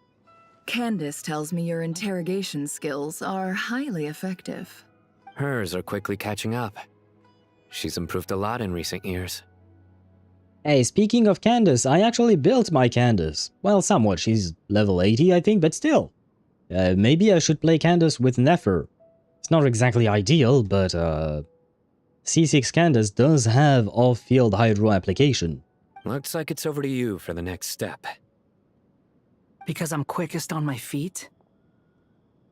Because usually you're not on your feet. Bro, you're flying. You're constantly flying. Because you know how to trail a target. Plus, it'll be easier to monitor their activity from the air. Hey, that's not exactly what I said, but still. Fine. I'll be quick. One more thing. The Traveler just brought a message from the Dendro Archon. Once you're done with this, we're to meet up at the Mausoleum of King Deshret. Got it. Will do. Are you sure you'll be okay on your own? You're talking to Scaramouche, or Wanderer. The concern you have, Paimon, is cute. But it is still Wanderer, right? It's not like we're sending Yao Yao to the den of the bad guys. Gee, I don't know. Maybe you should come with me. Okay. Then Paimon's coming with you. I have to admit that is quite adorable from her. Really? You do know this is a stealth operation, right? Meaning, you have to be quiet? That is kind of adorable. You're talking to a former terrorist, Paimon. Yeah. I think he can take care of himself, right? Paimon, are you sure about this? Well, Paimon at least wants to give it a shot. Like everyone says, if you never try, you'll never know. She's gonna screw it up, isn't she? Besides, being the best guide in Teyvat has to count for something. This should be a piece of cake. I don't see the connection between being the best guide in Teyvat and being stealthy. Gonna have to explain that one to me, Paimon. Fine. Join me if you want. But be warned. If anything goes wrong, I'll have to gag you and shove you into a bush. I kind of want to see that. I want them to animate a scene where he does that. No need! Paimon will be super more careful. Promise! Good. Then what are we waiting for? Let's go. I mean, there is an advantage of sending Paimon with him, is that they can both fly. Ah! Coming! At least. Oh, we do get the Wanderer. Where am I going? Far. Oh. Well... Squall and Fury. I don't remember how to play this guy, but well, that was short. I forgot how short that was. Yo-Yo is more dangerous. You know who the Adeptus protect her. Yeah, but the Adepti can't just show up out of nowhere, right? I mean, I guess Xiao can. But I wonder if that is only in Liyue that he can do that, or if he can do it from anywhere. I wonder. I'm assuming maybe it's a Liyue thing. But yeah, if Yao is suddenly in Sumeru, I have a feeling she might be in trouble, you know. Can you do it now, Scaramouche? Do what now? Big Dong? Wait up! Hey, slow down, will ya? Would Big Dong Zhong show up for Yao Yao? I mean, he would probably not let her die if she was in danger in front of him, but would he actually travel across countries to save Yao Yao?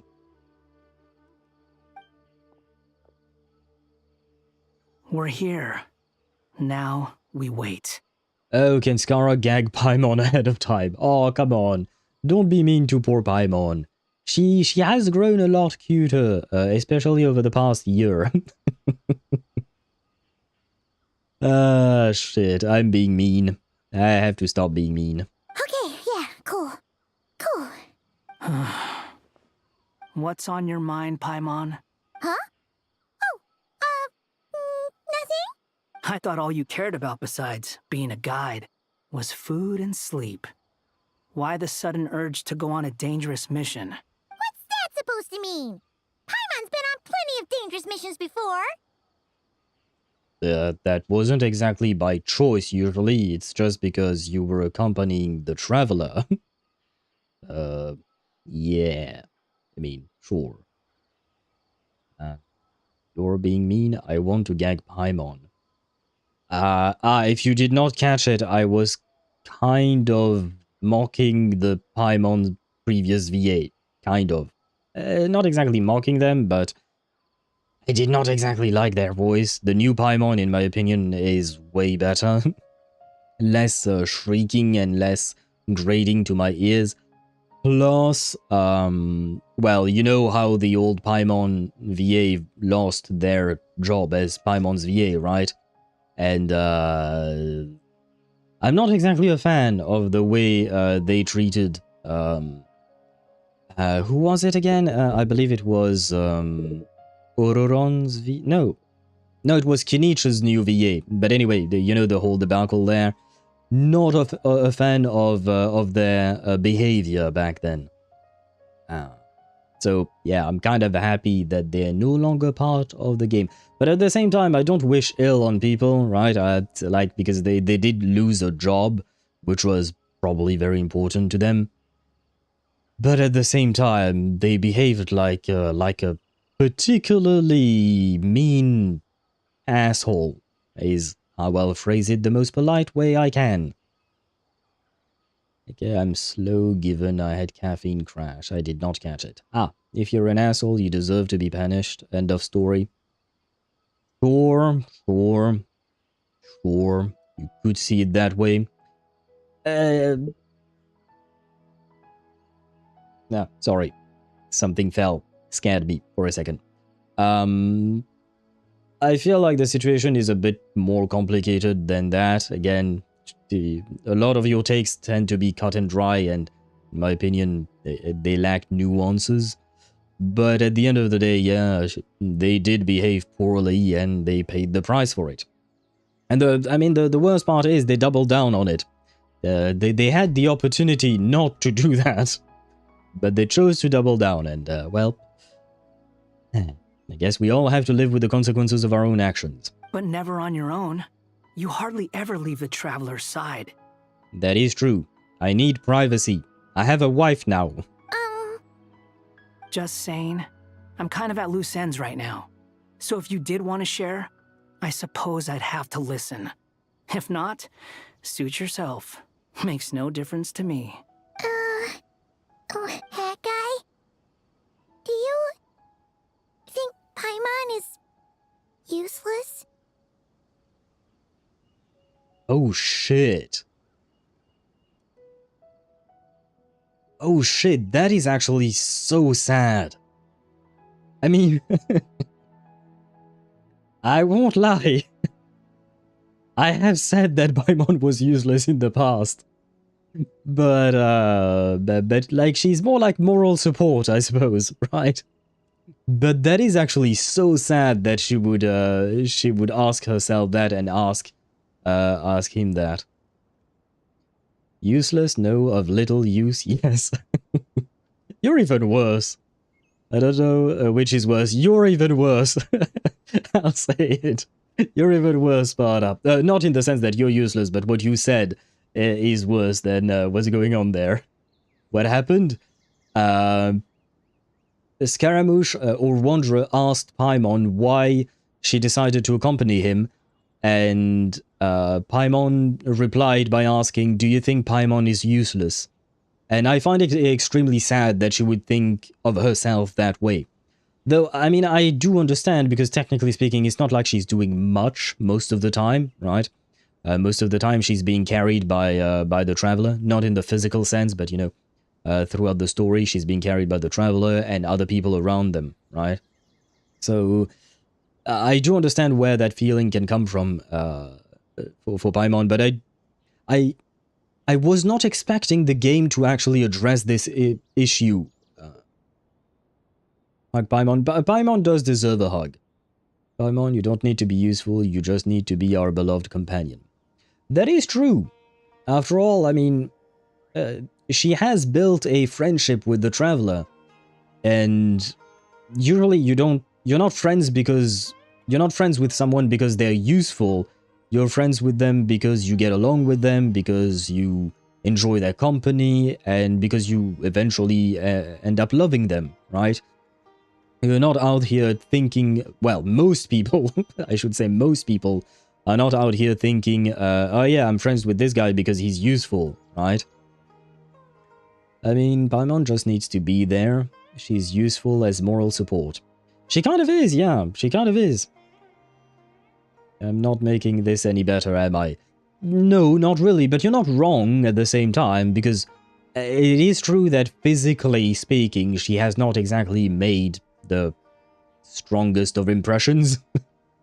She's not, I don't know, she's not Diluc, you know, we were talking about Diluc being strong earlier. She's not Diluc or Dia, you know, she's not a fighter, right? But we talked about this before, you know, I don't remember exactly when it happened, I believe it was over a year ago, but you know when we had that trailer, that 2D animation of the Traveler with Paimon, and there was a parallel with Dainsleif and Lumine, or the Abyss sibling, right? It was Lumine in that trailer.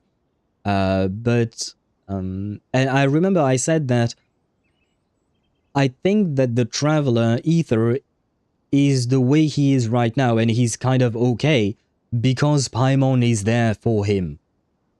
Because we can clearly see the difference that it makes to have Dainsleif on your side or Paimon. Dainsleif was crushed, and he had his own reasons, to be fair to him, but he was depressed, and basically he was not kind of like a light to guide Lumine out of her own darkness, right? They just sank together. Whereas while the Traveler felt probably alone without his sister, he had Paimon, who was kind of like a light that helped him cheer him up and whatnot. So when you say that she's moral support, she truly is. She truly is moral support to the Traveler, I think. Dane and Lumine kind of had a falling out. You can even read into their relationship as a smidge more than platonic too. That last part I don't know about. They did have a falling out over how to deal with the Abyss, with Khaenri'ah and whatnot. But I think that if Lumine had Paimon in her life, I do believe that things might have turned out differently for Lumine, or the Abyss sibling. Because a singular person can have a tremendous impact on someone else's life. And I think Paimon truly has had a huge impact on the Traveler's life. Wait. Was it this all along? The Genshin that impacts? It was Paimon's impact on the Traveler's life. I only realized it like 6 years too late. But yeah, so at the end of the day, I believe we can say that Paimon is not actually useless. She is useful in her own roundabout way. I mean, I wouldn't call it a roundabout way. It's more like moral support, psychological support, friendship, basically. And companionship. That's what she's bringing to the Traveler, and it is very important. What? Where's that coming from? When we were in Nod-Krai, Paimon suddenly realized something. Even though Paimon's with the Traveler every single day, whenever we face real danger, she can't do anything to help. Wait, do you guys think we're getting Paimon's what do you call that? Her training arc. And at the end of the day, we get buff Paimon.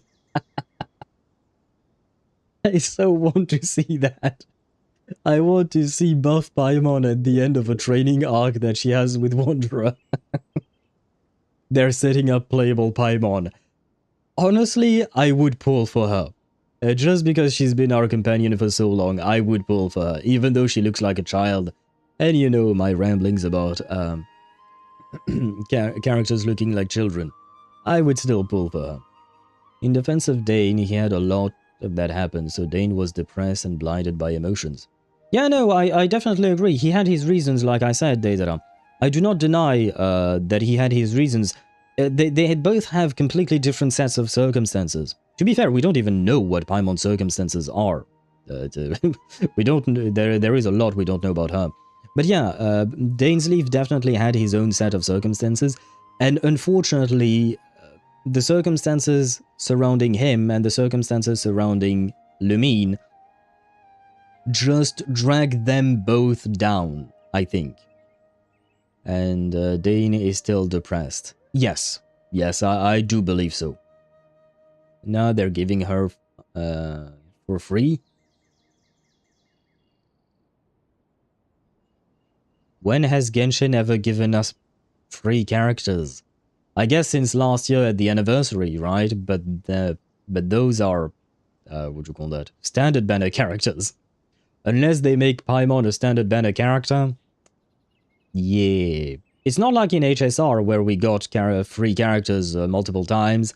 We've only had one. Oh no, we've got two in ZZZ. Genshin has not been giving us a whole lot of free characters.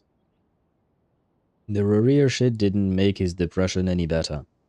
Yeah, no, I don't think there is much helping Dainsleif get better at this point. We might be able to help him in some way, shape or form in the future. But everything that has happened throughout the game did not help, definitely.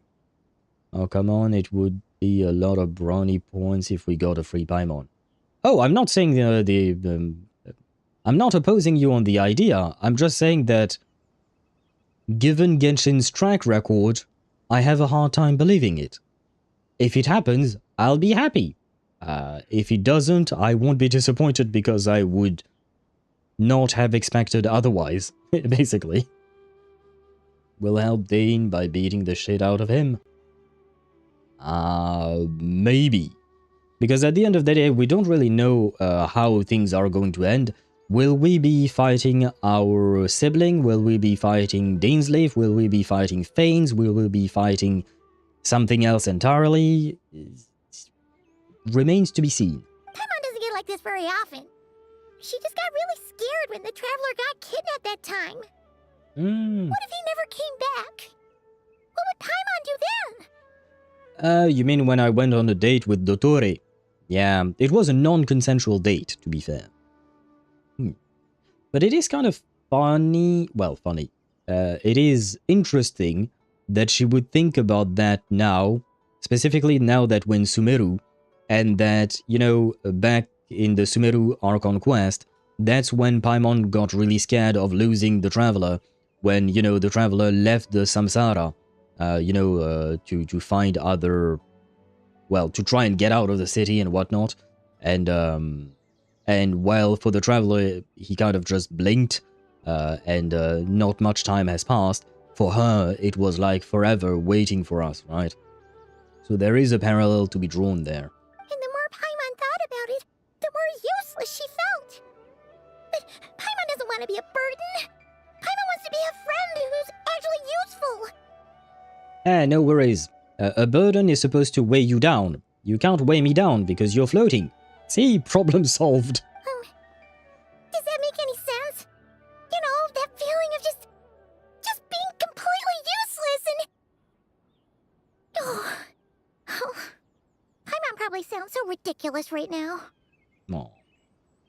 I will say, Paimon, you chose potentially the worst person to ask that question to and open up to, like... Not gonna lie, if I have to open up about my feelings, Wanderer is not the character I would choose. Yeah, I think we have better friends who could listen to you. The worst and the best. He could be the best in a specific way, I guess, but yeah, there is no need. In my opinion, there is no need for that kind of reply. Maybe accompanying Lumine out of loyalty and later developed feelings for Lumine based on the Travail trailer? Maybe. Maybe. I don't think we'll ever get confirmation of that. Especially because the problem is that... Well, problem. The thing is, you get to choose the character, right? The main character, I mean. So that means that in some people's playthrough, the feelings that that Dainsleif would develop for would be for Ether, and just make Dane buy. Yeah, but this is a Chinese game. I personally don't give a shit whether Dainsleif is gay, bi, or straight, or all three of them at the same time somehow. I'm just happy to be along for the ride and for the story, but this is a Chinese game, and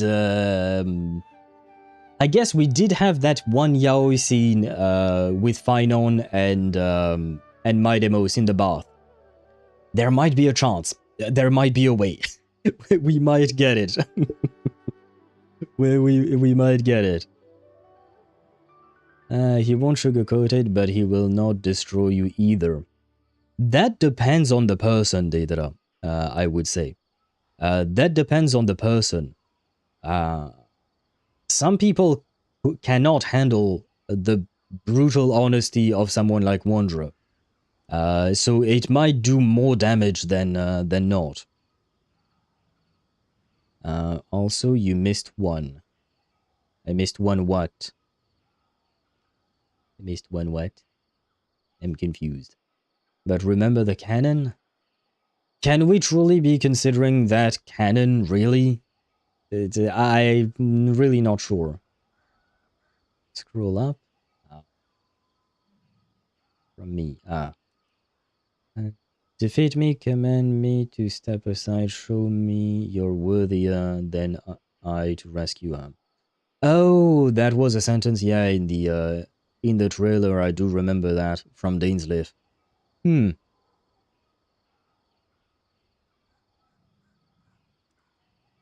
Yeah, we might have to fight him just to prove ourselves, just like it's said in the sentence. I'm hoping for more than just that, but only time will tell, right? Only time will tell what will exactly happen. So we are fighting him.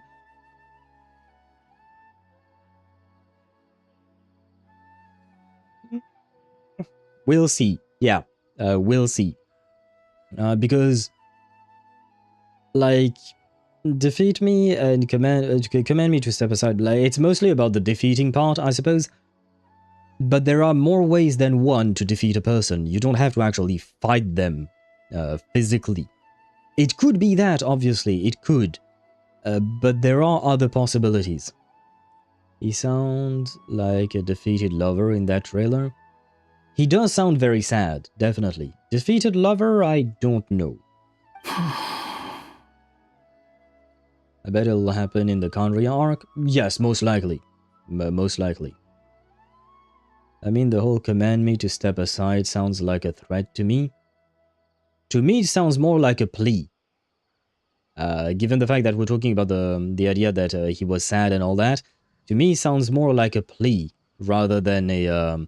even the show me you're worthier than I to rescue her, to me, it sounds more like a plea from a desperate man. You asked the right person. Boy, do I know that feeling. Wait, you feel Oh shit, I forgot about that. But yeah, I guess Wanderer has useless, complex issues. Because he was discarded by the Raiden because he was supposedly useless, right? Right, I forgot about that part. I'm sorry, brother. Forgot about that. Yeah, he was discarded by the Raiden. Yeah. Forgot about that. Well, 2 peas in a pod, I suppose. So Sparta, forget about stabbing Celestia until 2 more years. Yeah, no, we're not going to Celestia anytime soon. That's for sure. Oh, that guy. I'm not gonna try and encourage you. What I will say is this. When you start doubting yourself, you have 2 choices. Give up or change. You have to make the decision to move forward. Otherwise, no amount of consultation from other people is gonna help you. So ask yourself, what do you want? To get stronger? To learn more? Whatever it is, go do it. You won't have any regrets if you can at least say that you tried. That is actually very solid advice, and it's not delivered in a harsh way. I am surprised. Pleasantly surprised. Oh. All right. So are we getting our Paimon training arc now? Something's not right. Shouldn't they be here by now? Paimon, is it just me? Or is it a little too quiet around here? Should Paimon take a look? We'll give it another hour.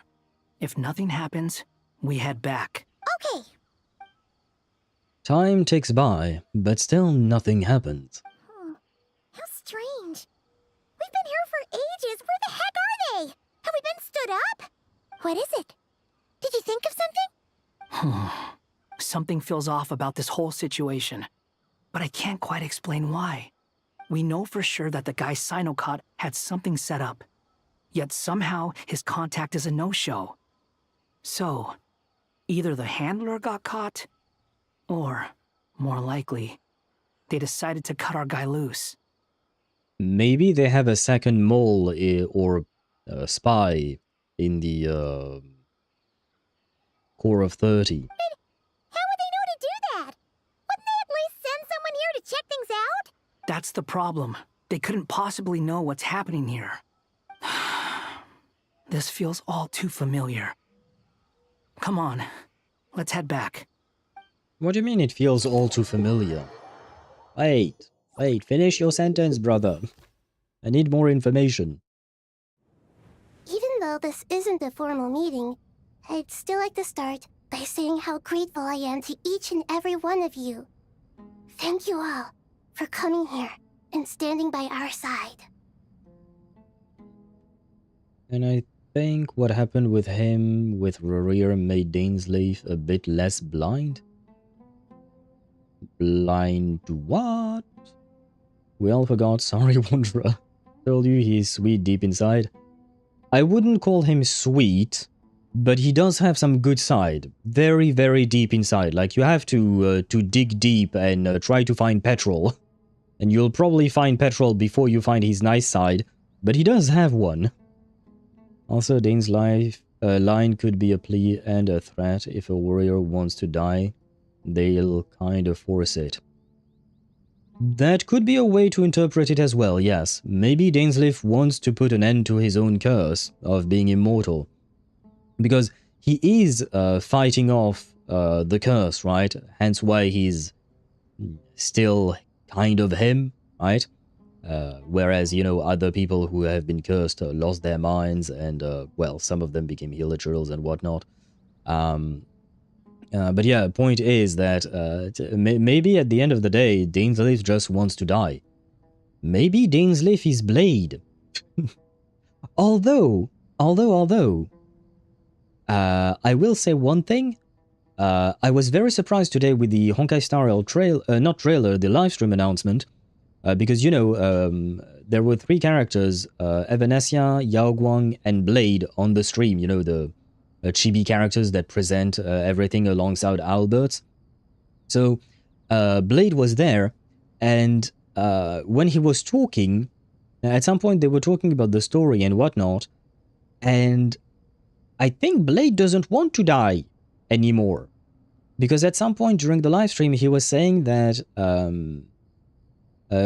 he kind of joined the Stellaron Hunters to die, but he found a bond with them. He found something new. And he was kind of saying that it was more subtle than just, oh yeah, no, I want to live. But yeah, Blade is dead now. Uncle. I would say uncle, but sure. But yeah, I think that maybe Blade no longer wants to die, which is kind of nice. Honestly, it's nice for him.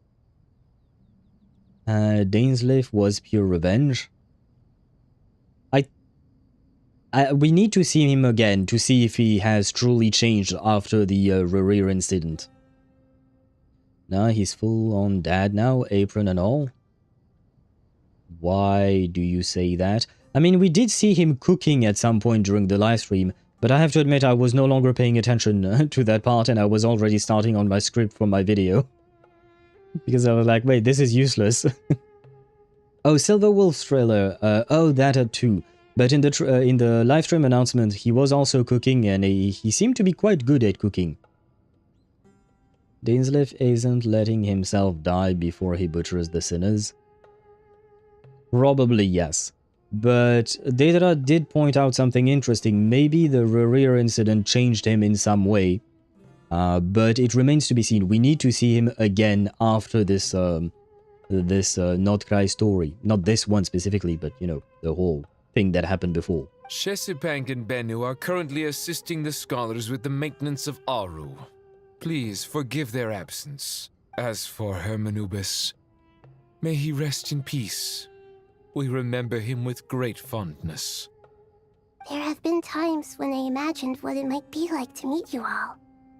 Now that it's really happening, I feel quite emotional. Time has taken many things away, but that which remains is all the more resilient. I must say, there is one thing that rather surprises me.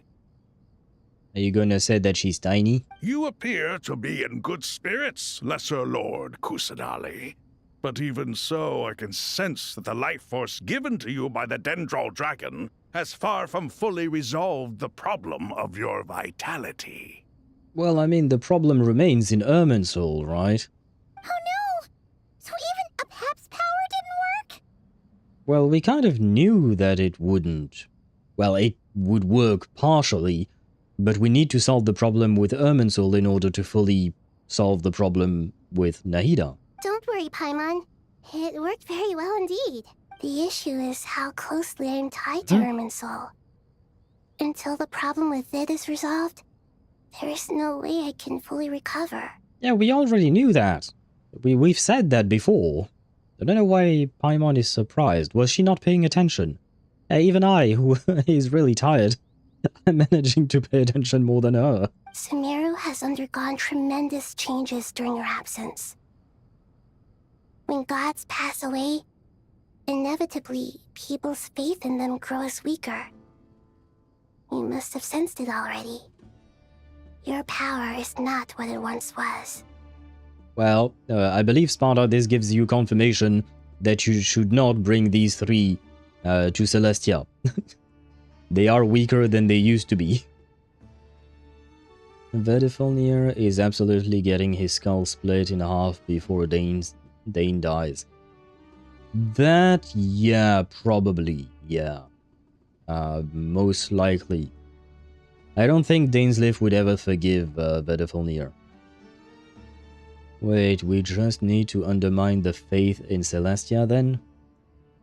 Do people have truly faith in Celestia? Because so far, they've mostly been talking about their Archons. The regular people, I mean. So I don't really know if they have faith in Celestia itself. I feel like Celestia might be a bit too distant for them. Or maybe, that's a different story, but maybe the faith that people have in their Archons translates into a faith that is given to Celestia, or something like that. Assuming, yes, as you put it, Sparta, assuming this thing applies to them as well. Because that, we have no idea. Remember Natlan 5.8, how he fought recklessly, his immortal master killing him uncountable times. 5.8? He charged directly to the Abyss Order's fortress, only relying on his power and thankfully the Traveler. Off the top of my head, I have to admit I don't remember, but why are you talking about that specifically, Deidara? Regrettably, this is true. I too have grown weaker due to the effects of Irminsul. Right now, we're all in quite a sorry state. Then what do you suggest? We take all the help we can get. Yeah. Are we waiting for more help? Sumeru is our shared home. You and I, gods and humans alike. We must unite all our strength in this moment.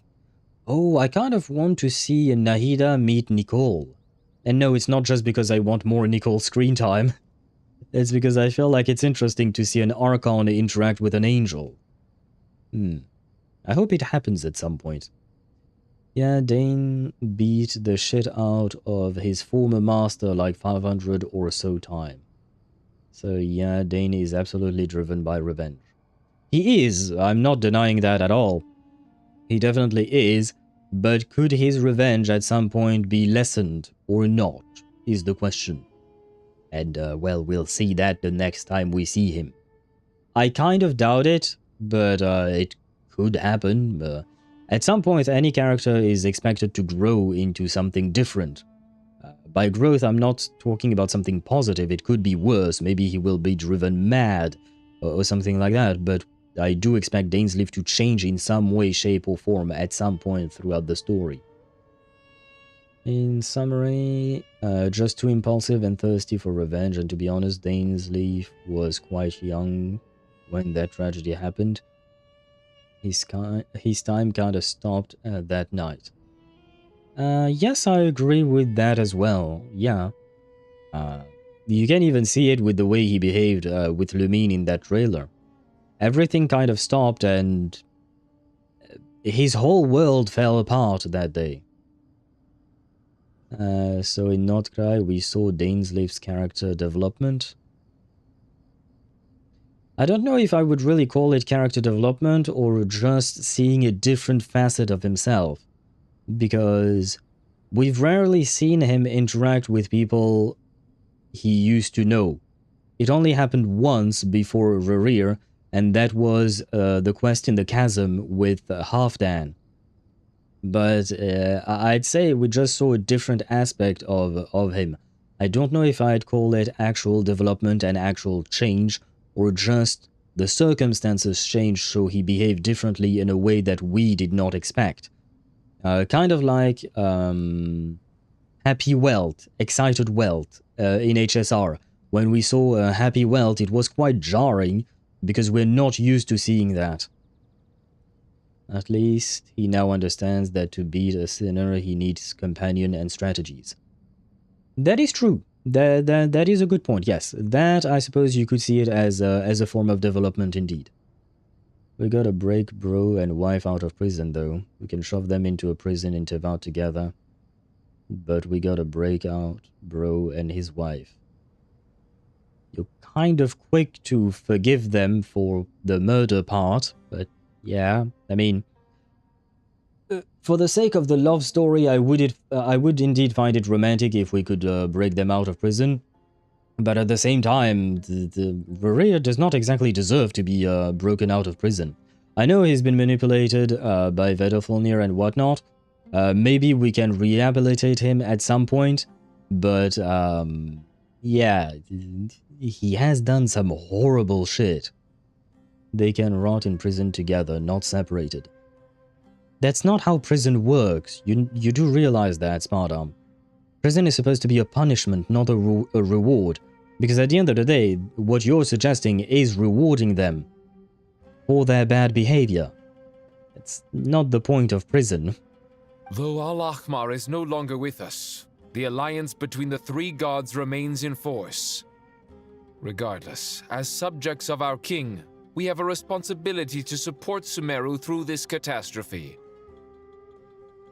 Not to mention that it was the people of Sumeru who released us from this prison of Aaru. Times have changed, and the people of today possess greater wisdom than those of the past. Rarira has shown that he's now fixable. Wasn't that only because he was inside of the prison or something like that? That he regained somewhat of his mind? I don't know if that would still be the case if we broke him out of the prison. Unsure. They're still locked up, so they're still punished. Yeah, but you are still giving them a reward by putting them together because that is what they've longed for all this time. In real life, we don't imprison a husband and his wife together just because it's romantic. That's not how the justice system works. Thelindis is there, so he is fixable. Okay, so he's only fixable with her.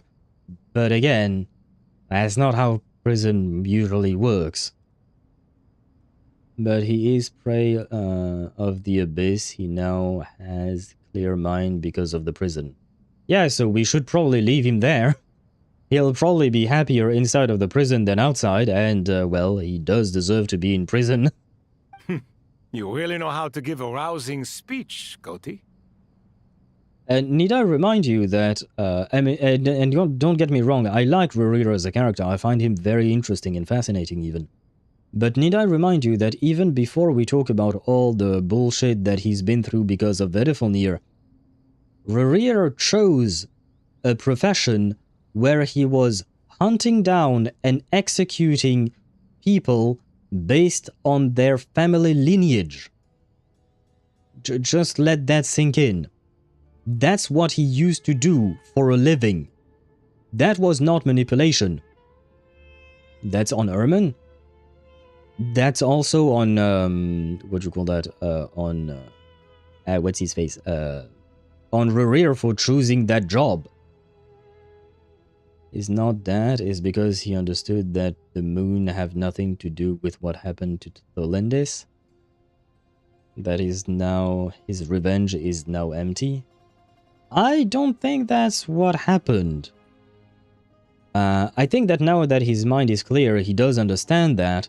But I think that the Abyss corruption does not just go away because he realized something. Chose the job. Well, he could have fled the country, he could have done plenty of things, but he stayed. And he kept doing it. And he kept being very good at it, to the point where he even earned a nickname. We don't know his life up to that point. Yeah, but again, he didn't have to be as good as he was at his job. And I have the perfect example for that. And it was during World War II. There were a bunch of researchers who had been captured by Nazis, and the Nazis wanted these researchers to work on a vaccine. These researchers did exactly that, but they slowed down the research to a crawl on purpose to sabotage the Nazis, and they even gave them poor quality vaccines. So there are things you can do. And given Rarira's strength, it's not like he's a defenseless puppy. Counter-argument, NASA scientists were the German scientists. How is that a counter-argument to anything? How does that have anything to do with anything? They did shit similar to Rurir on mass scale and they got forgiven. They got amnesty. That's because the US, for instance, with NASA, decided that their worth was more than what the punishment should be. No, that sentence didn't make sense. Sorry, let me rephrase. The US decided that they were worth more working for them than being punished in prison. That's a choice that the US made because it benefited them. Yeah, don't get me wrong, I'm not saying that it was a bad choice, it was just a choice. Same goes for Rurir versus the remaining sinners, then we can throw him back in prison. Can we even truly count on him for that? How do you fix him? Again, that still remains the question. And would he agree to that? Or is he done with fighting because he's tired of it? Like, you guys are also making quite a lot of assumptions, and you seem to be quite quick to forgive him just because he has a cool story. Because again, I do appreciate his story. But that doesn't mean he deserves to be forgiven for all the things he's done. He knows the truth. They left it clear that it was that or die. He was an orphan, right? Well, again, the example with the scientists that I mentioned, I can dig up their names if you want to. I did find their story quite fascinating, to be honest.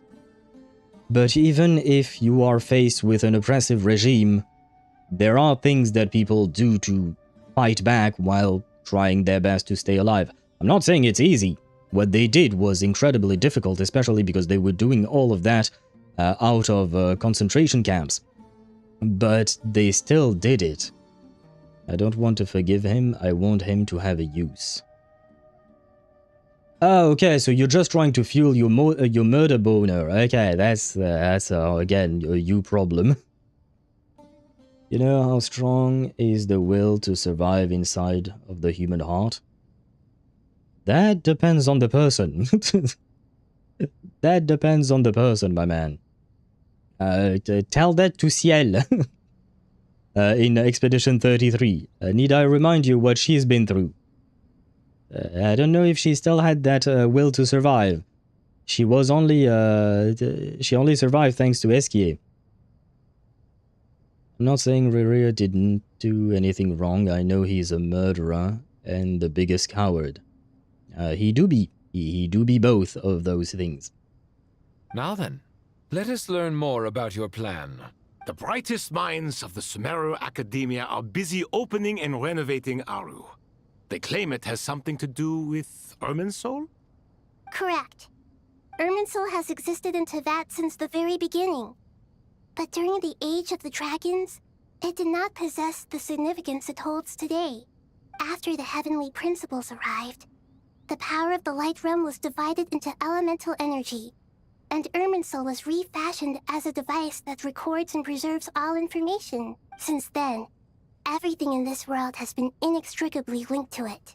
As the Dendro Archon, I have a duty to protect Irminsul. To Sumeru, it is both a national treasure and undeniably a major threat. Teyvat has seen many upheavals in the last few years. The most recent of these was a major crisis in Nod-Krai, which forced Sumeru to be even more vigilant than usual. I made sure to monitor all the pathways through which an outsider could potentially transmit themselves into Irminsul. But despite my efforts, a major problem still arose within. Yeah, and I think this circles back to what Sparda mentioned yesterday. Oops, sorry. I was going to burp and bumped into my mic at the same time. I apologize. But yeah, it circles back to what Sparda was saying, I believe yesterday maybe, about maybe this being Dottore within Irminsul after being slurped. I'm using specifically the words you used because I can't think of a better way. It was a very nice way of explaining it. I just want to turn him on the people that actually betrayed him. Yeah, so you're just again continuing the circle of violence. Don't think that's gonna help much, but sure. And because you are slurped by the ley lines. Well, I don't think slurped is the right word. Maybe absorbed would be a better term, but yes. But I think if he gets free and the Abyss doesn't control him again, he will be like, yay, freedom, let's kill a country. I don't think. If he has his right mind, like what we saw inside of the prison, I agree with you. He wouldn't be going on a killing spree and whatnot. But there are two big ifs in your sentence. If he gets free, and more importantly, if the Abyss does not control him again. At this present time, I see no guarantee of that. And I see no guarantee of him not potentially having some... still having some issues with Vedifilnir's voice in his head. Not that Vedifilnir would still talk to him, but him having flashbacks to it or something like that. I think he will direct his revenge towards Vedifilnir. In all honesty, I think that if he has his clear mind and whatnot, and he's free, and all of that, if we assume all of that, I don't think he would be on a path of revenge. That's not the vibe he gave me when we talked to him in prison, honestly. When we were in the Moon prison, for me, he was just done with all of it. He was just sad and kind of broken. For me, he's not like Dainsleif. Dainsleif is full-on revenge mode, for sure. Rurir, if he has his mind and all of that, I think honestly he just wants a peaceful life if he could have that, and even then I don't believe that he thinks that he deserves it. Yeah, but good luck finding the fucker. You mean Vedifilnir? Yeah, no, I know, but that's my main problem. You know? That's my main problem. We have no reason to believe that breaking Rurir out of prison would be helpful. And the worst case would be that he could be extremely dangerous to us, even if involuntarily. I mean, technically he just wanted his wife back. Yeah, but I do believe that if he has his mind clear and whatnot, he'd probably just want to spend the rest of his days with Thelindis somewhere quiet. Probably. Bro has fought a lot. Because again, I do find his story incredibly sad. I do think that he should take responsibility for his own actions, but there are specific circumstances for him, which is why he's more of a morally grey character than an all-black character. Thelindis will not come back, she's just a mortal. Then maybe he will just want to have a life in peace alone. That is another way. Yes, well, he has all of eternity as the rest of his days, if Abyss Juice keeps him alive. But see, yeah, there are so many parameters that we don't know how it will work, that we can't guarantee anything at the end of the day. So he had to choose to live freely or follow revenge. Well, I think he... Personally, that's my opinion. I think he would choose to live freely and just live. Maybe try to make amends for all the bad things he's done in the past. That's the vibe he gave me. Not going on a quest for revenge, but more so maybe trying to repair the damage he has done. I still believe that someone has actively invaded Irminsul. But rather than taking any of the pathways I referred to, the intruder chose instead to utilize the most direct route. And the only one that cannot be protected against. So dying. And it would be Dottore. I think the more Nahida speaks, the more I believe that Sparta's theory is correct. Question though, where the fuck would he fuck off to? We saw that Teyvat is a very spherical planet, right? Planets are big. I'm assuming he can find somewhere. Probably. We know that beyond the seas of Teyvat are all the gods who did not win or did not participate in the Archon War, if I recall correctly. Especially looking like he looks now.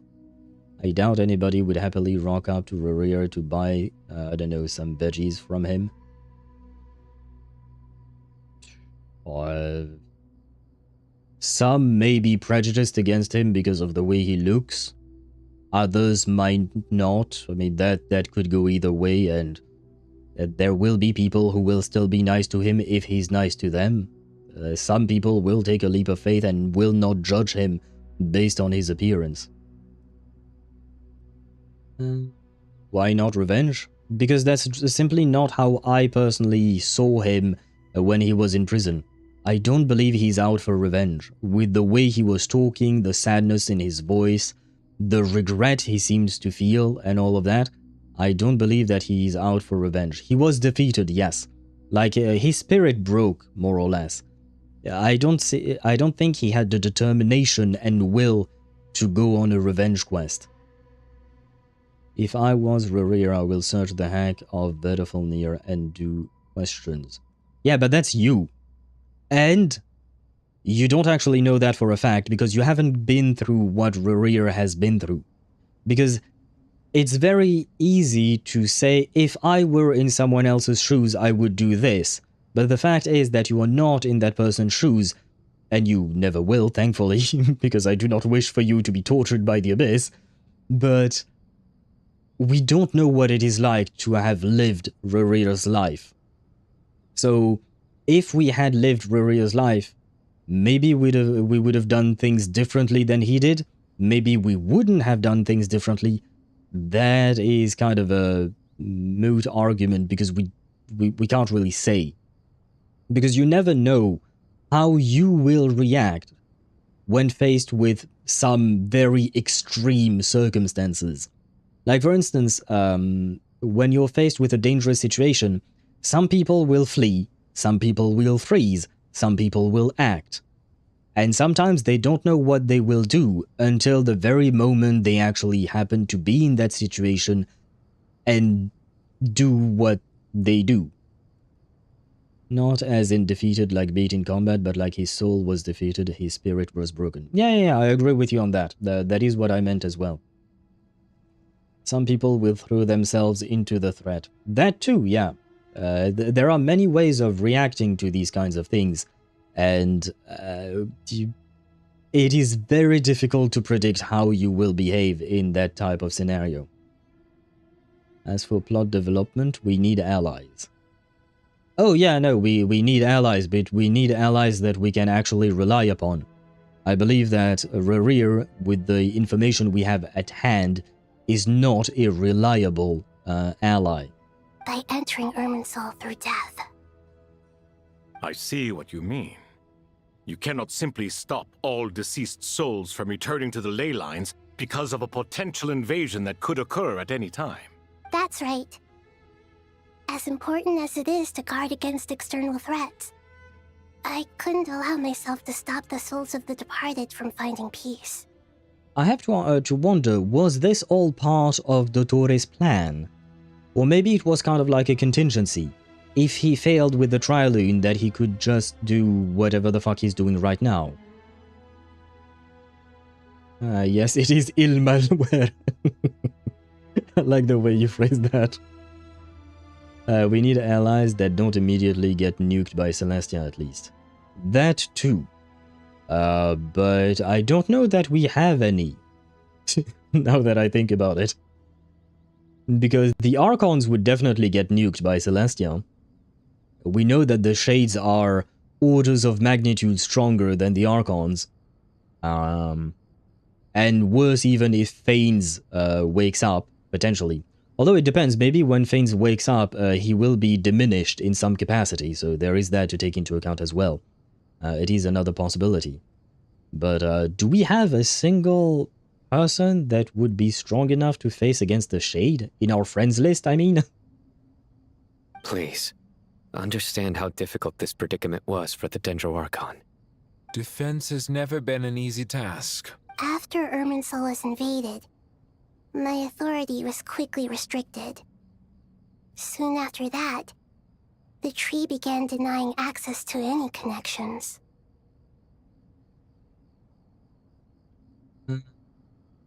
other name could we give Virus Dottore?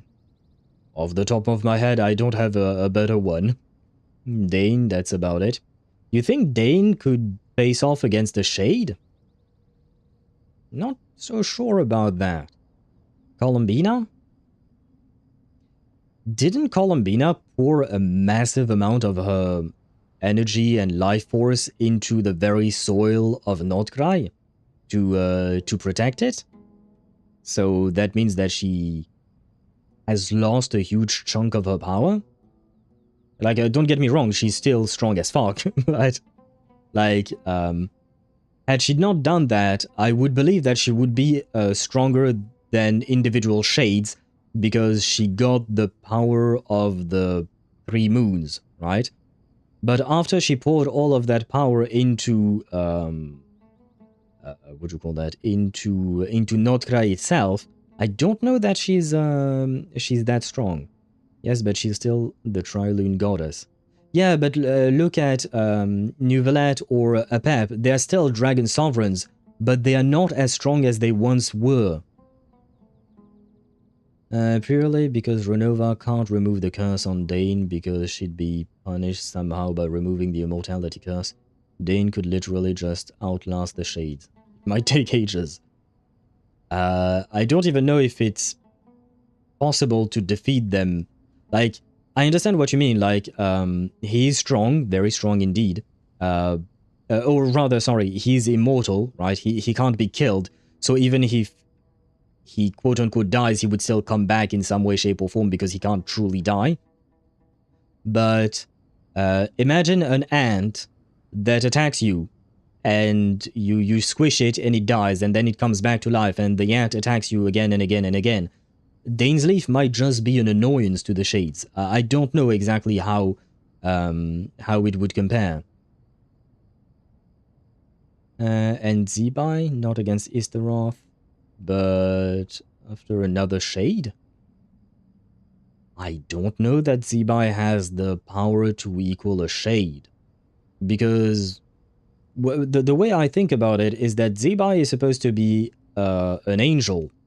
And in my mind, as far as I know, angels are not as powerful as Shades. Shades are still their quote-unquote superiors. So even Zebai, I don't think is strong enough against Shades. Like, she's stronger than most every other character in the game, for sure. Perhaps even on the level of an Archon, maybe? But I don't think she's Shade level. It would probably take a millennia. Well, it depends. If you take my example of an ant, it will take nothing. It will take forever and nothing will happen. You know what I mean? That's... I don't know. I am asking a question here. Whether Dane's Leaf could actually leave a scratch on the Shades, or if he would just tickle them forever. You know what I mean? I'm sure you feel responsible, but you are not to blame. No one can predict every possible disaster. There will always be trials and tribulations for the world to endure. Plus, there would still be a limit to Fane, sorry, I was reading Data's message. There is still a limit to Dane's, because yes, he has the ring to help him contain the curse, but it is not perfect. It still does require a lot of effort on his part, and he would still need some kind of rest or something like that. So I think that it wouldn't just go for a millennia. He would probably, what do you call that? He would probably lose his mind at some point, and then I don't think that anything he would do would amount to anything much.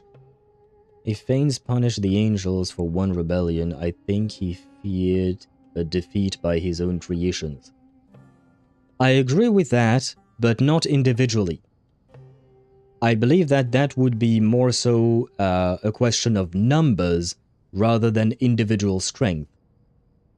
Because, well, if 1,000 ants were to crawl on your skin and start attacking you, it might take a while, but eventually they could probably do some damage, right? Whereas one ant might not do much. You know what I mean? I don't think angels are ants compared to the Shades. Oh, maybe, I don't know that, actually. Never mind, scratch that. I don't know. But yeah, point is, I think, again, I do emphasize that part of my sentence. I think this is opinion, not fact. I think it's mostly about the numbers and not about individual strength. But the people of Sumeru should not have to endure this. We must find a way to break through the lockdown and connect to Irminsul. Angels might be rats, maybe, if we want to compare. Sure. Or we can move up in the world and make them rats, in my comparison with ants and whatnot. But yeah, the point is... And one problem is, and the reason why I mention numbers, is because we only know 2 angels, Zibai and Nicole. Those are the only 2 that might be willing to help, maybe. 2 angels versus 3 shades? Yeah, I don't like those odds. Even if you add a couple of dragons, still I don't like those odds, honestly. Rats can eat you alive. It takes forever to nibble you to death. Yes, and it is extremely painful, but they could, yes. I do remember there was a method of execution / torture using rats to eat you alive, quite literally. But, like in the real world, I mean. But again, would they actually survive? We need to know how powerful the shades are, because I feel like we're overpowering them. Well, I mean, they are rulers of the very concept of things, like death, life, and time, and stuff like that. I don't think we are overestimating them. And in theory, the 4 shades together should be more powerful than the 3 moons. The moon goddesses, I mean. Right? I think. They are conceptual rulers. You can't exactly punch that. Yeah, I don't think we are overestimating them. The shades are orders of magnitude stronger than anything we've met in the game so far. Well, except for Dottore when he captured the 3 moons for a quick second there. But even then, I do believe that the Moon Sisters were not as powerful, because the Moon Sisters were a division of power from Nibelung, whereas the Shades are a division of power by Thanes. And we know that Thanes is stronger than Nibelung. He's even stronger than Nibelung with abyssal powers.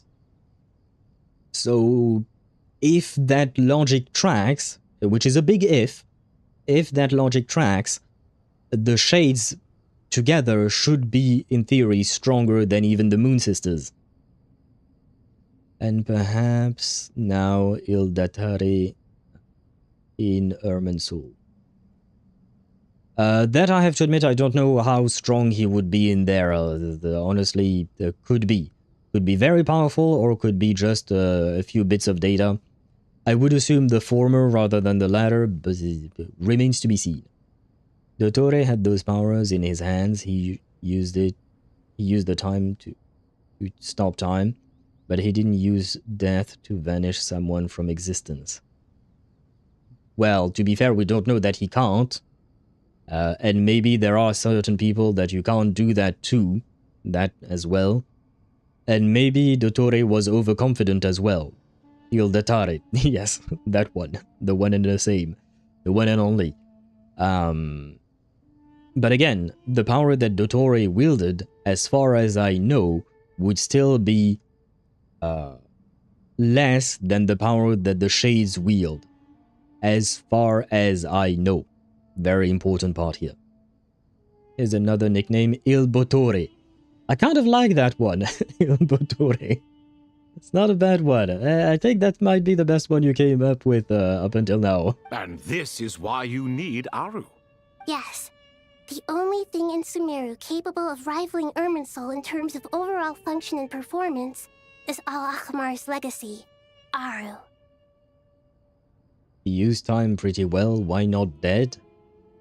Ask HoYoVerse. And if you want a meta answer, because as a writer, you don't want to kill off your main character. That could very well be the answer. Maybe he had the strength to do that, and HoYoVerse didn't want him to do that because they didn't want to kill Ether or something like that. I can't answer that question. And space to imprison Nefer and Flins in other dimensions.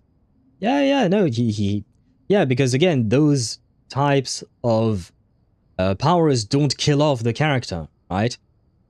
And yeah, plot armor basically is the thing, right? And I don't know, I genuinely cannot give you a proper answer, which is too bad. I wish I had one. But for me, the simplest explanation that comes to mind, if he has the power of the three moon goddesses and the power over time, the power over space, and then the power over life and death, and he didn't use one of those powers, but we saw him use the other two, the only reason I can think of is just plot armor, because that one singular power is actually too powerful and would just end the story, right? Use your dead authority, Dottore, are you stupid? He might be. He might be. I'm assuming maybe the game could explain it, but I think they're just going to sweep it under the rug and just never talk about it because it's easier that way. Probably. Segmentation _ fault. That's a good one. That's a niche one.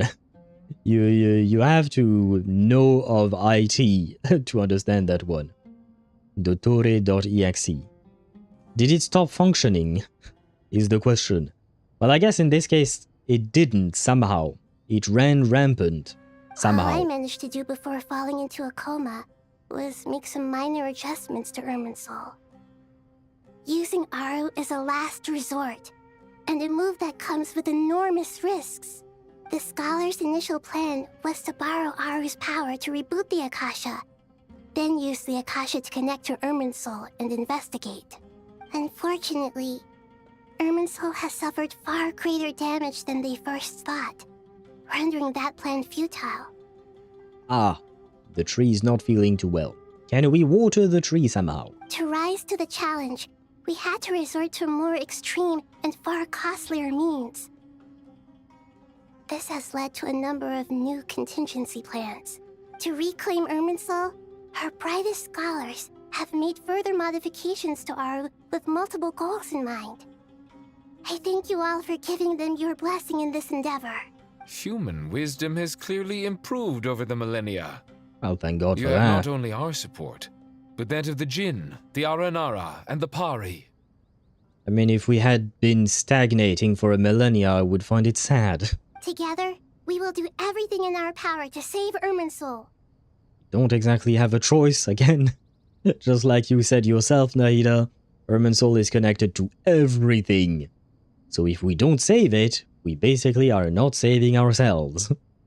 By the way, when you spoke earlier of an intruder, it almost sounded as if you knew who you were dealing with and what they were capable of. Well, since you ask. Okay, let's hear it.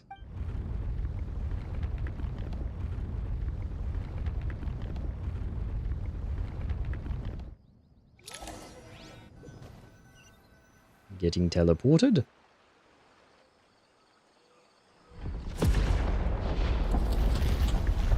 Oh, the tree appears.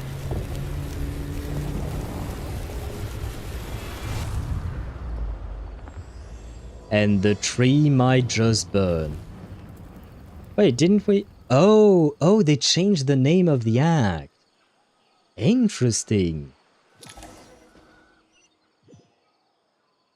Traveler was immune to the authority? Could be. Master Tainari! What is that? Could be that the traveler's nature as a descender made him strong enough for Dottore not to be able to use the authority of death on him. Maybe. Irminsul Collie. It's a big tree, don't worry about it. Is this Irminsul? What do you mean grab your axe? We're supposed to protect the tree, not burning to... Wait. What if we are the ones who burn it to the ground? For some reason. And it's not actually Dottore who is burning it, but we are the ones who do it. Kind of like, you know, what happened in Thor Ragnarok? At first, Thor believed that in the movie, the Marvel movie, at first Thor believed that he was supposed to prevent Ragnarok, but in truth he was supposed to let it happen. You know what I mean? That would be one way to get rid of Il Dottore. Yes! That might be the reason. Just putting that theory out there, we'll see how it goes. How did this happen? What's going on inside? Luckily, we managed to evacuate everyone. What in the world was that?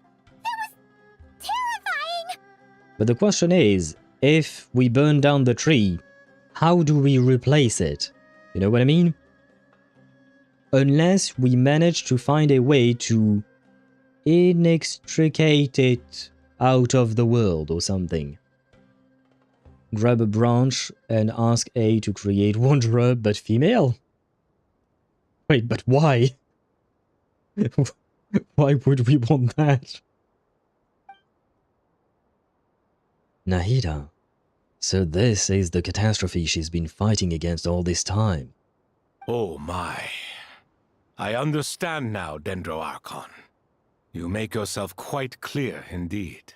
Not once over the millennia has Irminsul been so terribly afflicted as this. Please continue, Dendro Archon. Irminsul's root system is what comprises the ley lines. In the past, it has always been hidden away, going unseen by the general populace. But now, an evil intruder is making it reveal itself. The question is, for what purpose? Because we still don't know what the purpose of Dottore is. For funs and giggles. I see that. Why not? I mean, a female wanderer would probably be hot, to be fair. If we're burning it down, how do you even light the fucking tree in the first place? That is an excellent question. I have no idea. If Trailblazer was the MC, I imagine him taking his branca? What is a branca? A branch? Do you mean his bat, maybe? Baseball bat? Is the closest thing I can think of. Otherwise he has a lance, a plume, feather, and a hat. It is all I can think of. Nahida Il Dottore is doing good thing. I'm assuming that was sarcastic, Sparta. It has become a tree of unbridled greed. A clear sign that a deranged experiment has advanced to a new stage. Oh, you're right, the lightsaber. Yeah, the Trailblazer also has a lightsaber now. Well, technically speaking, it's supposed to be a glow stick, right? Blasphemy. From where I stand, an experiment in the name of blasphemy sounds rather improper. Oh ho ho ho! The line from the trailer is finally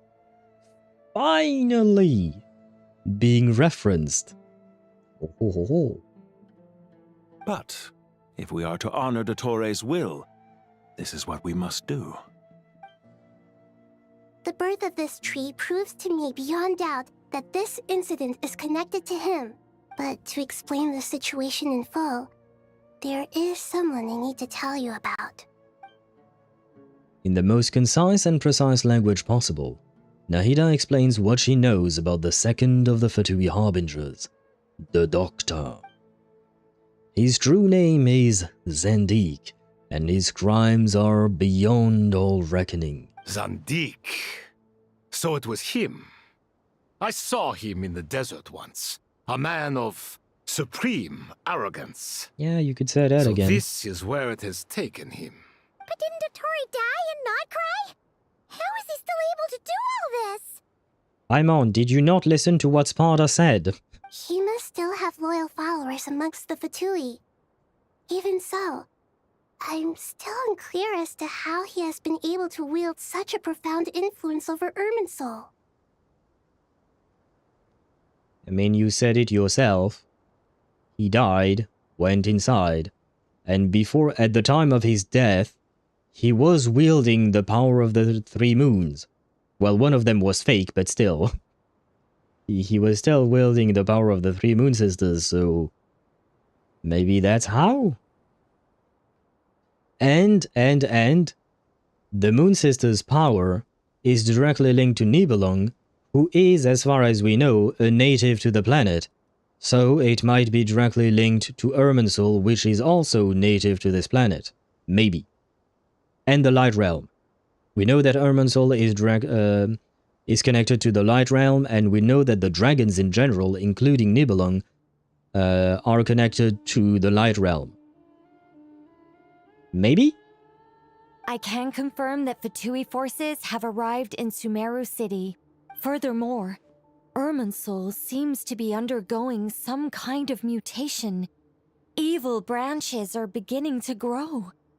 Things that do not belong to this world are slowly but surely materializing.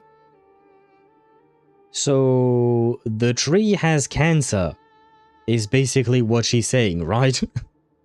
The tree has cancer. Well, do we have chemo, but for trees? I don't know how that works, honestly. The funny thing is, if Zandik wasn't as a straight-up sadistic madman, his actions wouldn't be as much of an issue. Trying to create a fake moon to control the power of the three Moon Sisters is not an issue in your mind? Doing whatever the fuck he's doing to Irminsul right now is not an issue in your mind?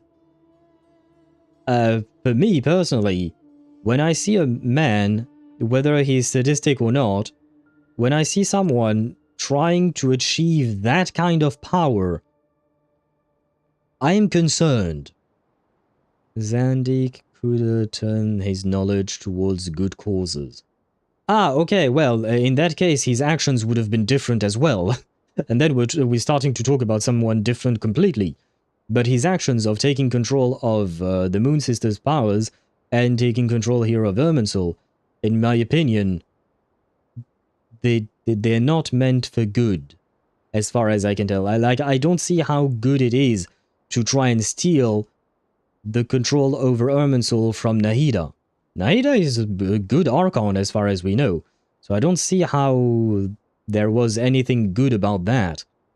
So again, for me personally, when I see someone so determined to get that amount of power, there is something wrong. There is something very concerning. But also him taking control of Irminsul here, it's heresy. According to who again? It's not about the heresy or not. Like the heresy part, I would assume, is according to the heavenly principle or something like that. But that to me does not matter. It's not the part about the heresy. For me, the more important thing is, why exactly would there be a need for him to take control of Irminsul? Nahida is doing a great job at being the Dendro Archon and the Guardian of Irminsul. She's a good person, more or less, right? I don't think you can find many faults to Nahida's character. Like, in terms of, like, her personality, I mean.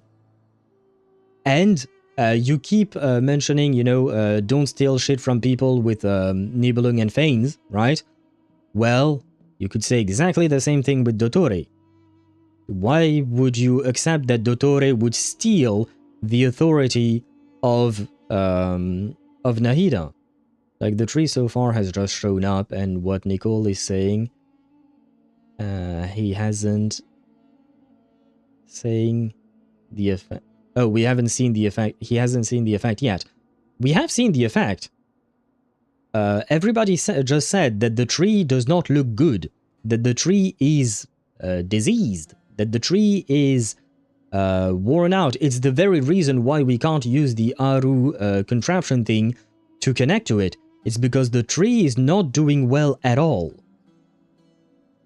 So, yeah, again, I really don't see how you could potentially think of Dottore's actions as being good. Like, what good is there in taking control over from Nahida? I genuinely, like, please give me an explanation there, because I feel like you're just grasping at straws to try and somehow make him sound good. For some reason, I don't even know why. And by the way, you think Dottore lost cause of plot armor? It's a maybe, Ktosh, it's a maybe. But there was another explanation I've mentioned before, which was that maybe because the Traveler is a descender, the authority of death was not working on him because he might have still been somewhat protected, immune, or stronger than it. Because at the end of the day, Fanes is also technically speaking a descender, right? So I would assume if the Shade of Death tried to kill Fanes, it would probably not work. Maybe. So there could be something like that, or it could just be plot armor. Well, one good thing that could happen is that humans will not be bound by constellations anymore. How is that? Constellations kind of bind people to certain fates. Yeah. I don't see how bad that is. Why is that bad? And people seem to have pretty decent lives. They can't avoid their destined end, according to Irminsul. Yeah? I mean, in the real world, we might not have constellations or whatnot, but you can't dodge the end of a barrel when someone is shooting at you. It's just life. And for me, for now, the destined end that is described in constellations have not really changed much. So it's liberating humanity in a way. Liberating it from something that doesn't exactly really oppresses them? I feel like this is the same debate over, what's his name? Xandar. And trying to liberate humanity so that they can research shit and, unfortunately, potentially risk knowledge singularities and whatnot. Is there really a point to that? But in Teyvat, one person might literally have their fate to die by getting shot. Yeah? Well, I mean, someone has to. Odds are.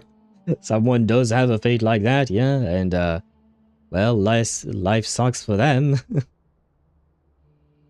And that is their fate ever. Every time they reincarnate. Do we know that constellations carry over when people are reincarnated? Wait, where did you get that information? Space did not trap him, so Dottore had to fight with normal weapons? Wait, Fate did not trap the Traveler, you're saying? So maybe the authority of the moons did not affect, and by extension, the power that Dottore had did not affect the Traveler, so it might not be plot armor. Sorry. I couldn't think of any other word to describe it.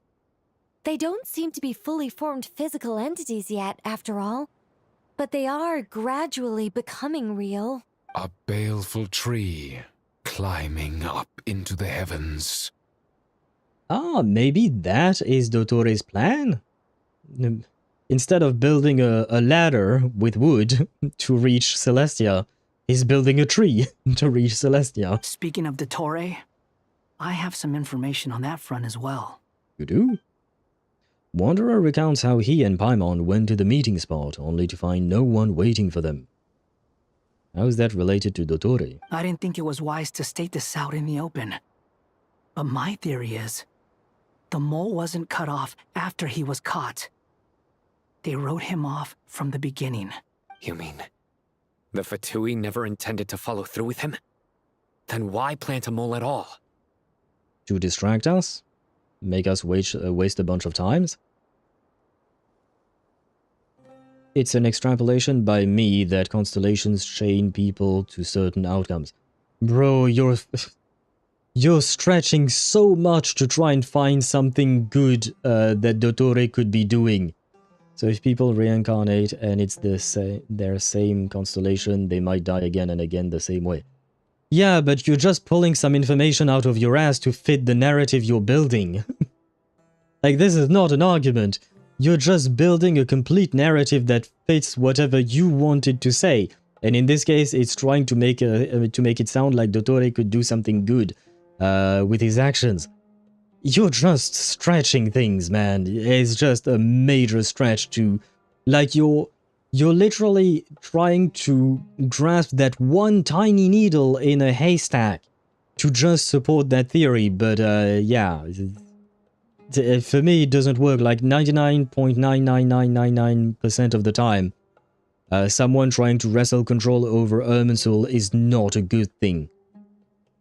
Like, if you told me that Nahida was evil, and that we needed to wrestle control over Irminsul against her, that I would understand. But given the fact, that Nahida is not bad, and the whole constellation system that you're describing is a pure invention on your part, for me that does not count. I'm sorry.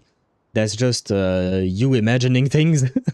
Until we get confirmation that you're right, I'm just discounting that argument altogether, because based off of the information we have, none of the things that you say are good in any way, or they just simply don't matter because they are pure inventions.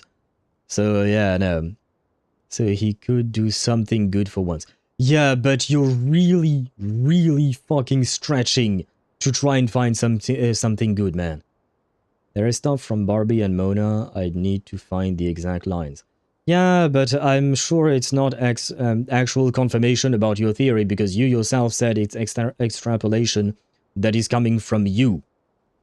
So anyway, the point is, you're stretching so freaking far to try and find one thing that he could do good, that in my opinion, like, is the one needle in a haystack, is the 1 in a million chances.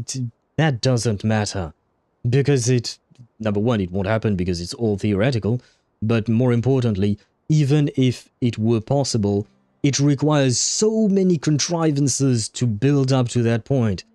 It's just ludicrous to think of it. Like, basically, you're trying to make, as often you do, you're trying to take a very extreme scenario and make it somehow the rule.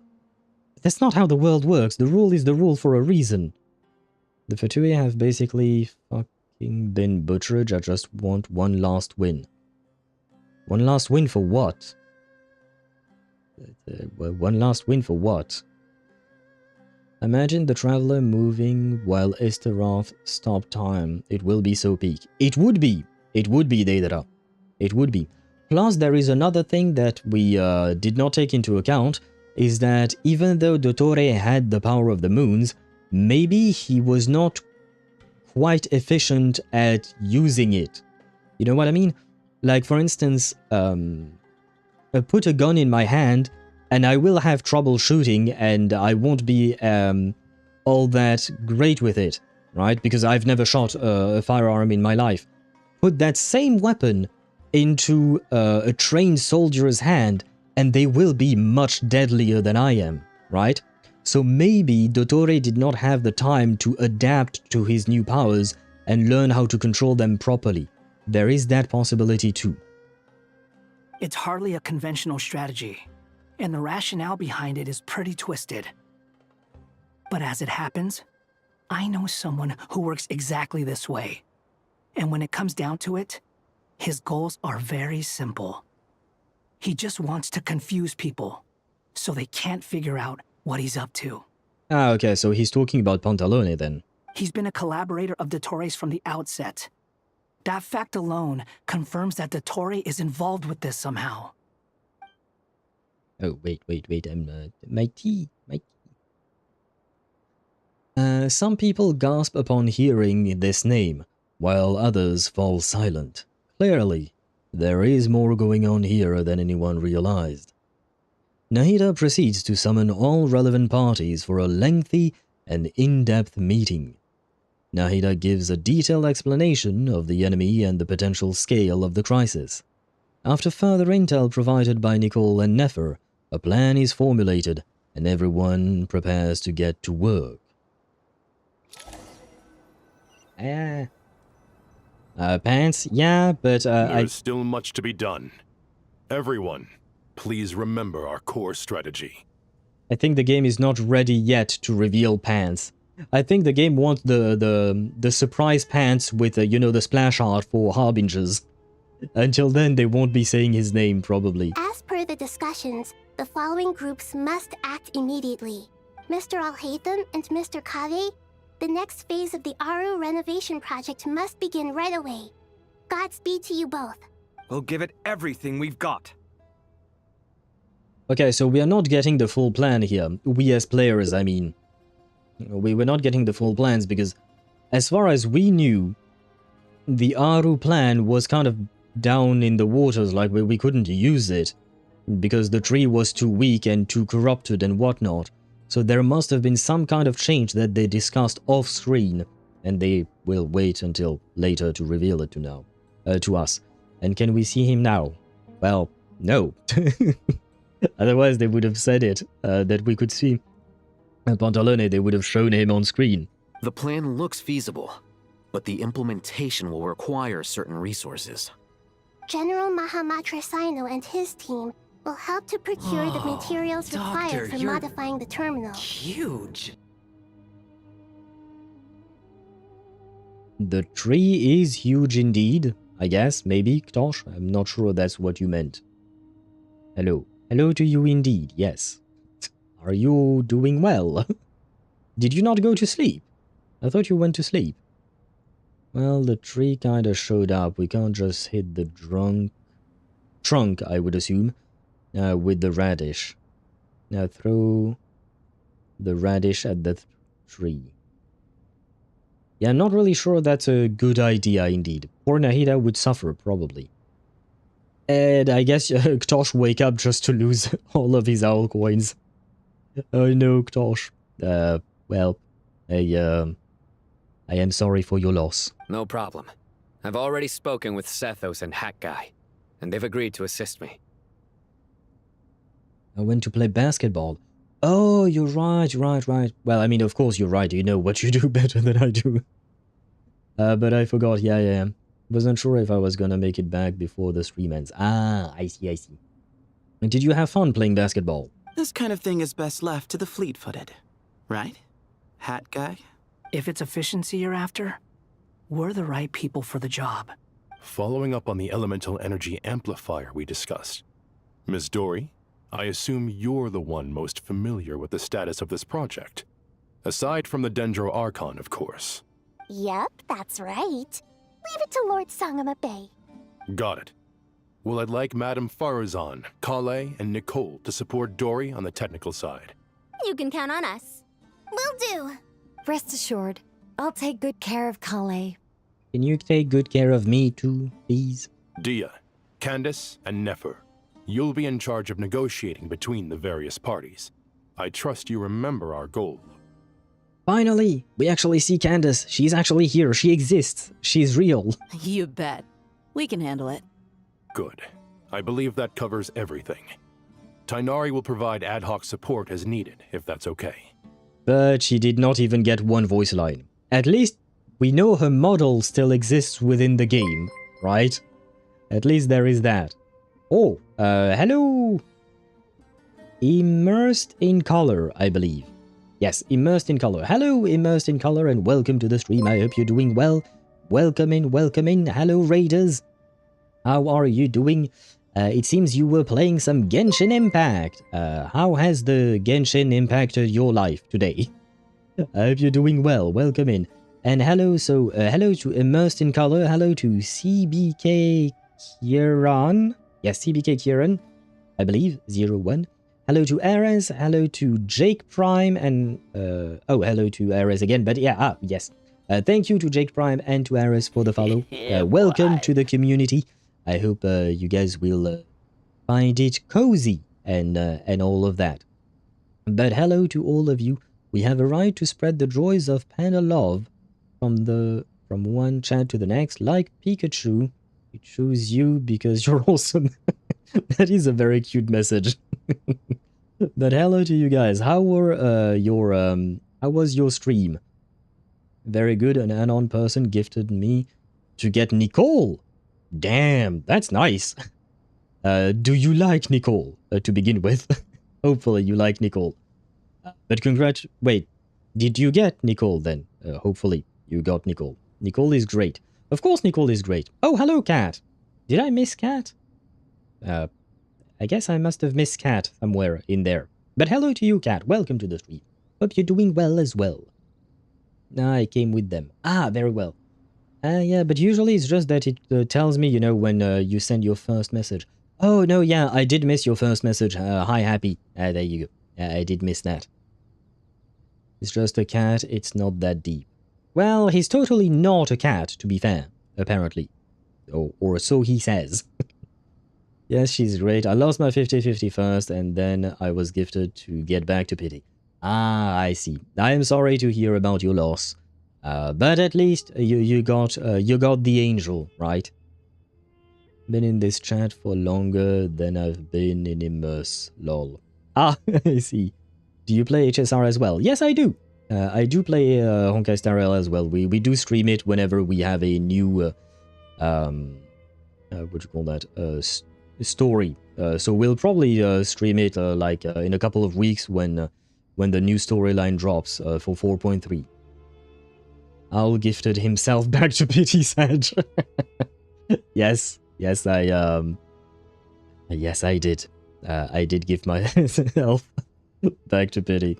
It hurt my soul, but it was for wife. I love Nicole, so we did what we had to get to her. What's your TL? Mine's 62. Do you mean Trailblaze level? I don't remember what is the max level in Honkai Star Rail. I believe it's 70, I think, maybe, or 80. I don't remember. I am maxed out in all of the games that I play. And I kind of forgot because in Genshin, like, it's what, maybe 60, I think. In Wuthering Waves, it's 80. In what do you call that? In Zenless Zone Zero, it's 50, I think, maybe 60. I don't remember. But see, yeah, it's because I have to admit I don't look at that because I've been playing Honkai Star Rail for like 3 years now. I didn't start at launch, but only a few months after launch, so I've been playing for a while. Where was I at? Yes, and then I spent 10 fragile resin to get the artifacts and got nothing. Ah, I managed to do the opposite. I did spend 10 fragile resin and I managed to get a decent-ish set. I'm still reworking her slowly but surely, but she has a viable set for now. I'm less than 2 months out from followed for a whole year, so it's already been 10 months. Oh, nice! It's been a while, Cat. It's been a while that you've been here, I mean. Have you heard Nicole's voice lines? The combat ones, yes. The others, not yet. And I do play the game in English, just so you know, because I've heard some of the combat voice lines and whatnot for Nicole in JP, and they are quite different from the English version, I will say. They're sus. Yeah, okay. You're talking about the JP voice lines. Because for me, the English voice lines are cute. The JP voice lines, the Japanese voice lines are definitely sus. That 100%. NT? No, I have not played NT because I already play... Well, technically speaking, I play 6 gacha games and I stream 5 of them. And we have a busy schedule. And on top of that, I stream a non-gacha game every week. Right now, we're in the middle of... what do you call that? Of Expedition 33. Well, technically, we are towards the end of Expedition 33. We are almost at the very last phase of the story. But yeah, too many games. And as much as I like the gacha games, not for the gacha, because I do believe they are quality games, they take too much time. Having to do dailies for 6 games takes me too much time already. So having to add a 7th one is just too much. Make it 6, no balls, this is sarcasm. I already play 6 gacha games, Sparta. I only stream 5, but I already play 6. And I'm not willing to make it 7. At least not until I find a game that I'm truly interested in. Which might be Silver Palace, whenever that one comes out. I don't know how I'll manage that whenever the game comes out. But I'm assuming maybe Immersed in Color, that means you play NTE. From everything that people have told me, the game seems fun. I will say that. Ask Iron what's his Iron Tomb's Eidolon level instead. True. If you want to know how I fare in Honkai Star Rail, the true measure is the fact that I have E2S1 Phynon, E2S1 Cyrene, and E2S1 Ceridra. That's how much I've invested into my Chrysos Airs. Most of my other characters are just E0 S0 or E0 S1. But that particular team, like Phynon and Cyrene, are my favorite character in all of Honkai Star Rail. So I pulled a lot. To be fair, though, we did get extremely lucky with Cyrene because we did get a double. I didn't think we would get E2S1 on her first banner. And she comes back. Yeah, I'm not interested in Mortenax, so that's okay. But there is Mother. Himeko is coming out in 4.4. She's been drip marketed. Because I was thinking of next patch, going all out into trying and get more constellation Eidolon, on Phynon. Yeah, but I have to save something for Mother. Himeko. I don't know what I'm gonna do. We'll see. That's fair. I dropped HSR, who was easy the NN field, but I think NT could go the distance for me. Yeah, understandable. Like, it does, what do you call that? It does depend. Like, some games you might be more into, because I've tried other gacha games, and I've dropped some other gacha games just because I didn't really manage to connect to them. So, it makes sense. Gotta head out now, Al. Thanks for the warm welcome, and have a great stream. Thank you once again for the raid. I wish you a great rest of your day, night, whatever it may be. Have a good rest if you can rest. And if you go to sleep, I wish you sweet dreams of Nicole. Yes, that's usually... Whenever someone goes to bed, I tell them that I wish them sweet dreams of a particular character they might like. I don't know what other characters you might like, so we'll go with Nicole. Having dreams of Nicole, I feel like, is a pretty nice thing. But if you're not going to sleep, then, well, you can always daydream about Nicole. That's the beauty of it. But a good rest of your day to you, and once again, thank you very much for the raid. There is Mother, you need Mother, save. Yeah, I need Mother, that is true. I do want Himeko, absolutely, so we'll see how it goes. Because I do have, like, over 130, 150 pulls saved in Honkai Star Rail, so I could afford to not do much, because we might get the Fate collaboration as well. And I do believe I will pull for Gilgamesh. Not for Gilgamesh, sorry, for Rin. Things might be hard, not gonna lie. Did I miss messages? Yes, I did miss one message from Arknight's Hannah. Hello to you and welcome to the stream. Well, you missed the raid, I missed your message. My bad. But hello to you and welcome to the stream. I hope you're doing well. Welcome in. Surprised you haven't finished me... finished. Wow, I can't read anymore. Surprised you haven't wished me nightmares of Xandars. Because I don't wish nightmares for people. I try to be nice. I wish you sweet dreams of Madame Herta, for instance. I know you like Madame Herta. Yeah, I don't wish nightmares on people, you know. So that's probably why. I'm super excited for Blade SP. I got 140 tickets plus saved, but I am on a 50-50. No worries, you just have to believe. You have to believe that you can win. Well, I say that, but I did lose my 50-50 on Nicole. Yeah, never mind. Believe that you will win, and I'm sure it will happen. For legal reasons, this is not a guarantee. But yes, we do have a catchphrase on the stream, and it is that 1 10-pull is all you need. Just ask Reverse 1999. To be fair, Reverse 1999 has better rates than all of the Hoyo games and Kuro games and whatnot, right? It does have better rates. But it is true that in Reverse, I have gotten lucky at times. I'm trying to get E2S1 for him. E2S1 with 140 pulls plus, that is kind of short.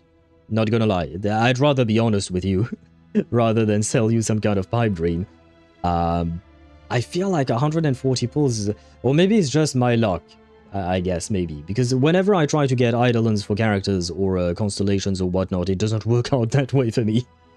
Except for Cyrene, I guess. Cyrene is the one exception. But yeah, well, you know what? It can happen, technically speaking. It can happen. And I wish for you that it does. I certainly hope that it does for you. But, guys, I will just warn you, for those of you who came in with the raid, we are doing the Genshin Impact storyline. Right now we are somewhere in Act 10. I don't know exactly where we are. But just spoiler warning, just in case, if you haven't done the quest yourself yet, or don't want to know. I don't know why else you wouldn't want to know, other than do it yourself later. Anyway, for whatever reason it may be, I just want you guys to know that we are in the middle of this quest, just so you guys are not getting spoiled. And Deidara, by the way, I missed a message from you earlier as well. You said that you play 9 gacha games now. Yes, but do you stream them? And do you yap as much as I do? Because that's one huge difference. Because you know that a quest takes me literally 5 times longer when I stream. Like, we had the example last time with ZZZ. Swavy said 2 to 3 hours for the quest. It took me 2 5-hour streams. So, there is that to take into account as well. It does consume a lot of time. For me specifically, because of how much I yap. I mean, I do have like 60 plus days on Express Pass. That will certainly help. You still have like... Plus, I mean, technically speaking, Blade's banner is not going to disappear right after it dropped, right? You will still have at least 3 weeks, I believe. Because I don't think next patch is going to be shorter, right? I think, maybe, I hope. I'll Nicole drain you, but not in the way you want. That is very true. That is very true. She took everything from me. But you know, there are 2 ways of seeing it, Deidara. You could say that she took everything from me, or the way I choose to see it is that I chose to give her everything, right? It still kind of, you know, kind of hurt. It still kind of hurt, but I did give her, I was willing to give her everything. So there is that. When I mostly don't make that any easier, the live stream length.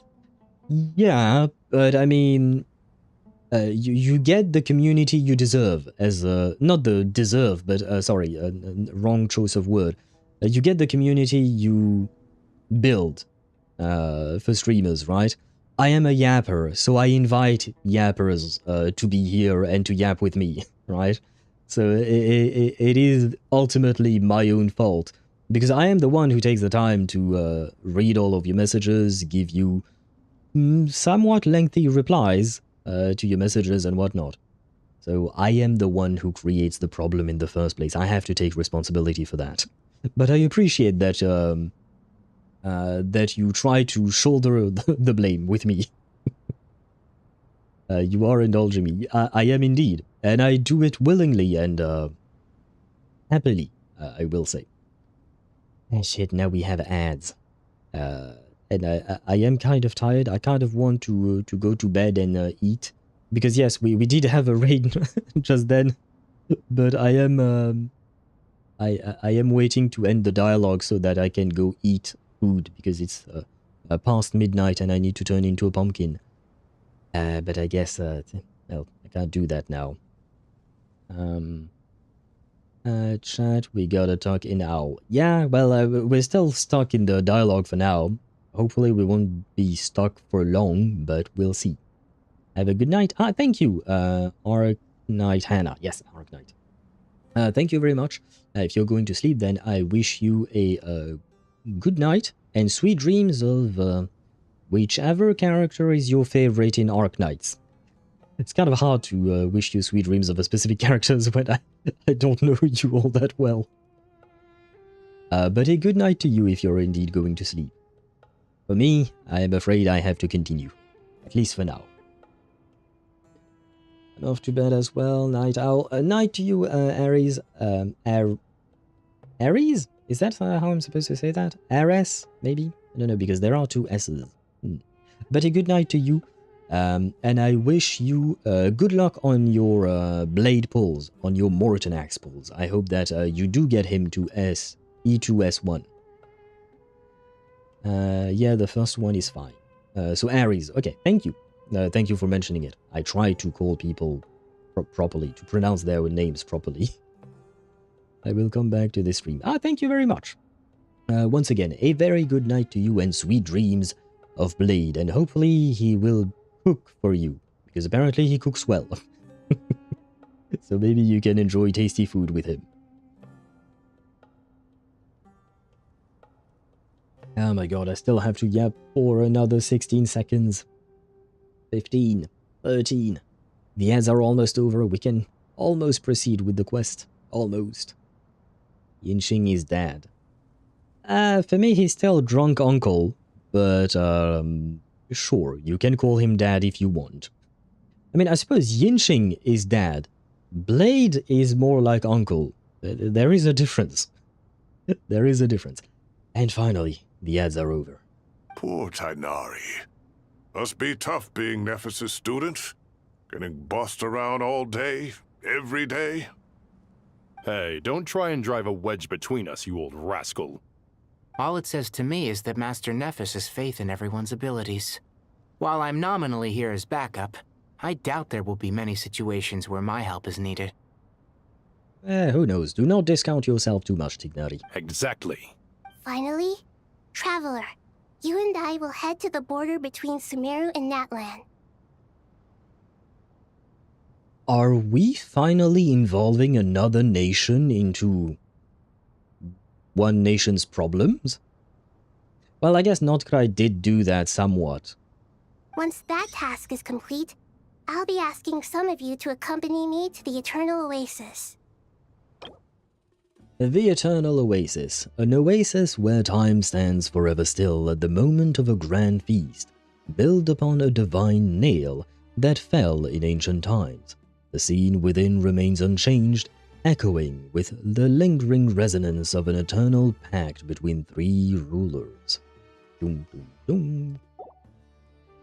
Well, more like crazy/insane uncle. Yeah, you're absolutely right. I don't know why I said drunk. Like I said, I think I'm tired. It was the first thing that came to mind for some reason. I don't think Archons can cross borders unless ordered from above. Also, the barrier is kinda there. True that. True that. I was wondering about the barrier as well. As for the Archons,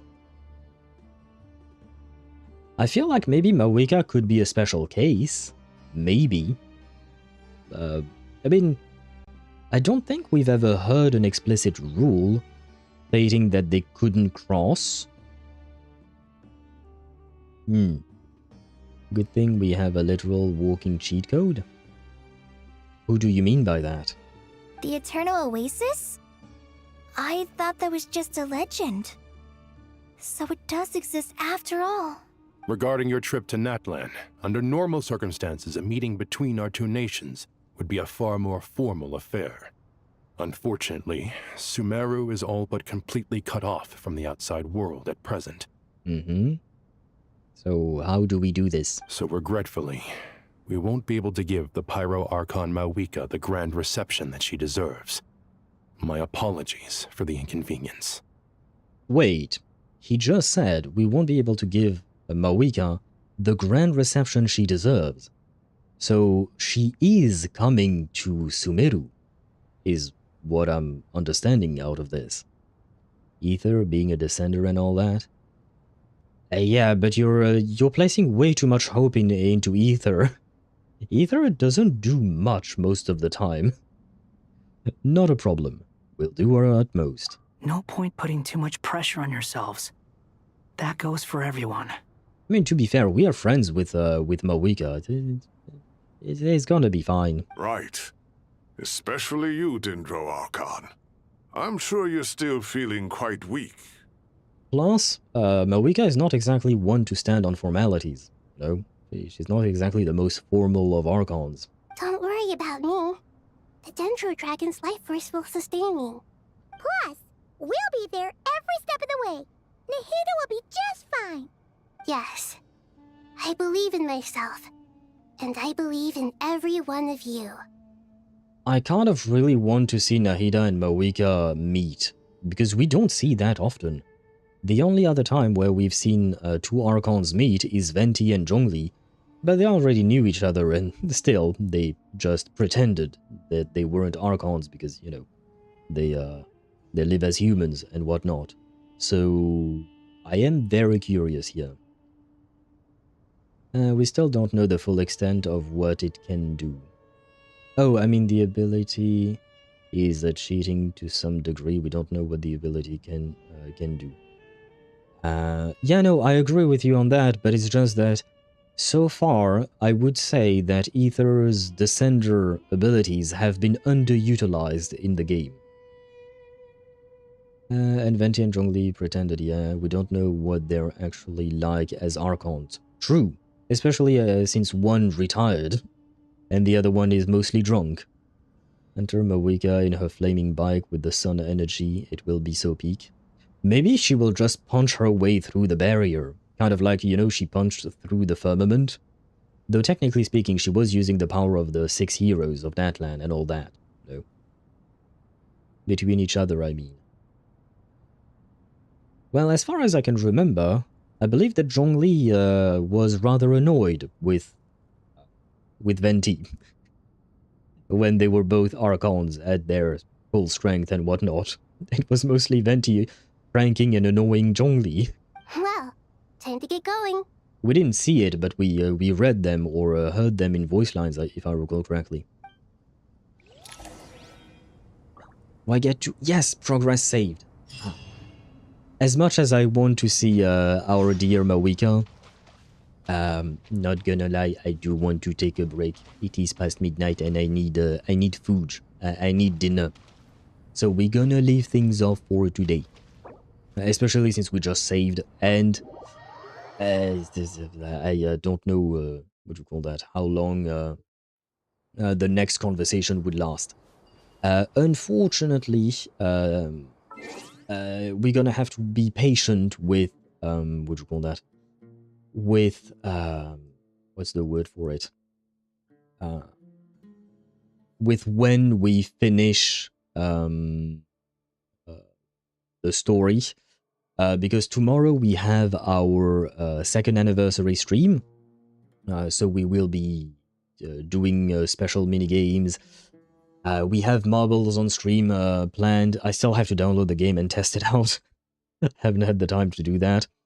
I also have to draw a second badge for that thing that Twitch implemented. But yeah, so tomorrow marbles on stream. We had a bunch of other things like Gartic phones, I think you guys mentioned that you wanted to do. Chip mentioned another game in the general Discord, the general channel of the Discord server and whatnot. So yeah, it's what do you call that? Tomorrow will be all of that, and perhaps more. I will be listening to you guys' suggestion and whatnot. On Sunday we'll have Expedition 33, and so we should be able to finish Genshin Impact next Wednesday then, for next week, which will postpone Wuthering Waves to Thursday, and that will probably postpone Reverse 1999 to either Friday or Saturday, depending on how long Wuthering Waves takes us.